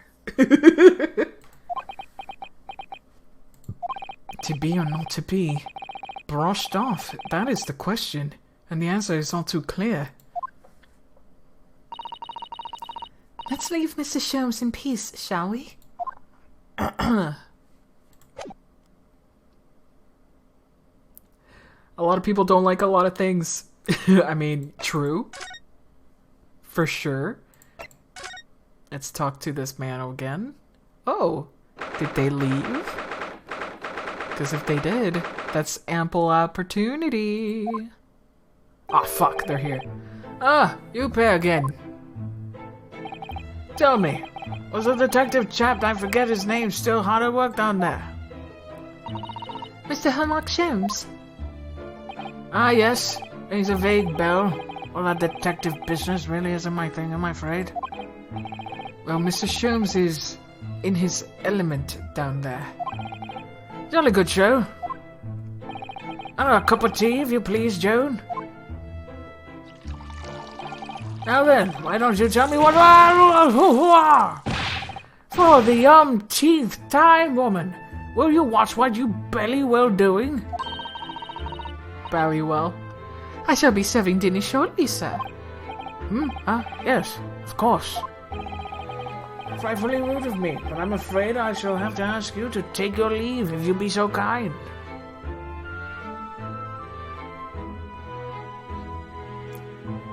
A lot of people don't like it. No cringe. Probably people have expectations of what Sherlock Holmes, a character, is supposed to be like. Yeah, that's stupid. I think that's dumb. That's stupid. Just like how I like different interpretations of King Arthur, I do not care about the original mythology. It does not give him that much character. Everybody is so mean to each other in the original mythology. It sucks. But you can reinterpret that, and it's suddenly the best. It's suddenly the best. Oh, man. Frightfully rude of me, but I'm afraid I shall have to ask you to take your leave, if you be so kind. Yes, of course. We're deeply grateful for all your assistance. You cannot make Sherlock with feelings or emotions. Feelings or emotions? It's so stupid, yeah. It's so dumb. Not at all, not at all. Don't get much worse to talk with young... Fuck! I died.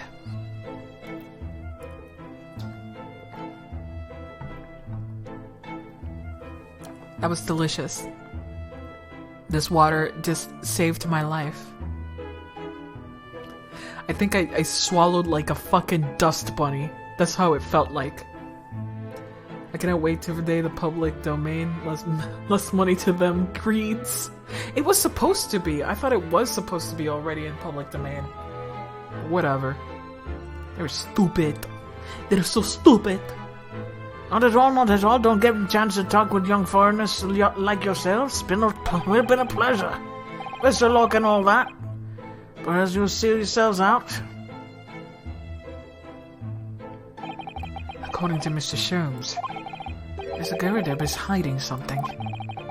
As there's no other venues of investigation seem open to us at the moment, perhaps we should do some digging. What are you doing there? Sholmes, what are you doing? What are you doing? Sholmes! Sholmes, what are you doing? This is my favorite thing about him. What is he doing over there? Mr. Sholmes! Aha! We meet again, my dear fellows. Good gracious! When did you sneak in here? Sherlock Sholmes, sir, at your service. Whatever are you doing by the window? I'm giving the watching the evening sky as the sun sets, madam. And sadly, cheerful as the room downstairs undoubtedly lacks the aperture of such observation. So I took the liberty of borrowing the small corner of space there by the window. Well, keeping an eye onto one's windows at dusk is the prudent thing to do in London, I'm gathering. Ah, and one other thing, Mr. Naruto. Oh, me? I thought perhaps you may be in need of a certain great detective's great mind. Yes! Let's do this! Yes! Wait, he's not talking about... Is he? I didn't expect him to be going through that again so soon. It's time to dance. It's time to dance. Do you mean Mr. Sholmes? There's a mighty secret in this modest room. My eyes even see the most trivial of trifles. I take it you are prepared, Mr. Naruto? I think so. It's just time enough for one of my greatly admired great deductions. Let us conclude the matter before dark.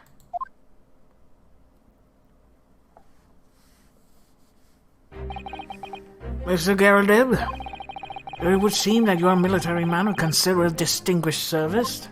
Service? Your standing as a landlord of most certainly not what one might call first rate. I'm afraid, sir, it is all too clear to me. There are two conclusions I have been able to draw by the careful observation of your living arrangements. I beg your pardon? The first is that, even as we speak, you are concealing the presence of a ferocious beast in your care. Excuse me? No, he's not. What? No, we're gonna get a dance soon. He's doing a deduction right now. And the second is that the result of the beast's violence rampage, you have lost something very dear to you. Mr. Naruto, look! Young man has broken out a cold sweat. Unbelievably, it seems Mr. Sholmes' conclusions are both spot on. How could you possibly? How can I possibly know? You mean to inquire? As it couldn't be simpler, sir. For in the dense dungeon of logic and reasoning, I am the king of beasts. Shut the fuck up. I'm gonna shove him in a freaking locker. Like, he's saying the right thing, but the way he's going to deduce it is wrong. Well, you'll see. And I only knew too well that wild beasts are not so easily tamed. So, shall we begin? Once again, Sherlock Sholmes is proud to present Logic and Reasoning Spectacular. Here we go. Game is afoot. Nature of the beast.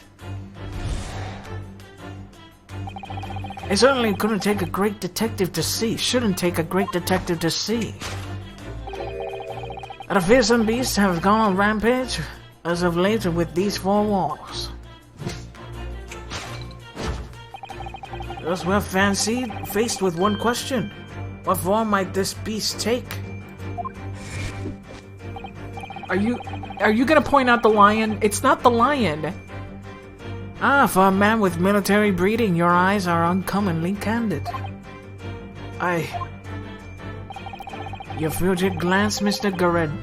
Garrideb, leads us directly to the answer. Yeah, I knew it. It's the metal. Does he have PTSD? Does he actually go on a rampage? Cause that'd be sad, honestly. Cause the place is completely disheveled. The true nature of the beast is run rampant here is revealed by that lion statue. Yes, although an army man, you appear to be unimposing at best. Yeah. We'll see. That might not be it. I'm jumping into conclusions. A fact that is fueled by your admiration for the mighty lion, the king of beasts. What is this prideful, I ask you? In the end, your admiration became so great, in fact, you had a living, breathing specimen shipped from India, in which you tried to keep in this very house. What? Oh, he has a slap! He was in a fight. He has a slap cheek. Yet living with such a wild beast proved to be more difficult than you'd imagined. The chilling traces of a wild rampage are still very much in evidence. The beast is the woman. Well, yet as we look around, the beast in question fails to present itself.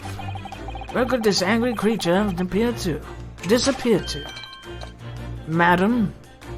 Yeah. She's been abusive. Me?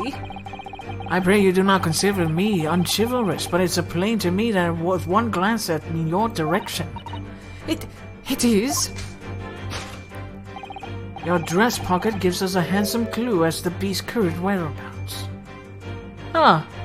Is she getting kicked out? Fired? I think those are just papers that she's being fired.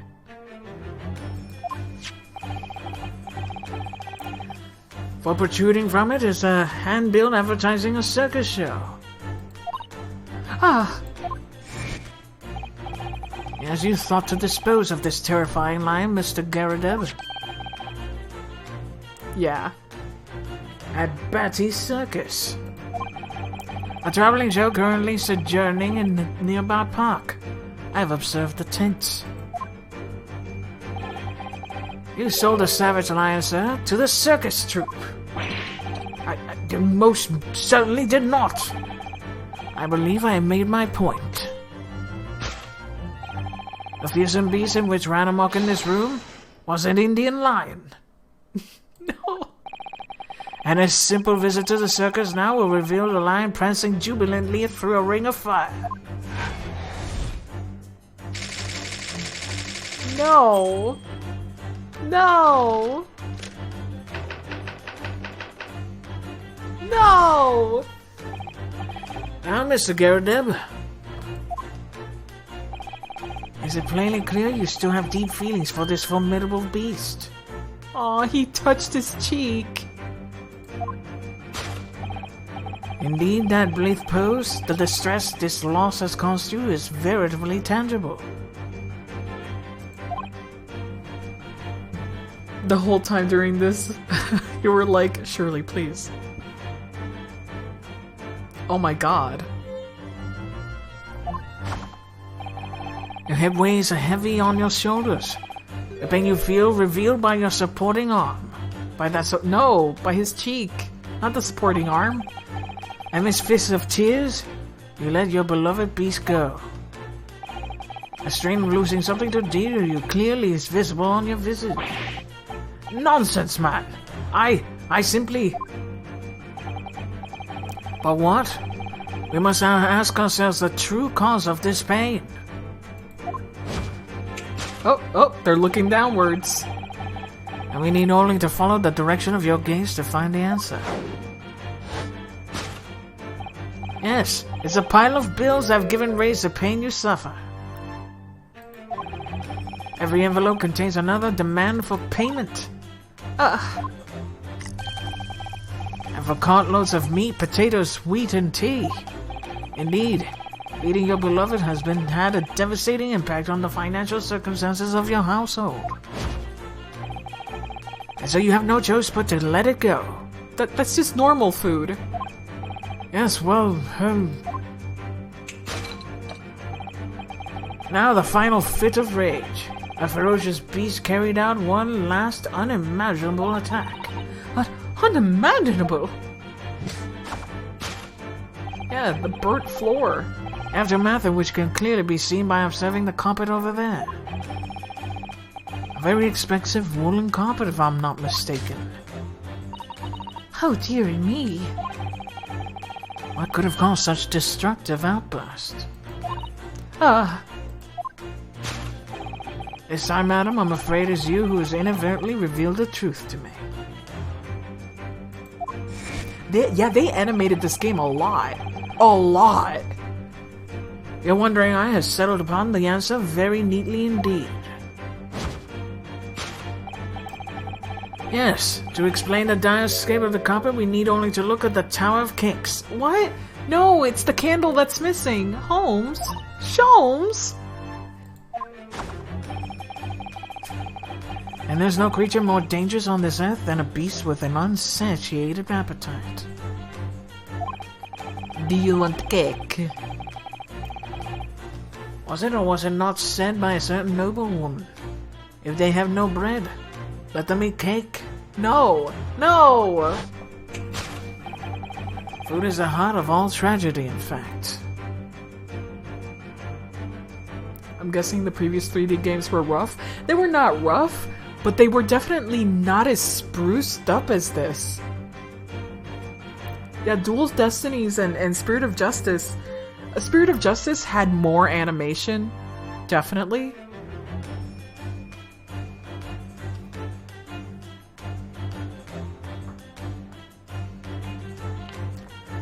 Dual Destinies came out before. I just can't remember which game came out first. Yeah. Like, all of this camera movement and just the planning on how to freaking set the scene up like this perfectly, it's very impressive.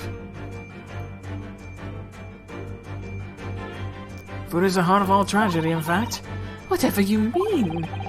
Having tired of the taste of cake, the beast began to stalk its next prey. I'm sure it need not spell out the nature of this final act of destruction carried out by the beast.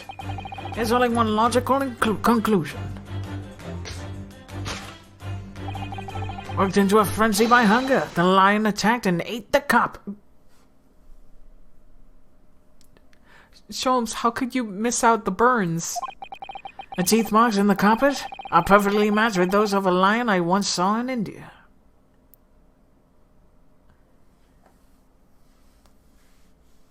You got fooled back in March? Yeah, it looks really good. I know they made you blonde, but honey. Living to the blondness.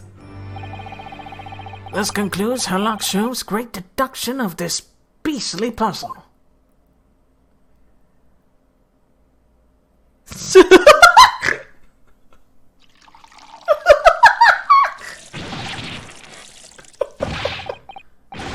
What's the matter with you, Joan? You're pouring scalding hot tea all over me. Oh, I'm sorry, Mr. Garrideb. I'm afraid I didn't notice. What is she so angry about? My deductions can be sorely sharp. It's thus the reason that your cup runneth over. Indeed, my revelations can make people spill tears at times too. Oh. Mr. Sholmes, sorry to butt in again, but could I make an observation? Why certainly, Mr. Narhutter. What is it? Again? Well, your deductions just now. Do you really think a lion could have fit inside a room of this size? Indeed, it is the only explanation for the facts. The terrifying truth all often lies beyond the realms of common sense. But wouldn't it be an idea to consider what lies inside the realms of common sense as well? But if an uncaged lion had run amok in this very room, Surely Mr. Garrett and his maid would have been hurt. Or worse. Has every case so far had some basis in one of the stories? Yes. There's been references to the Sherlock Holmes stories, and there's one that is straight up a rewrite of the original short story. That's a much better version of the actual story, I gotta say.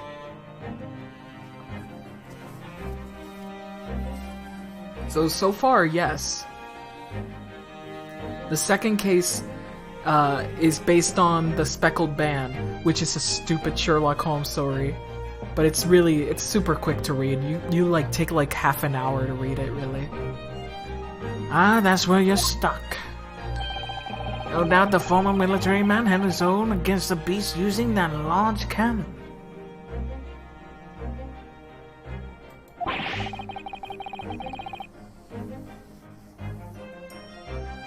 That ain't hard.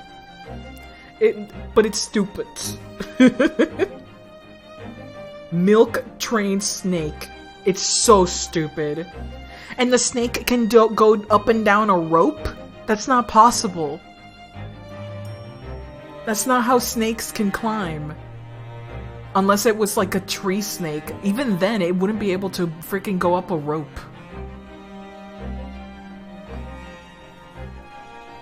But yeah, this Sholmes deduces it was a snake. It wasn't a snake. The joke scenario was the actual story. Yes. Yes, the joke scenario that Sholmes made up was the actual story. It wasn't even a real kind of snake. Yeah, it was a speckled snake from India. And it's like, what kind of snake is this? There's no such thing. There are cobras in India, but there's not a snake that's like spotted. And this game kind of fixes it.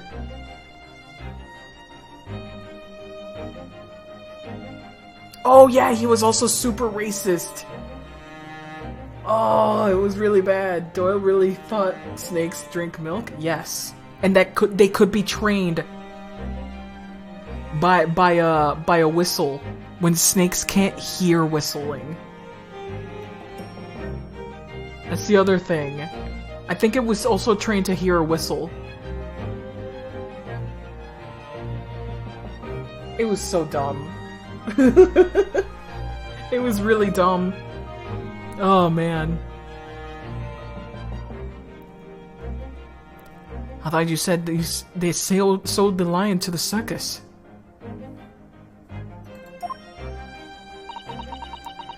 And what about the food? Meat and potatoes are one thing. But I don't believe I have ever heard of a lion that drinks tea. Ah, my dear Miss Sasato. It occurs to me with some regularity that irrespective of race and breeding, whenever anyone lands on Great British soil, they're infused with a highly appropriate taste for afternoon tea. Oh, what a glorious notion. A lion of class. This lion just drinking nice glass of tea. Well then, Mr. Naruhodo, it's your turn to shine again. I had a feeling that was coming. A slight massage, that's all Mr. Show's deductions need. You can do it. Excellent. I've been waiting for my trusty partner in deduction to step forward, Mr. Naruhodo. We don't even know yet whether or not this is going to help with Mr. Natsume's case.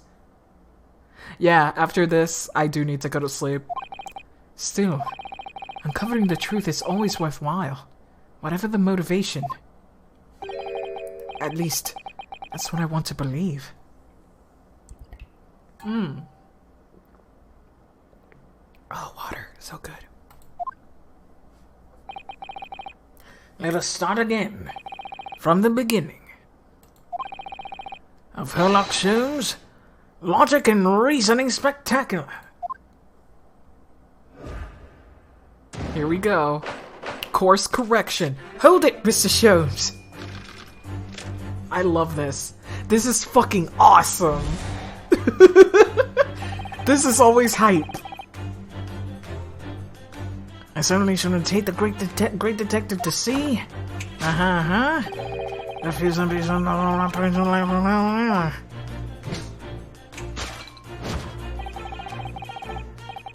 What form this beast might take, and he's looking at the badge. Or is it like one of the photos? Ah, man, with my military breed in your eyes, I'm uncommonly candid. And here we stop it. Come on.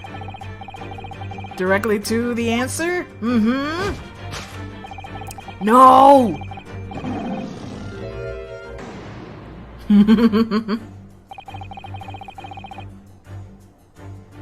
Imagine if he made false deduction to push Ryu in. It could be a thing. I really don't see the lion thing coming. No, but if you observe Mr. Garadeb's reaction, it's such a hard name to say. It rather seems though as some beast did indeed run amok here in this room. Was it a cockroach? Was it a cockroach? And they went crazy trying to kill it? 'Cause that's hilarious. Or a mouse. It could have been a mouse too. Yes, something with a very fierce nature.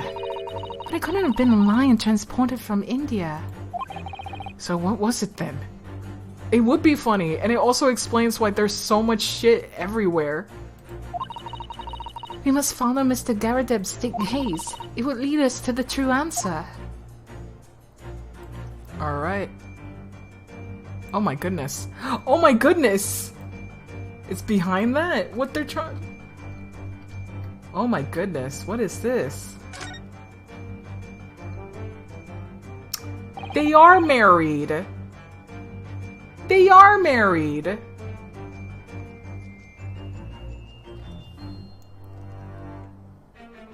I knew it. They are a couple. That's not a maid. They're too poor for that. What is this photograph? It appears to be Mr. Garadeb's wedding. He looks very happy, doesn't he? It's really cute. He does, but you can't make out his... That's a divorce decree. That's a divorce decree, man. That's why she's mad. Yes, but you can't make out his bride. How unfortunate. Something must have struck the glass directly over the woman's face. I wonder what happened. Probably not best to delve too deeply there. Amazing. Look at this handsome lad. It must have been when Mr. Garadeb was still in the army. He seems to be carrying his rather stout bride effortlessly and beaming a smile at the same time. I suppose he was very strong in his younger years. Hard to imagine now, he's as thin as a rake. It's very cute.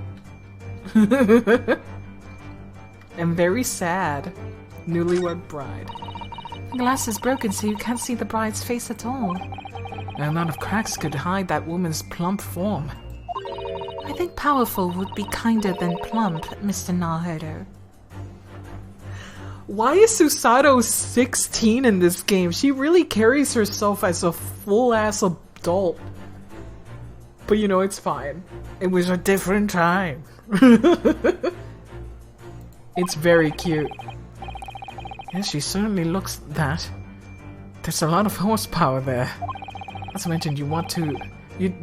Not someone you want to upset, that's for sure. What is this? Is that really her hand in the wedding ring? It's very large, isn't it? Yes, that's an unusual design. It looks like some sort of embellished sunflower. Interesting. Very interesting indeed.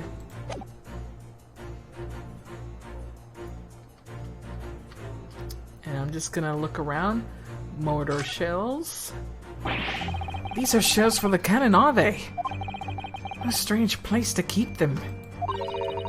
Imagine they have some significance to Mr. Garadeb. from his time in the army. Oh, who's messaging me again?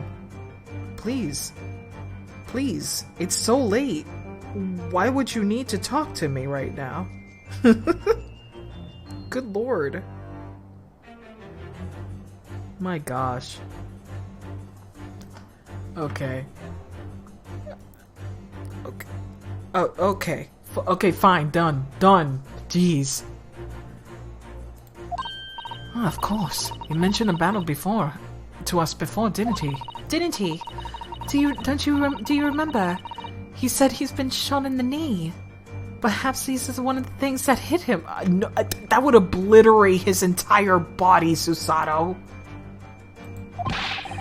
If a round of that side has hit his knee, there would be nothing left of it. Or Mr. Garridev for that matter. Mr. Shoes has a Persian slipper. And this man has spent shells. Perhaps it's customary in Britain to display, well, rubbish on the mantelpiece. Alright. He was actually looking at this, the photograph. I think. There's nothing else to discern here, is there? I can't go up and down, I can only look left and right, so... I think that's it.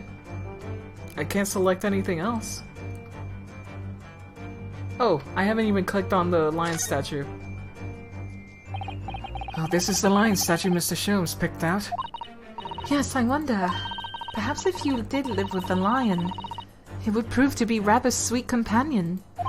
I think that's like a mouse trying to tell its family that the cat around the house is sweet.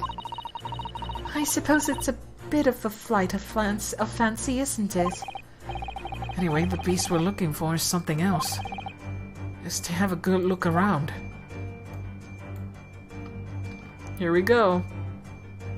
Take that! Oh, that wasn't it. Deliberately hearing from you is a photograph. It's not that? Weird.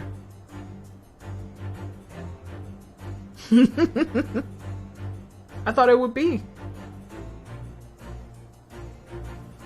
I thought it would be exactly that. You did the exact same thing? So in detail, I'll show you that I hold the answer. Employing an extremely advanced detection technique, jumping conclusions, you see. The fuck? That deduction was wanting in every way. Yes, I was wanting you to hear it. I'm quite proud of it. Oh, really? Huh. Weird. I find myself wanting never have heard of it. I'm quite pained by it, in fact. Damn. Oh, sorry. I'll try again. Huh.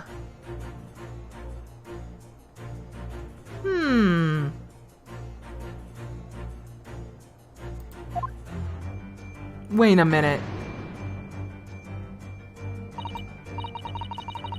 Wait a minute. Wait a minute. Come on. I can't go faster, please. Go faster. Go faster. Faster. Come on. Let me do the thing. Did I have to present the photo itself? Like the image? Because there's nothing else you can do here. I think that's it. Yeah.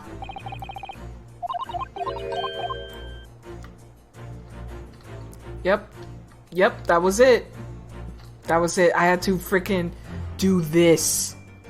I had to do this specifically. Not just point at the photo, which is stupid. It's stupid.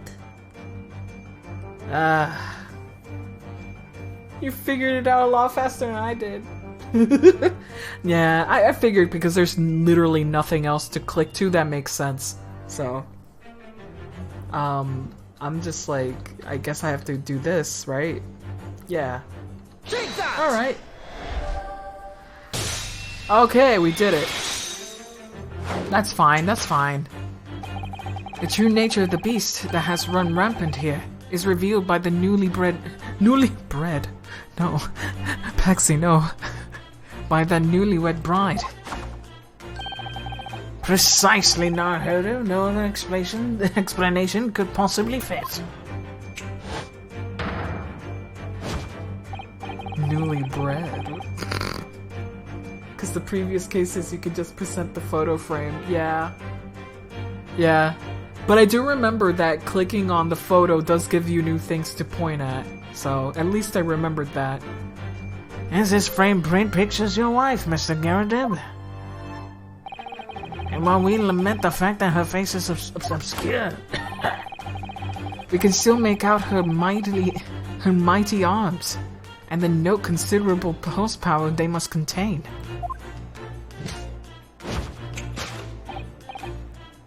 Oh, indeed. Surely any woman of such powerful constitution would be honored to be described as a beast. Honored might be stretching a point. I'm glad that they're reusing animation, but it fits so well. Too late. The fact remains that the beast which is so clearly savaged this room was your wife, Mr. Garradeb. The chilling traces of a wild rampage are still very much in evidence. Well, as we yet look around, the beast in question fails to present itself. Where could this angry creature have disappeared to, madam?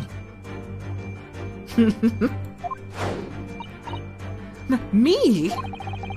I pray you do not consider me unchivalrous, but it is plain to me that with one glance at your direction... It is. Okay, it's gonna be the ring. We gotta look at her hand. The poor fragile defenseless woman is beside herself. Well, I don't know about fragile. Oh dear, anyway, Mr. Sholmes is quite right. There's no sign of a Miss Garradeb anywhere. But it seems there may be a clue as to her whereabouts. A clue that this maid is trying to hide. I wonder where Mr. Garradeb's wife could be. There it is. There it is. Look at that big old ring. Oh, and it's a sun and moon!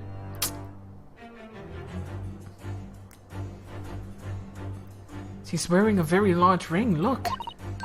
Ah yes, a sunflower design with some rather nice embellishments. It's on the ring finger of her left hand, which means...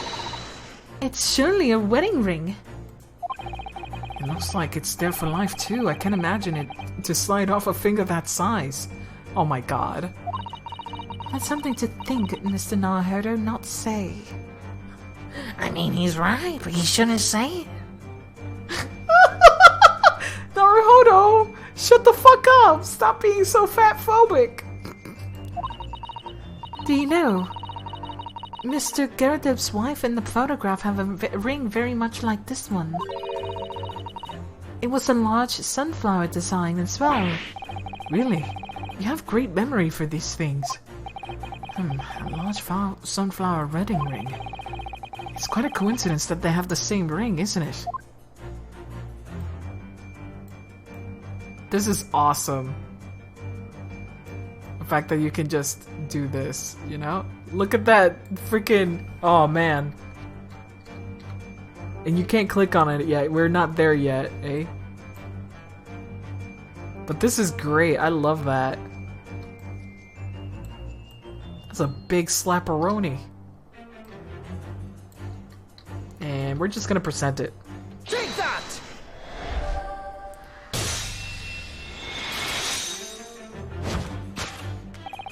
Your wedding ring gives us a handsome clue as to what the beast's current whereabouts.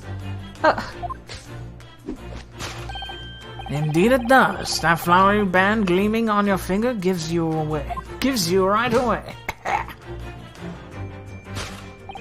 for it's identical to the one shown on the hand of Mr. Garadeb's bride in this photographic print. In other words, you're no ordinary household maid. No. You are Mr. Garadeb's lucky bride. You are Miss Garadeb herself. Oh my word!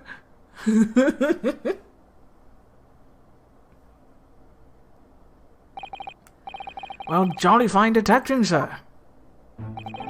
Yeah, rightly surmised. This is my wife, yes, my Joan. Rather let herself go, you might say, but she was really bad. Whoa! It would appear that you don't like to live in most comfortable It would appear that you don't live in the most comfortable circumstances. After all, you're a retired army man, yet you're here in the business of renting out rooms.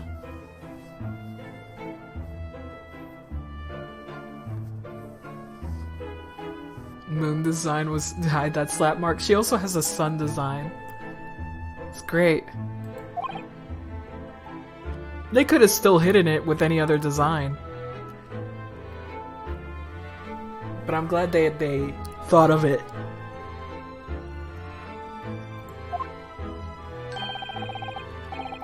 I would assume, therefore, you have insufficient means to employ a maid.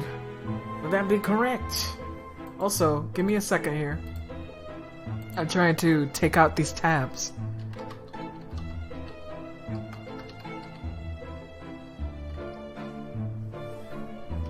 Okay, so I wanted to know where Garadeb even was from, and it is another Sherlock Holmes story. It's called The Adventure of the Three Garadebs.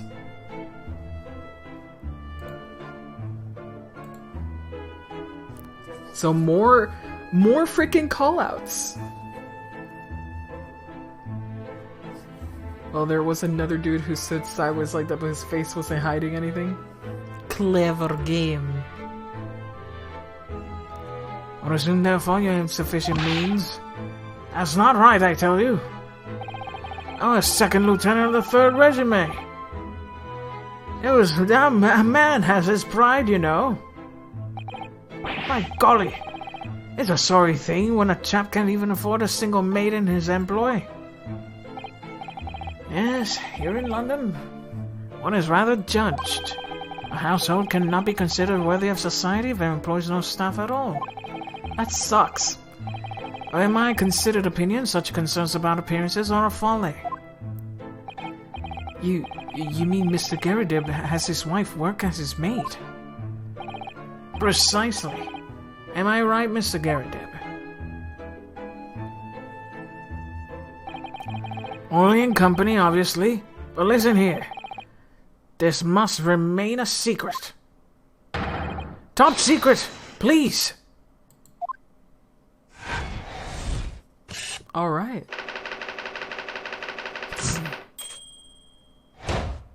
Big solved. Now it's time for the second topic. Now, Mr. Garadeb, it's plainly clear to you still have deep feelings for this formidable beast. Poor baby. Indeed, in that blithe pose, the distress of this loss was caused to you veritably tangible. I need to go to sleep. Your head weighs heavy on your shoulders. The pain you feel being revealed by that supporting arm.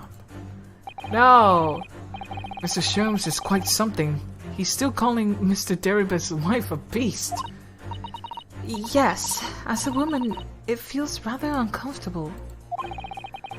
But Miss Garadeb is standing beside her husband as we speak. In other words, he hasn't lost his beloved at all, has he? Oh, how true! So perhaps that supporting arm that seems to be propping up his head has some other significance then? According to Mr. Sholmes, Mr. Garadeb's pain is tangible though. What could that pose of his really signify? Alright. Slap cheek. big ol' slappy. A pipe. Look at that pipe. It's a really large pipe, isn't it? I mean, isn't it? Yes, for someone of that size, hanging out of his or her mouth on a regular basis. He's sure to have a serious chin like Mr. Garrideb's. What's that white winding around all about? White binding around it all about? It was broken? Alright. Doesn't seem like there's anything else here. The supporting arm, which I'm not gonna click at. I don't think I can click on anything else. So, slap cheek.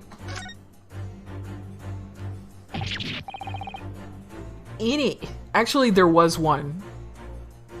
It was from the Lestrade girl. Oh my, look at that bright red mark. Gosh, that's quite something. And clearly made by somebody's hand. Yes, Mr. Garrideb has been slapped on the face, it seems. Hard. I've never seen such a clearly defined mark. Whoever would have done such a thing? Whoever has done such a thing? Well, there's a very limited number of candidates, I'd say. No, don't worry about it. It was really quick. But I remember she said it.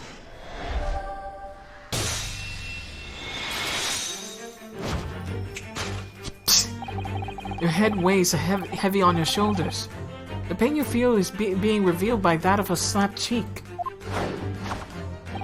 And of course, the deliverer of that impressive mark on your cheeks that refuses to fade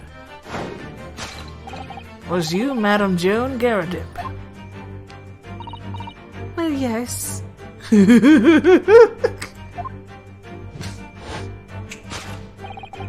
You have been desperate to hide that slap mark on your cheek, sir.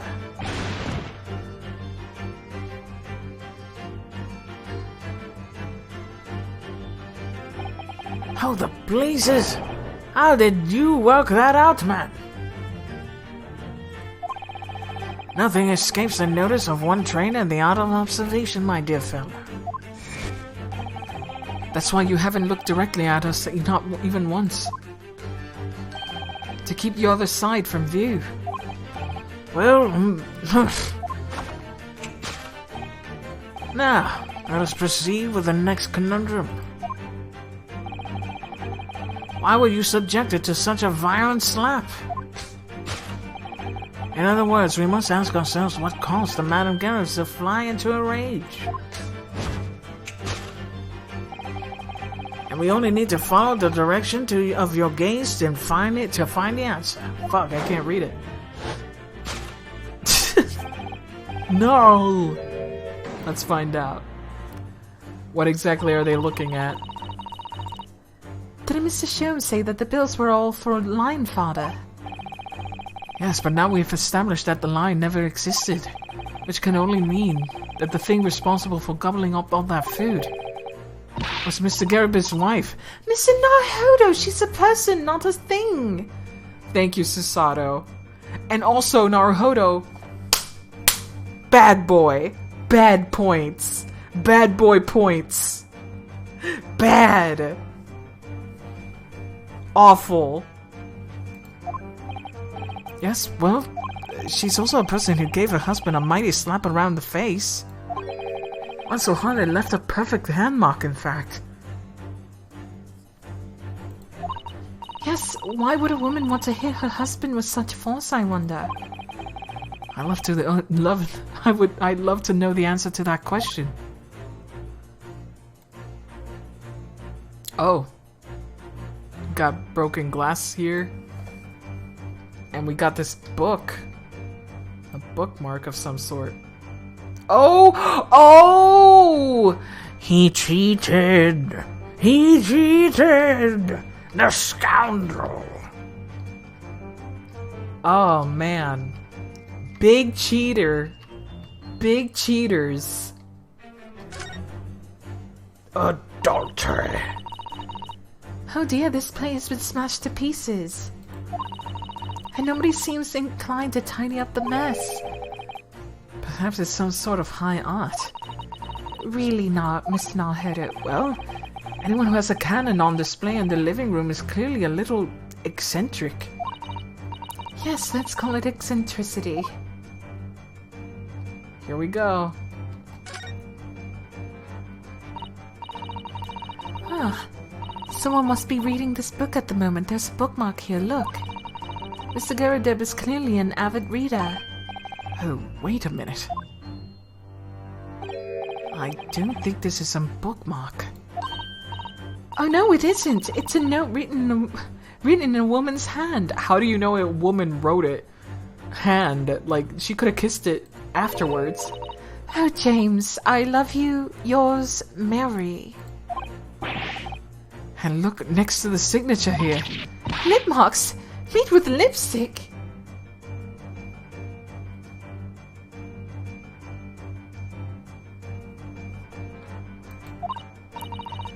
What a passionate and romantic gesture. Don't get any ideas, Susato-san.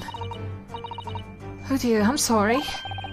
So this bookmark is actually a love note then, Oh, I had to click on it. I had to click on it to reveal what it is. Alright. Take that!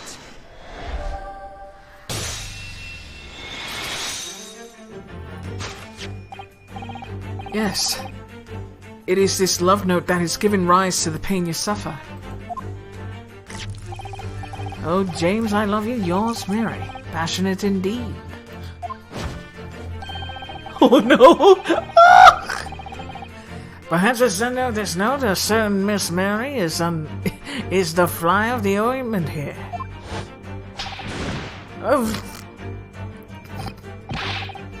But I don't know the Bolly woman. You don't know her. The note wasn't written to me. It was just in the book. I don't know how it got here. Ah, it was just there, you say. That's right. I'm a zoology. A likely story. Let me see something here. His name is John. Not James. Woman. His name is John, not James. Lady. He never cheated on you.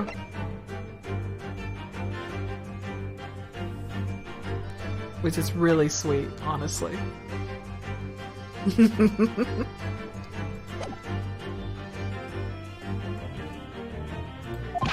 Now listen here, Joan, old thing. I explained at the time. I bought the book at second-hand place, and that's when no must have already been in there. So the previous owner of the book was just using the note as a bookmark, you mean?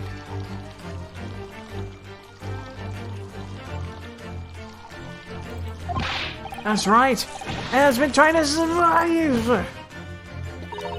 Unlikely story. For heaven's sake, woman, look at the name. It's written to James. My name, in case you forgot, is John. Unlikely story. Are you questioning my name now? And there we have it. Arouse the suspicions of the female heart, and you unleash the beast of most ferocious bite. Poor guy. I feel sorry for him. Now in a final fit of rage, the ferocious beast carried out one last unimaginable attack. Unimaginable?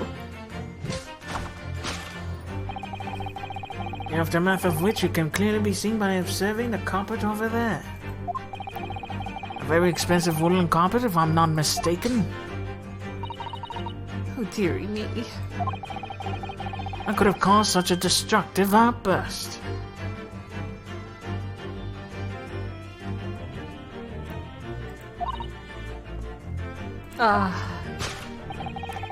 This time, madam, I'm afraid it was you who had inadvertently revealed the truth to me. Your wandering eye has settled upon the answer very neatly indeed.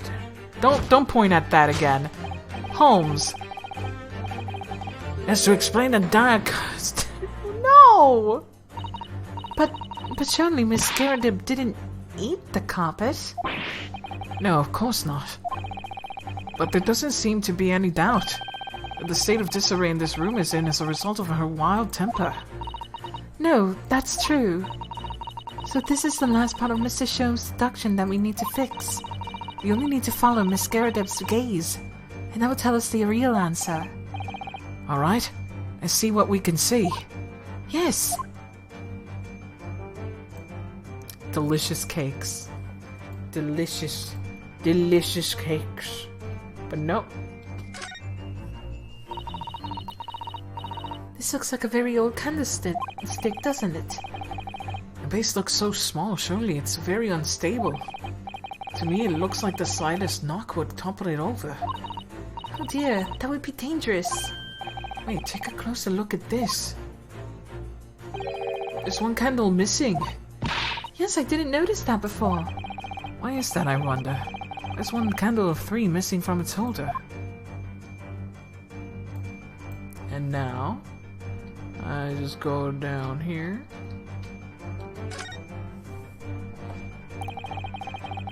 The carpet over here has been ripped to shreds. Yes, and according to Mr. Sholmes' deduction, the tears match those made by an Indian lion's teeth exactly. No, it does not. Oh, look here. What is it? If you look closely at the edge, you can see scorch marks. Oh, yes you can. In that case, perhaps the carpet wasn't eaten in the normal sense at all. Let's rethink that with that in mind. Alright. I guess I have... I kind of want to click on this. I want to know what they say about it. This is advertising handbill for the circus. Patty's Circus. It's in a nearby park. Isn't this the same as the one we saw earlier? The one that was folded up in Mr. Garrideb's pocket? Perhaps they are very great circus lovers. It couldn't be that hungry lions somehow involved here again, would it? Oh dear, I hope not. I do hope not. Here we go. Alright. Looks like he also had it in his home pocket. Alright. Big represents you. Take that! Okay. Yes, to explain the dire state of the carpet, you only need to look at the candlestick. Most illuminating, my dear fellow, and of course the only possible way out of this logical labyrinth. Yes, the remnants of the ferocious attack in which the carpet was devoured are clearly visible. Indeed they are. The scorch marks at the edge clearly give the truth away. Scorch marks. It would appear that this room was the scene of a little marital altercation. It's very cute. Mrs. Garrideb's mighty arm muscles left an impression not only on her husband's face, but on the entire room. The force of her strike caused the candle to fall from the holder. And in seconds the carpet was alight, and the whole corner of the room in flames. Yes, for the most ferocious beast in the world is neither a violent lion nor a vengeful woman, but fire.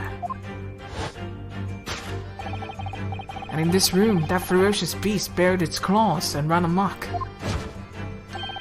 Eloquently put, my dear fellow. As you can see, there is but one conclusion here.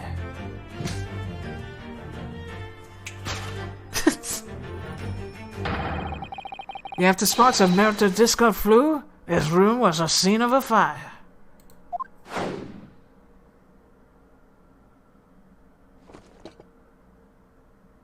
Oh. Now you get up. Mr. Sholmes, sir, I salute you!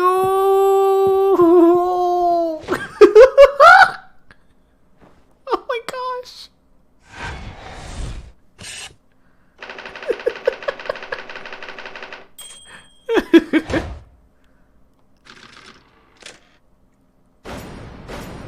Hell yeah. Big elementaries.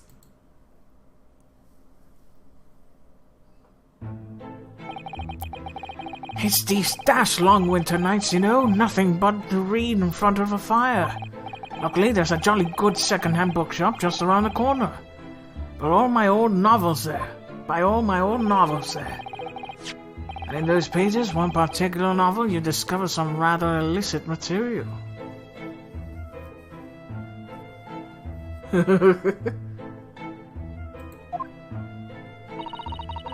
which your wife admonished you harshly, it seems. Don't know about demolished. Demolished might be a rather closer to the mark.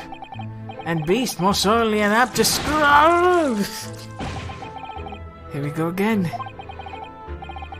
And the carpet? Was that destroyed by fire when the candle fell on the floor? Afraid to say it was. Happened in the blink of an eye, you know. Whole place filled with smoke. Couldn't see a deadly thing. I was caught between an old stick's rage and the raging flames. Yeah, I know, right? You paint a torrid picture, sir. One that would have been most... That's what he said. That's sympathy for you. It didn't take long for the fire to spread, of course. The bally furniture started going up as well. We had to hide and mess behind the screen for the time being.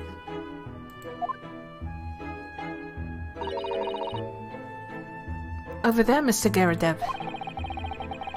Oh, you have nothing to hide now, if you will allow me.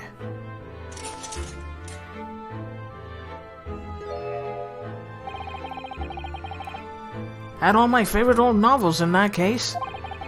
As soon as the fire got a hold of them, that's it. Whoosh! Up in smoke!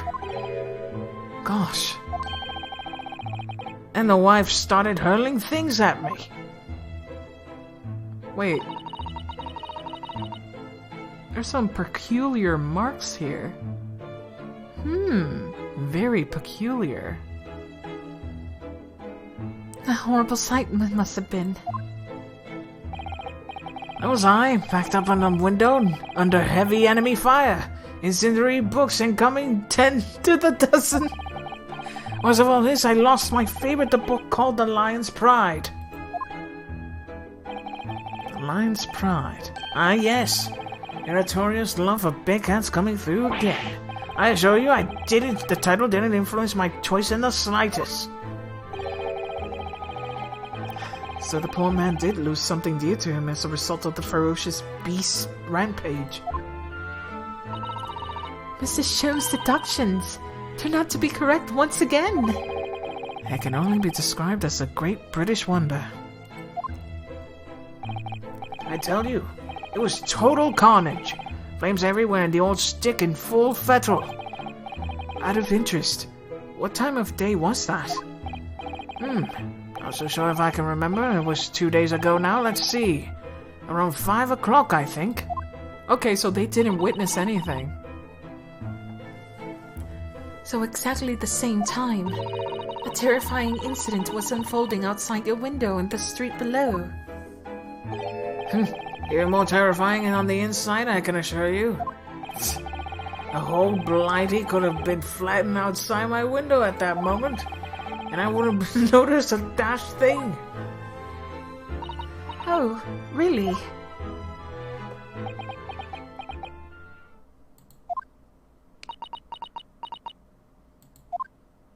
Did you see something, lady? Mr. Sholmes.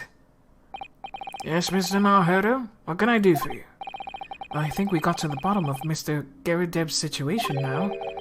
But what does it have to do with Mr. Natsumi's circumstances?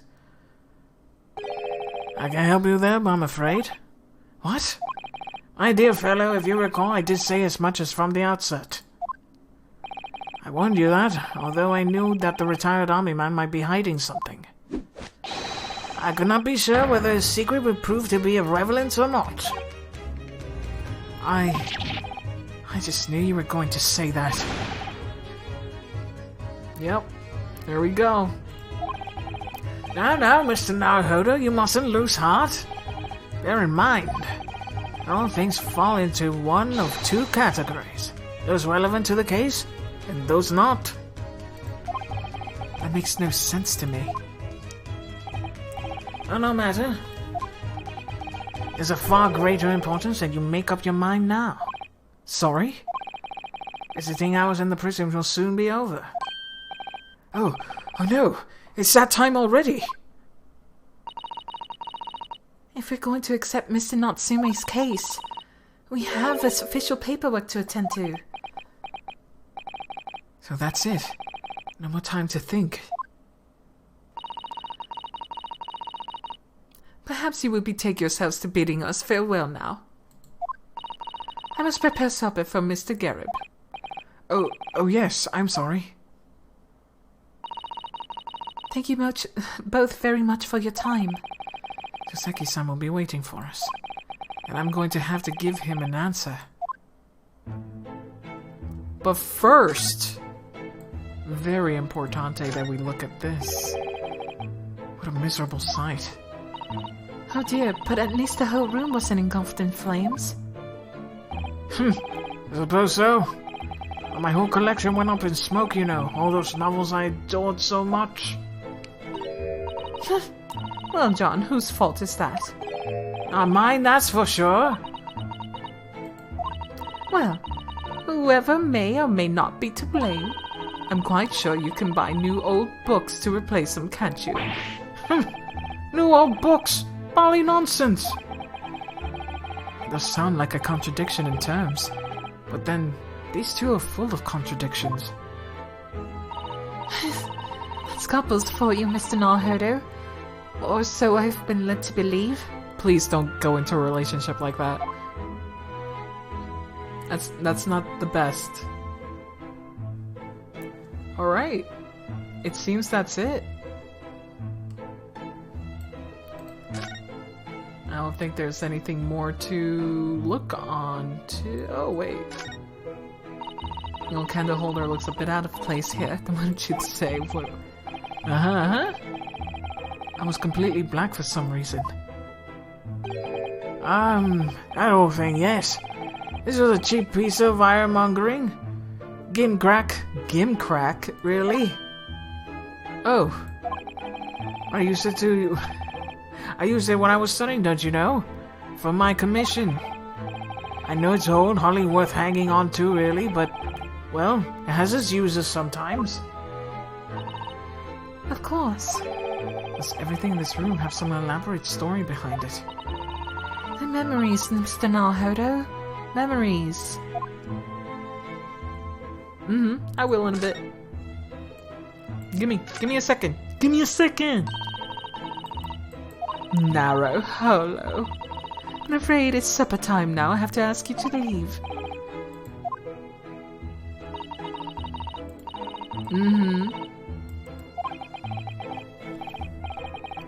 Let's go!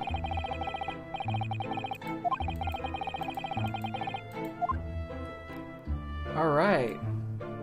There's nothing else here of note. Let's go. Oh fuck, I didn't mean to come here. But the cat is gone. And Sholmes isn't here anymore either. Alright. Oh, we can actually go back to Sholmes' suit too. Sweet. I always say suit when I should say sweet. Oh wait! It didn't allow me. The game didn't allow me. The game was like, no, you're not gonna do that. It's time, Mr. Naruto. We must hurry back to the prison. Yes, I know. Let's hail a carriage. Oh. What's the matter? Looks like something's going on over there in front of Mr. Garib's house. Who the hell is this?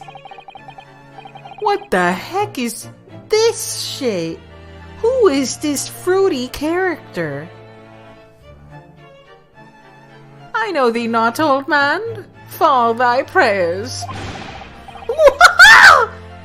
Who you calling old man, you rum-looking meanie-me, piney-me? There are more things in heaven and earth, Horatio. Oh my god.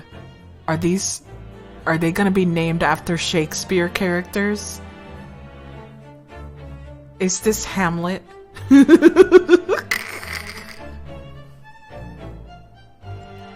Oh man. Then I dreamt in your philosophy. Oh, zealous Carriage, you fella, hey? What are you on about? Okay, that's not his name. Excuse me. What the? Who are you now? I'm sorry. It just look as though there might be some problem here. And my associate here, Mr. Ryunosuke Naruto, is a lawyer, you see. And aren't we supposed to be talking to Natsume? A lawyer? What? If I can be of any assistance, I'd be happy to help. I'm from Japan, but I've studied English law. That's one hell of a design, isn't it? Look at these two characters next to each other. What the fuck anime is this? What is this anime? Fine, I'll be on my way for the day, but you mark my words. It ain't over yet.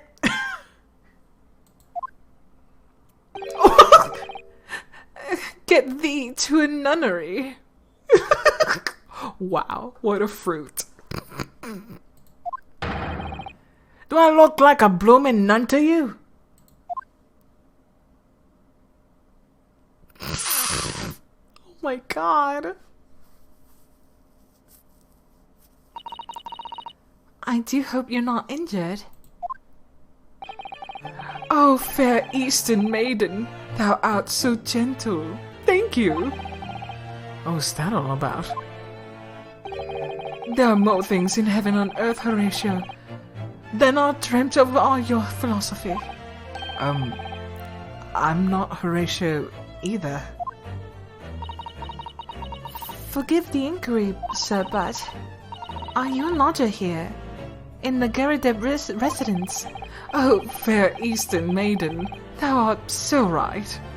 Yes, I do dwell in this humble abode. Wow. Mr. Carriage had mentioned that he had another lodger, didn't he? This must be that man. These characters. I hate walking these kind of... You hate talking to these kind of characters? Do you happen to know the other lodger who lives in the first floor? Ah, yes. The gentleman named Natsume. Oh, all worthy palmist in my battle of words, near could there be. Sorry, battle, did you say? Who is stronger, Hamlet or Macbeth? Mr. Natsume has fought long into the night. Wow. Wow. I see. Why did I put walking my brain theater, walking, talking bitches? These characters, mishmash. I don't fully understand, but it seems Mr. Natsume and this gentleman are acquaintances, at least. So, fair maiden, so good gentleman. I can tear in here no longer. Fare thee well. I didn't really understand him, but I think he's returned to his room. It seems he's unaware of what's happened to Mr. Natsume, so he can't really help us. Are you sure? Something tells me those are the two witnesses. Something tells me those are our witnesses. Oh man, that's delicious water. Mr. Seki-san and that man as lodges. The Garridib house is certainly full of eccentrics. Anyway, I'll go find a carriage. Yes, I'm sure Mr. Natsume is eagerly awaiting our return. Let's hope that we can get to the prison before visiting hours are over. And is that the end of this? No, shit. Fuck. I just want to end the part.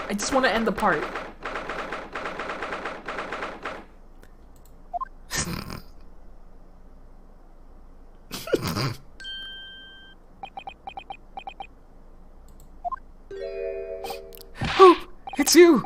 You're here! You came! Locum student, Mr. Narherder Esquire. I can't believe you came back! I'm so touched! Who does he remind me of? Who does he Oh no. Guys, are they implying Soseki Natsume is a distant relative of Butts? Larry fucking Butts? It's the same face! He's doing the same emotions! That's the same face! It's Larry Butts! There's a lot left! There's a lot left in this? Fuck. It doesn't go to a continue? Shit. Fuck me. Let me end on a place that makes sense.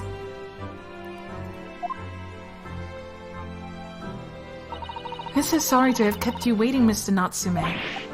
Oh no! Think nothing of it! Relax! If I were a cat, I would purr with pleasure at the company of such fine compatriots.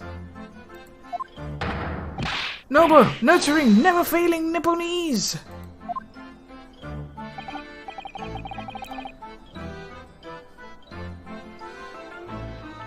I think this part is close to finished. Yeah, I just want to end this part. Oh, now let's not get carried away. Oh, who's this? And quite to read, there's nothing more reassuring than a familiarity of one's native land. Is this the Chief Justice?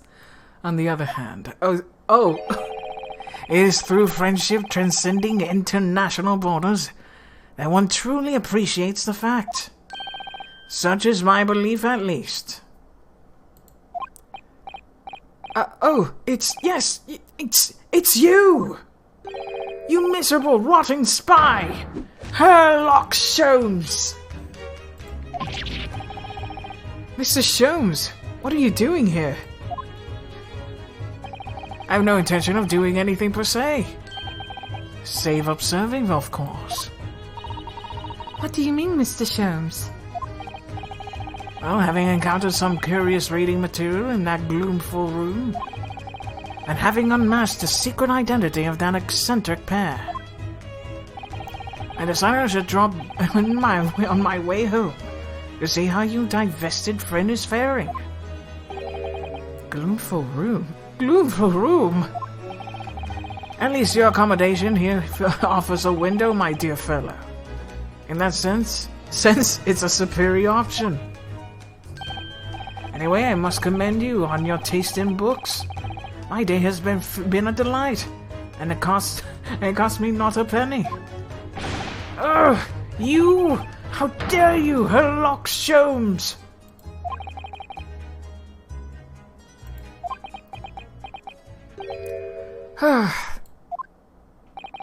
I've had it. I'm through. I'm at the end of my rope. I should never have come to Great Britain. It was a terrible mistake. Haunted by spirits in those accursed lodgings. No doubt my luck will be cursed in tomorrow's trial as well. My whole life has been bedamned! What are you thinking, Mr. Narhodo? He mentioned that once before, didn't he? That his lodgings were cursed, I mean. And there is much true in Mr. Moustache's words. What? Cursed is a wholly appropriate description, I would say, for the man's lodgings, and indeed for tomorrow's trial. What's that supposed to mean? Alright, perfect. Perfect place to stop. Not gonna read anymore, it's already 11 over here. Time to say. Like, I know that after this it's gonna end, but who cares?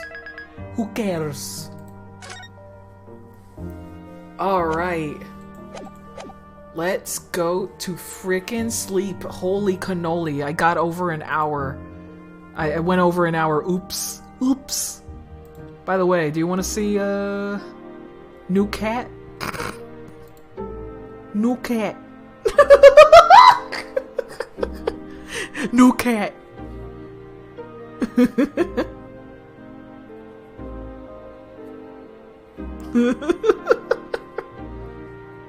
He's a new cat. No spoilers. Well, thank you so much for joining the stream, everybody. Around 10, luckily. Oh, thank God. I also gotta wake up very early, though, so I only have about 6 hours, really. But, 6 to 7 hours, which is enough. But, good night, everybody. I'm gonna go off. Because it's only 8 a.m. Damn you. God damn you. Oh, wait, I don't need to save. I already saved. Ah, that's cool. I love that the backgrounds change. Thank you so much for joining me, everybody. Good night, everyone. Bye-bye, everybody.